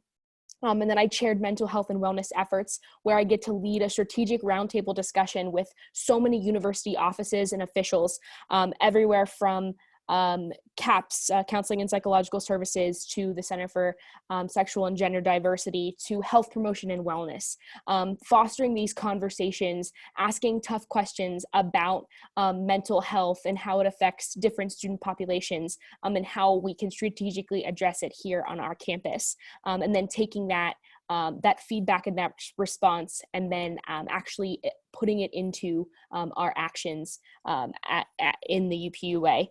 So we were able to bring Skylar Baylor, who is the first ever NCAA trans athlete, and also a person of color.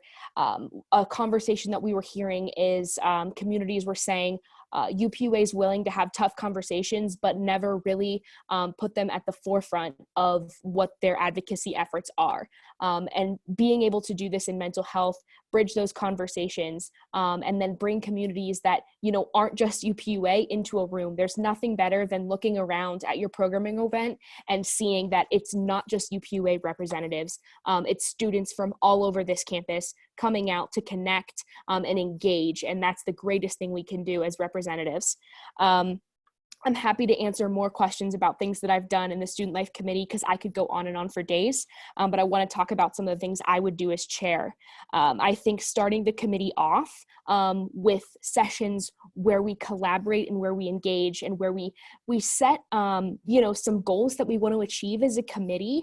We don't bind ourselves to initiatives that we need to put a line through, but we talk about some of those big ticket items. So when we are advocating to the administration, I'm making sure that all of those representatives' voices are actually what the administration is hearing in terms of the needs that students need addressed. So creating that vision as a collective bunch, and I think that binds us as a committee, or unifies us as a committee. I want to still engage with some sort of a COVID-19 task force. I think that I can, as a chair in steering, work across committees to still make that happen. I think that in terms of, students will be receiving emergency relief funding. We need to be prepared in UPUA as to how we're going to address this, these different types of issues that are affecting students. And making sure that we're prepared with the answers that the administration is going to need from the student representatives. I want to engage with the designated members and making sure that we're making the lines across committees more fluid, and that we're collaborating better. I will do that through the designated member role, which I'm happy to take questions about. And as well, I want to use a sustainability role, kind of have someone designated as willing to talk sustainability, help you make your initiatives more sustainable. If you don't feel confident or you're not an expert in that field. And of course, just using all of the representatives' knowledge to make every single initiative better. I'm a huge advocate for, whenever we're in committee and when we're talking, actually using that as a space to get better, to challenge each other, to push our initiatives, challenge us to think about communities maybe we're leaving out of conversations. It's really a time to collaborate and get better, and then just make our efforts that much more real for the student population. Time. All right. So we're now going to move into question period. If you have any questions for Representative Mishler, please use the raise hand function in participants, and I will recognize you. Representative Doherty. Tom Doherty at large. First of all, I really want to get this question towards you. What do you think is the most amazing thing about students? Because I think that having an amazing outlook on what students have to go through and how they persevere is really important for this position. And also knowing just overall what your, not previous knowledge, but what your, how do I say this? What your reaction is to students these days. Like, what do you think is the best part and the most amazing thing about them? Yeah, that's such a good question, Tom.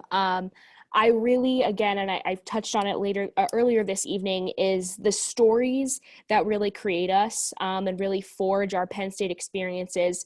Everyone is facing unique challenges. Everyone has different successes and backgrounds and things that they have to navigate. And something that I hate so much is that there are Penn Staters walking up and down Pollock Road every single day that you pass, and you don't know anything about them. It's sad, but we can't get to know 40,000 students, but we can try. We can try, and we can listen to each other as best we can, reach more people, challenge ourselves, and get outside of your bubble. It's something that I'm always pushing myself to do, and something that I wish we could do better as an institution. Yes, some of the big initiatives that have really, for me, that have been at the focal point of what I want to do, things like a community improvement institute, where we actually create a hub for students to come together and create change in the community that they want to see. And then during that process, get to meet other students who are passionate about a bunch of different things and have your eyes opened to things that you have never thought about through a lens that you have never experienced.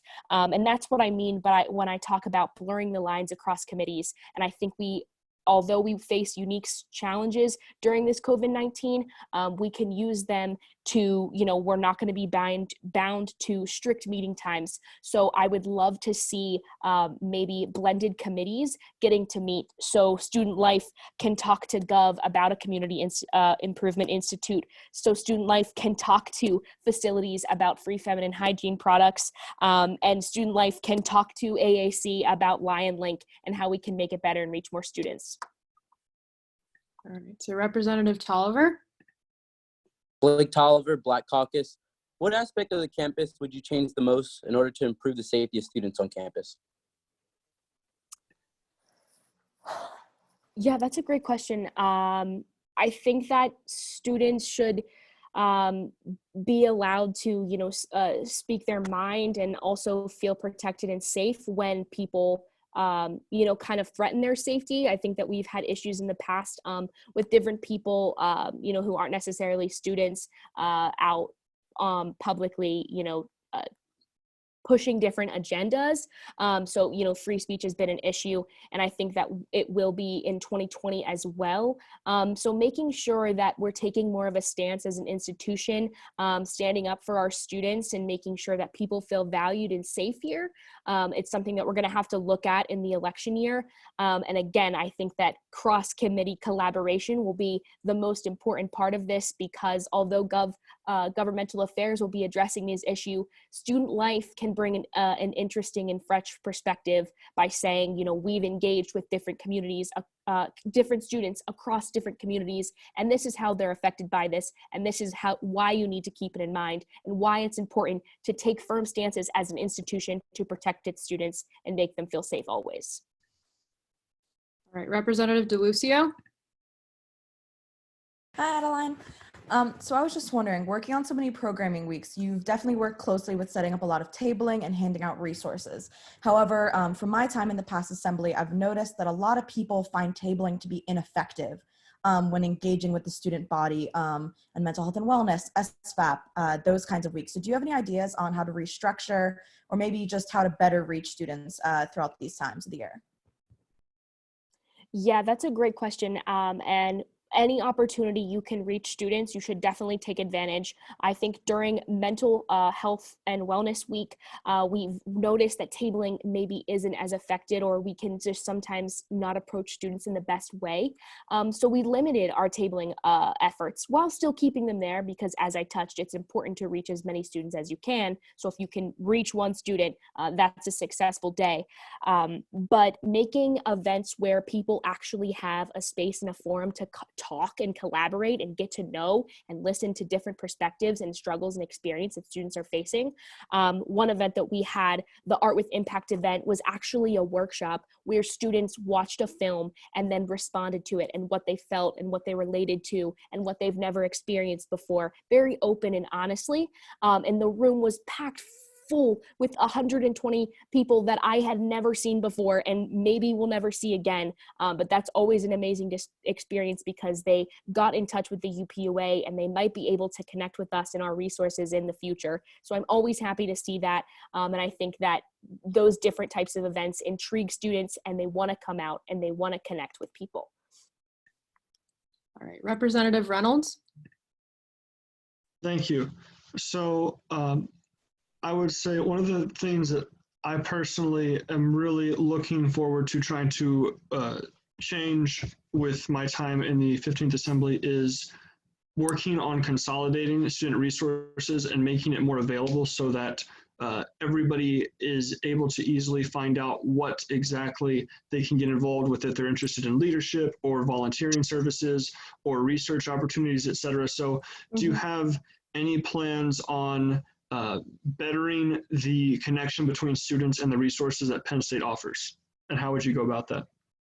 Yeah, I think that one simple thing that we kind of lack is consolidated websites. We made strides in the 14th with consolidated scholarship databases, but we need to continue to do that with student involvement, research opportunities, leadership experiences, as well as resources like student disability resources, whose website is so out of date, I can barely navigate it, which is disheartening that, you know, a student with a disability, it needs that website to be able to access their course textbook or even take an exam.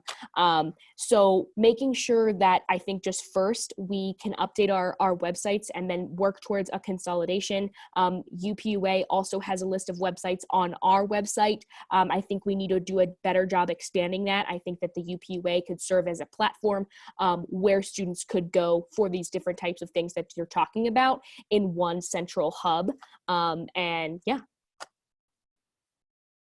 Are there any other questions for Representative Mishler?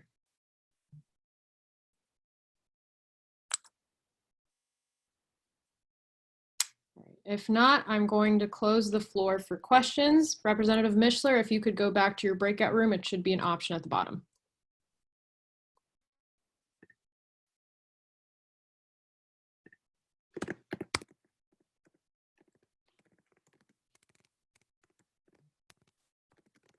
Again, please remember to fill out the I am here form. That is how you get your ballot.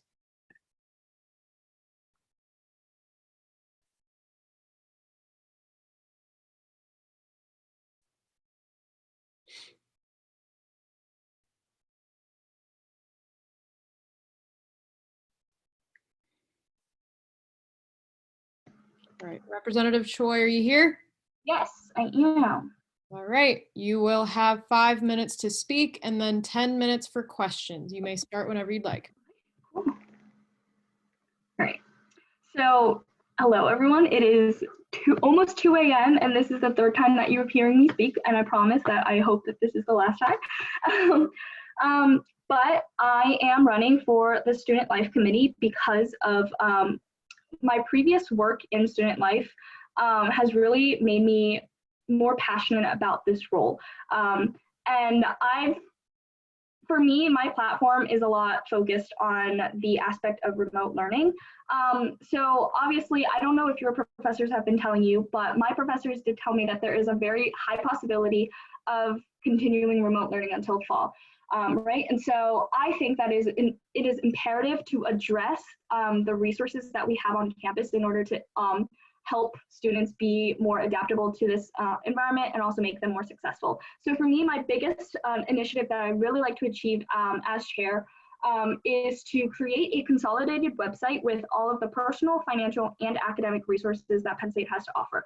So currently, all of the resources that we are looking for, like student legal services, Bank of America career services, things like that, they're all on separate websites. If you don't know that these resources exist, there's a likelihood that you won't ever find out that these exist, right? So if we create a consolidated website with all of those resources in one tab, you can click them and that would take you to that page to connect you with those correct resources and the correct people that you need to talk to. This is going to be especially helpful during the remote period when, you know, juniors, I know, for example, this year with internships and things like that, They can go to career services, ask them for a mock interview, ask them for kind of advice on how to move forward with COVID. And because Penn State still offers these services, even remotely, I think it's a nice way to remind students of all of the resources that are still available to them off campus and during that remote situation. So that is something that I'd really be like to work on during the summer and get that up and running for the fall if we do if we continue on being remote. But obviously a consolidated website would be beneficial for everyone in terms of incoming freshmen for the future years, and we can continue adding to that website.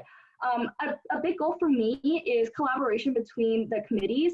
And so I think that this website, along with other initiatives, is a perfect way to facilitate that collaboration and open up more discussion and engagement. So a big two focuses that I have a lot is financial resources, financial literacy, and mental health awareness. So obviously with remote learning and everyone being in quarantine, this is affecting a lot of students. People can't pay for tuition. They're worried about what they're going to do for the fall semester because of all of the kind of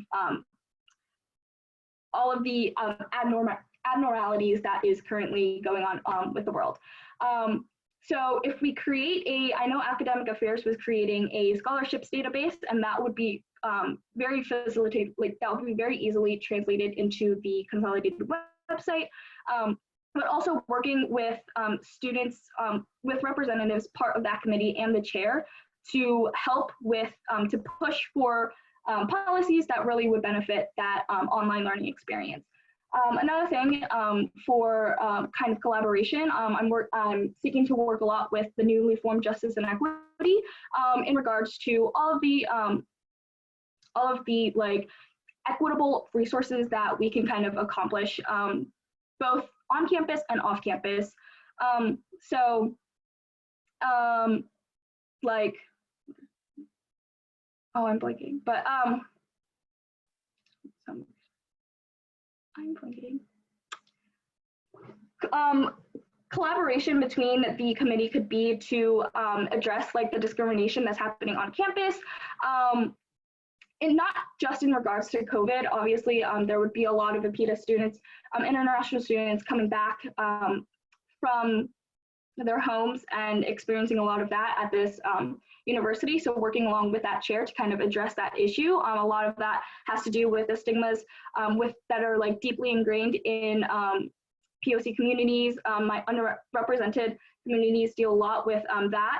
I also really love the idea of running analytics. So I'm super excited to actually run those analytics to get down to this core of like the actual issues, which I think is a lot of the time, that's where student life kind of fit. All right, so we will move into the question answer period. If you have a question, please use the raise hand tab, raise hand function in the participants tab.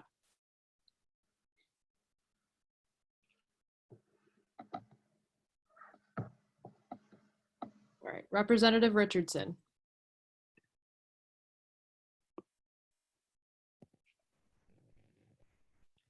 Hi, yeah. Your audio's a little.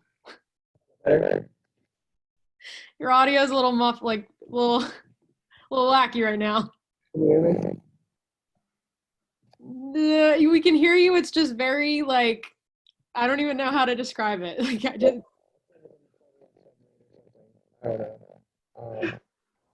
Maybe you should put your question in chat. Yeah, if you want to type your question, I can read it out. So in two, just in case.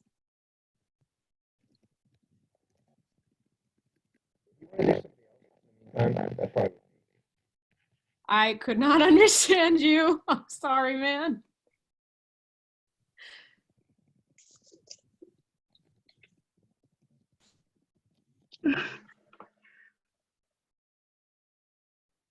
Okay. I'm going to move on to the next person, but I will come back to Representative Richardson's question. So, Representative Tolliver. Blake Tolliver, Black Caucus Rep.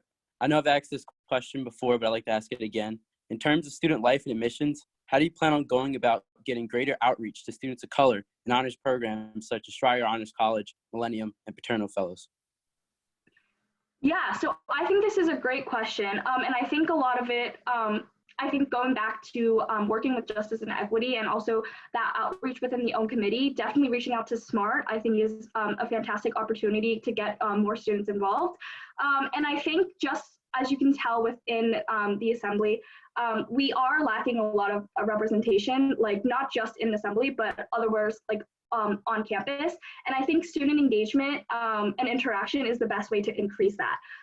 So personally, I think it is about that outreach, but it goes beyond that outreach, right? You have to continue on with that outreach to make students want to come to Penn State. And that deals like, I know SMART does a lot of great things with touring, having students come in for a class, staying here on campus, and we can do a lot of those things within the assembly too. We can promote those resources. We can, we can host events with SMART. We can host events during like NSO, having something UPUA related to increase that engagement within the community, because I think that like more than outreach, that retention and that engagement is really what's key to kind of keeping students wanting to come here. All right, Representative Doherty. Tom Doherty at large. Una, I asked this also to Adeline.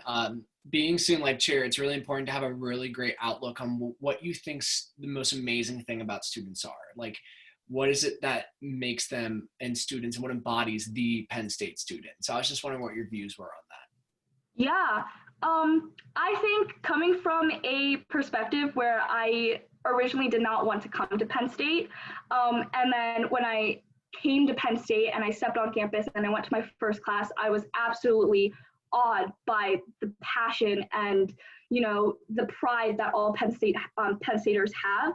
And I think personally, that is something that you will not get elsewhere other than Penn State. I have not seen a class so driven to do something or get involved in something than a Penn Stater. And I think that's really what makes us stand out. We have the capacity to do anything, and I really want to enhance that through this assembly and through this committee. There's so many great ideas of people and students who are not in this assembly, but we can definitely build off of those ideas and make this kind of assembly worthwhile for those students. All right. We'll go back to Representative Richards' question as he has it in the chat. What sort of resources do you think would benefit from an expansion in university funding as chair of student life? More specifically, if you could encourage an admin to increase spending in one specific area, what would it be? Mental health. I think CAPS is in dire need of more kind of pressure from the administration. There's a lot of problems. And this is where a lot of the time, like with tabling, I find that a lot to be less effective. We don't really know what the problem is. And then running those analytics and kind of diving into the bottom of what makes students not want to utilize CAPS. What is stopping them? Is it because of the different locations of CAPS? Or is it because of the stigmas that are really deeply engraved in social culture? And I think a great initiative that we got started in the 14th Assembly was having multilingual counselors into CAPS. And I think that is a really awesome way to kind of increase that engagement and make CAPS more accessible, right? Mental health has always been something that not a lot of students are willing to talk about because it is such a sensitive issue, but we really do need to put a focus on this. There's so many students really struggling with that issue, and I don't think the university is acting enough to kind of fix it. So I think that's a really great area to kind of expand and pressure the administration to kind of take action upon it. All right, Representative Reynolds. Thank you. Yes, so I'd say having served as the vice chair of student life, what do you think is something that you really want to see change with respect to the vice chair position if you were to be made chair? How would you modify that position moving forward, and how would you work with the vice chair to serve the committee? Yeah, so working as the previous vice chair last assembly, I think for me, the vice chair role, when obviously the vice chair role is whatever the vice chair makes of it, I would like to see a lot more actual engagement within like an upper level higher administration. So taking them to the meetings, I think is really key, like making them fill in the gaps to the things that the chair is missing out on. Like they would be able to help you do the outreach that, you know, the committee is requiring you to do. And if there is one instance that we forgot to reach out to one kind of community on campus, I think the vice chair needs to be there as a resource to kind of remind me or actually take the initiative to go and interact with those communities. I think engagement is what's really important in order for anyone to kind of get the most out of that experience. I know I'm personally like a hands-on learner, so I would really like to step into the role of a chair. And I think giving more responsibility and delegating that throughout like student life leadership would be really, really important. Representative Zhang. Yep, Stephen Zhang at large. Representative Choi, as I know, you do also hold a lot of positions in a lot of different organizations on campus. So can you kind of speak to how your experience in those organizations have really driven you to create maybe some more initiatives in what you perceive are needs from those organizations? Yeah. When I say that student life is the best committee, I'm saying that student life is the best committee. Throughout all of my like involvements on campus, I think that everything I do and I'm really passionate about revolves around student life, and those passions all grew because of those involvements. So for example, like I'm an RA, so I'm really when I talk to my kids, we talk a lot about the resources that are on campus, and I'm so excited to share about all of the resources that we that Penn State provides. And I'm more passionate to kind of help them and lead them to reach their full potential. Another thing, like being part of a PETA caucus, building that community makes me strive to do the same thing for other Penn Staters here. So there's a lot of students who do feel like neglected or kind of isolated from a Penn State community. We say we are, but not a lot of, there's still some people who don't feel that atmosphere, right? And I think that position really gave me the chance to kind of understand that a lot better and strive to kind of go deeper and fix the problems that we have. So, you know, like, why isn't there a lot of engagement between like two different communities? And I think student life can deal a lot with and provide the correct resources that, you know, some students would be looking for. A lot of the positions I've held just give me like a glimpse of student life like everywhere on campus. Incoming freshmen, I'm constantly surrounded by the Asian community, you know, like the liberal arts community, like academic wise and stuff like that. And I'm also like really great with like hearing out diverse perspectives. And I think that my previous involvement really does enhance that. All right, and Representative Jordan. Sorry, Sarah Jordan at large. Can you just touch a little bit on how, if you're elected chair, you would run your committee meetings? Yeah, so I think that a really great thing from last assembly was encouraging passion projects, and that's something that I really do want to continue when running my committee. So I personally think that you do the best work when you are doing something that you're passionate about, right? And so obviously delegating some of the executive ticket like initiatives, because I think some of them are really, really great, and having representatives do initiatives that they're really passionate about. So that balance of doing what you want and kind of delegating other initiatives to them, which I think worked great last year. something that I do want to kind of focus a lot more is actually solidifying and uniting like the committee. I think that we could work a lot more in productivity. I'm so sorry. All right, so that is the end for question and answer period. Representative Choi, if you could go back to your breakout room, there should be the option to return to it.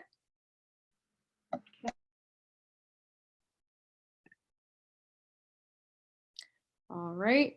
Now that both representatives are in the breakout room, I'm going to open the floor for general discussion, starting with the nominations. If Representative Tierney and Representative Wu could raise their hands to explain their nominations.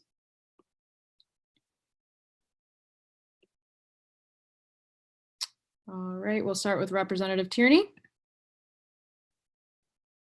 Hello, everyone. Tim Tierney at large. I just got a text from someone that said keep this stuff brief, Tim, so I will. Want to get out of here as quickly as we can, just like everyone else. But I could really say a whole lot about Adeline, and it's really unfortunate that it is 1:52 in the morning because I could go on for a long time about her qualifications and how great she is for this position. First of all, Mental Health and Wellness Week. She did so much work for that week, and it turned out to be such an incredible tabling and student engagement experience for every single student. I've got to know her from the perspective of being in freshman council and as secretary, and then I also got to see her more professional side as a brother in a business fraternity, and I can truly say that Adeline cares about every single student at Penn State, and she really wants the best for everyone that is at this university. She has some great ideas, and she has a whole lot of leadership experience, and I think that she is just incredibly qualified for this role. She's passionate, she's engaged with the student body, and she would do amazing in this role. Thanks. All right, Representative Richardson. Oh, sorry, that's my mistake. My eyes are now kind of going, but like, sorry, Representative Richardson, I'm actually going. Also, since your audio, it's still a little, someone used the word satanic. I'm sorry, but yeah. But in terms of Representative Wu, can you explain your nomination? Oh my goodness, I'm so sorry. Hi, yes. So long story short, Representative Choi has distinguished herself as, I think, a worthy candidate for the Student Life Chair in almost every conceivable manner. In her previous leadership within the committee and in external organizations, she has demonstrated a distinct sense of awareness and knowledge about this chair position. Her work has helped foster a sense of multicultural awareness and student equality on campus and has led to advancements in all aspects of student life. From an experience standpoint, Representative Choi is a distinct choice for this position. Additionally, her openness and creativity, I think, has helped her develop unique and intimate relationships with various members of our Penn State community. I believe that this level of openness is vital to the chair position, and Representative Choi has shown herself both capable and willing to engage with students of various backgrounds at the university. With the challenging times brought to us by the coronavirus outbreak, she has also displayed outstanding courage and steadfast dedication in advocating and defending the rights of students within the Penn State UPUA community and beyond. Her commitment to fighting bias and inequity has been an inspiration to not only myself, but dozens of others. So in essence, I commend Representative Choi's leadership, her experiences, openness, and most importantly, her courage, recognizing that she displays the best qualities of a Penn State leader and the best qualities for sharing student life. She has been an inspiration and an incredible mentor for myself and many others, and her qualifications speak for itself. I recommend her without reservation to this position.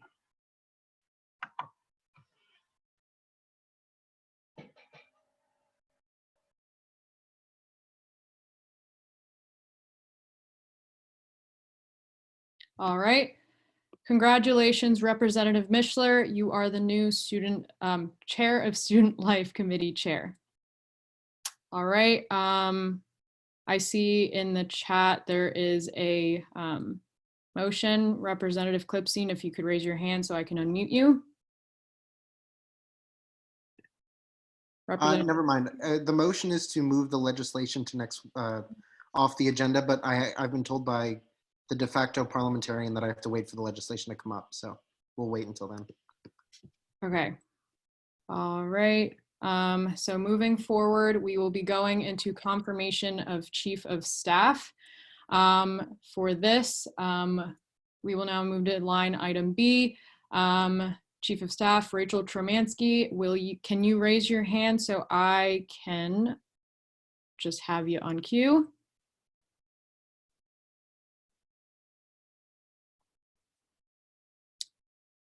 Chief of Staff, there you go. All right. So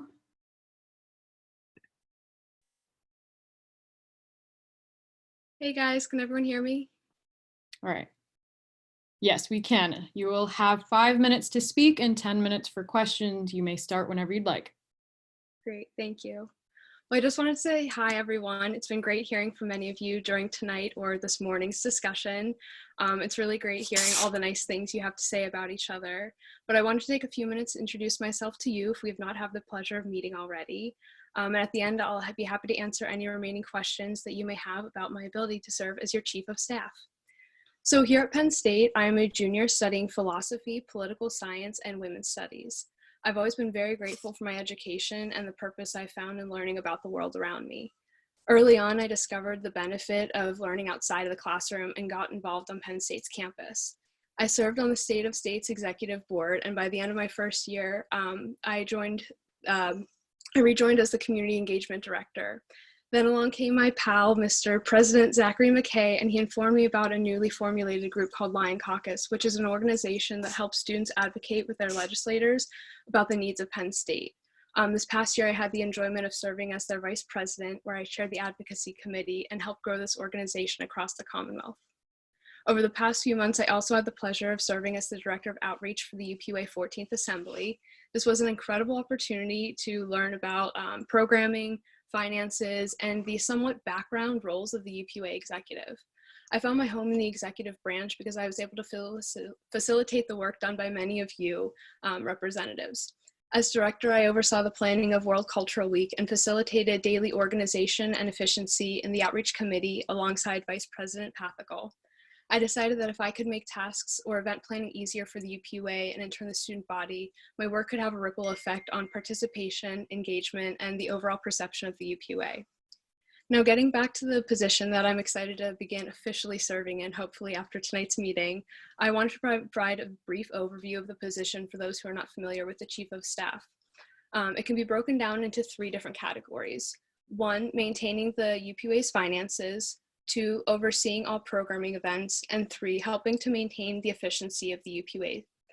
In my past experience as the Director of Outreach and specifically in planning World Cultural Week, I had the opportunity to fulfill these exact duties of budget management and programming oversight. I have to say I nicknamed it party planning because it was so engaging and worthwhile at the end.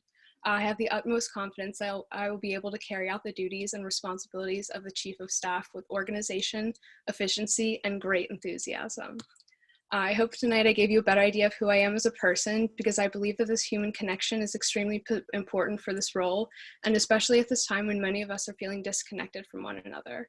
I know this is not an easy time for any of us, but I have a lot of inspiration and respect for all of you for choosing to make a positive difference in our students' lives. Thank you.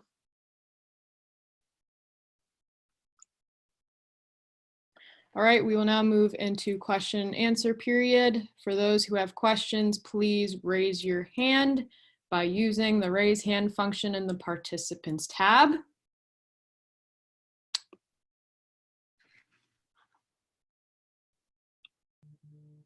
If there are any questions, please, again, raise your hand. If not, I will be closing the floor for questions. Just a thing, there's only 19 people that filled out the form. Just like always, please visit that, and that's where we'll send the ballot. Okay. So with that, the floor is now closed to questions. Rachel, I am going to put you into a separate breakout room. Let's see. All right, you should get an option to join it.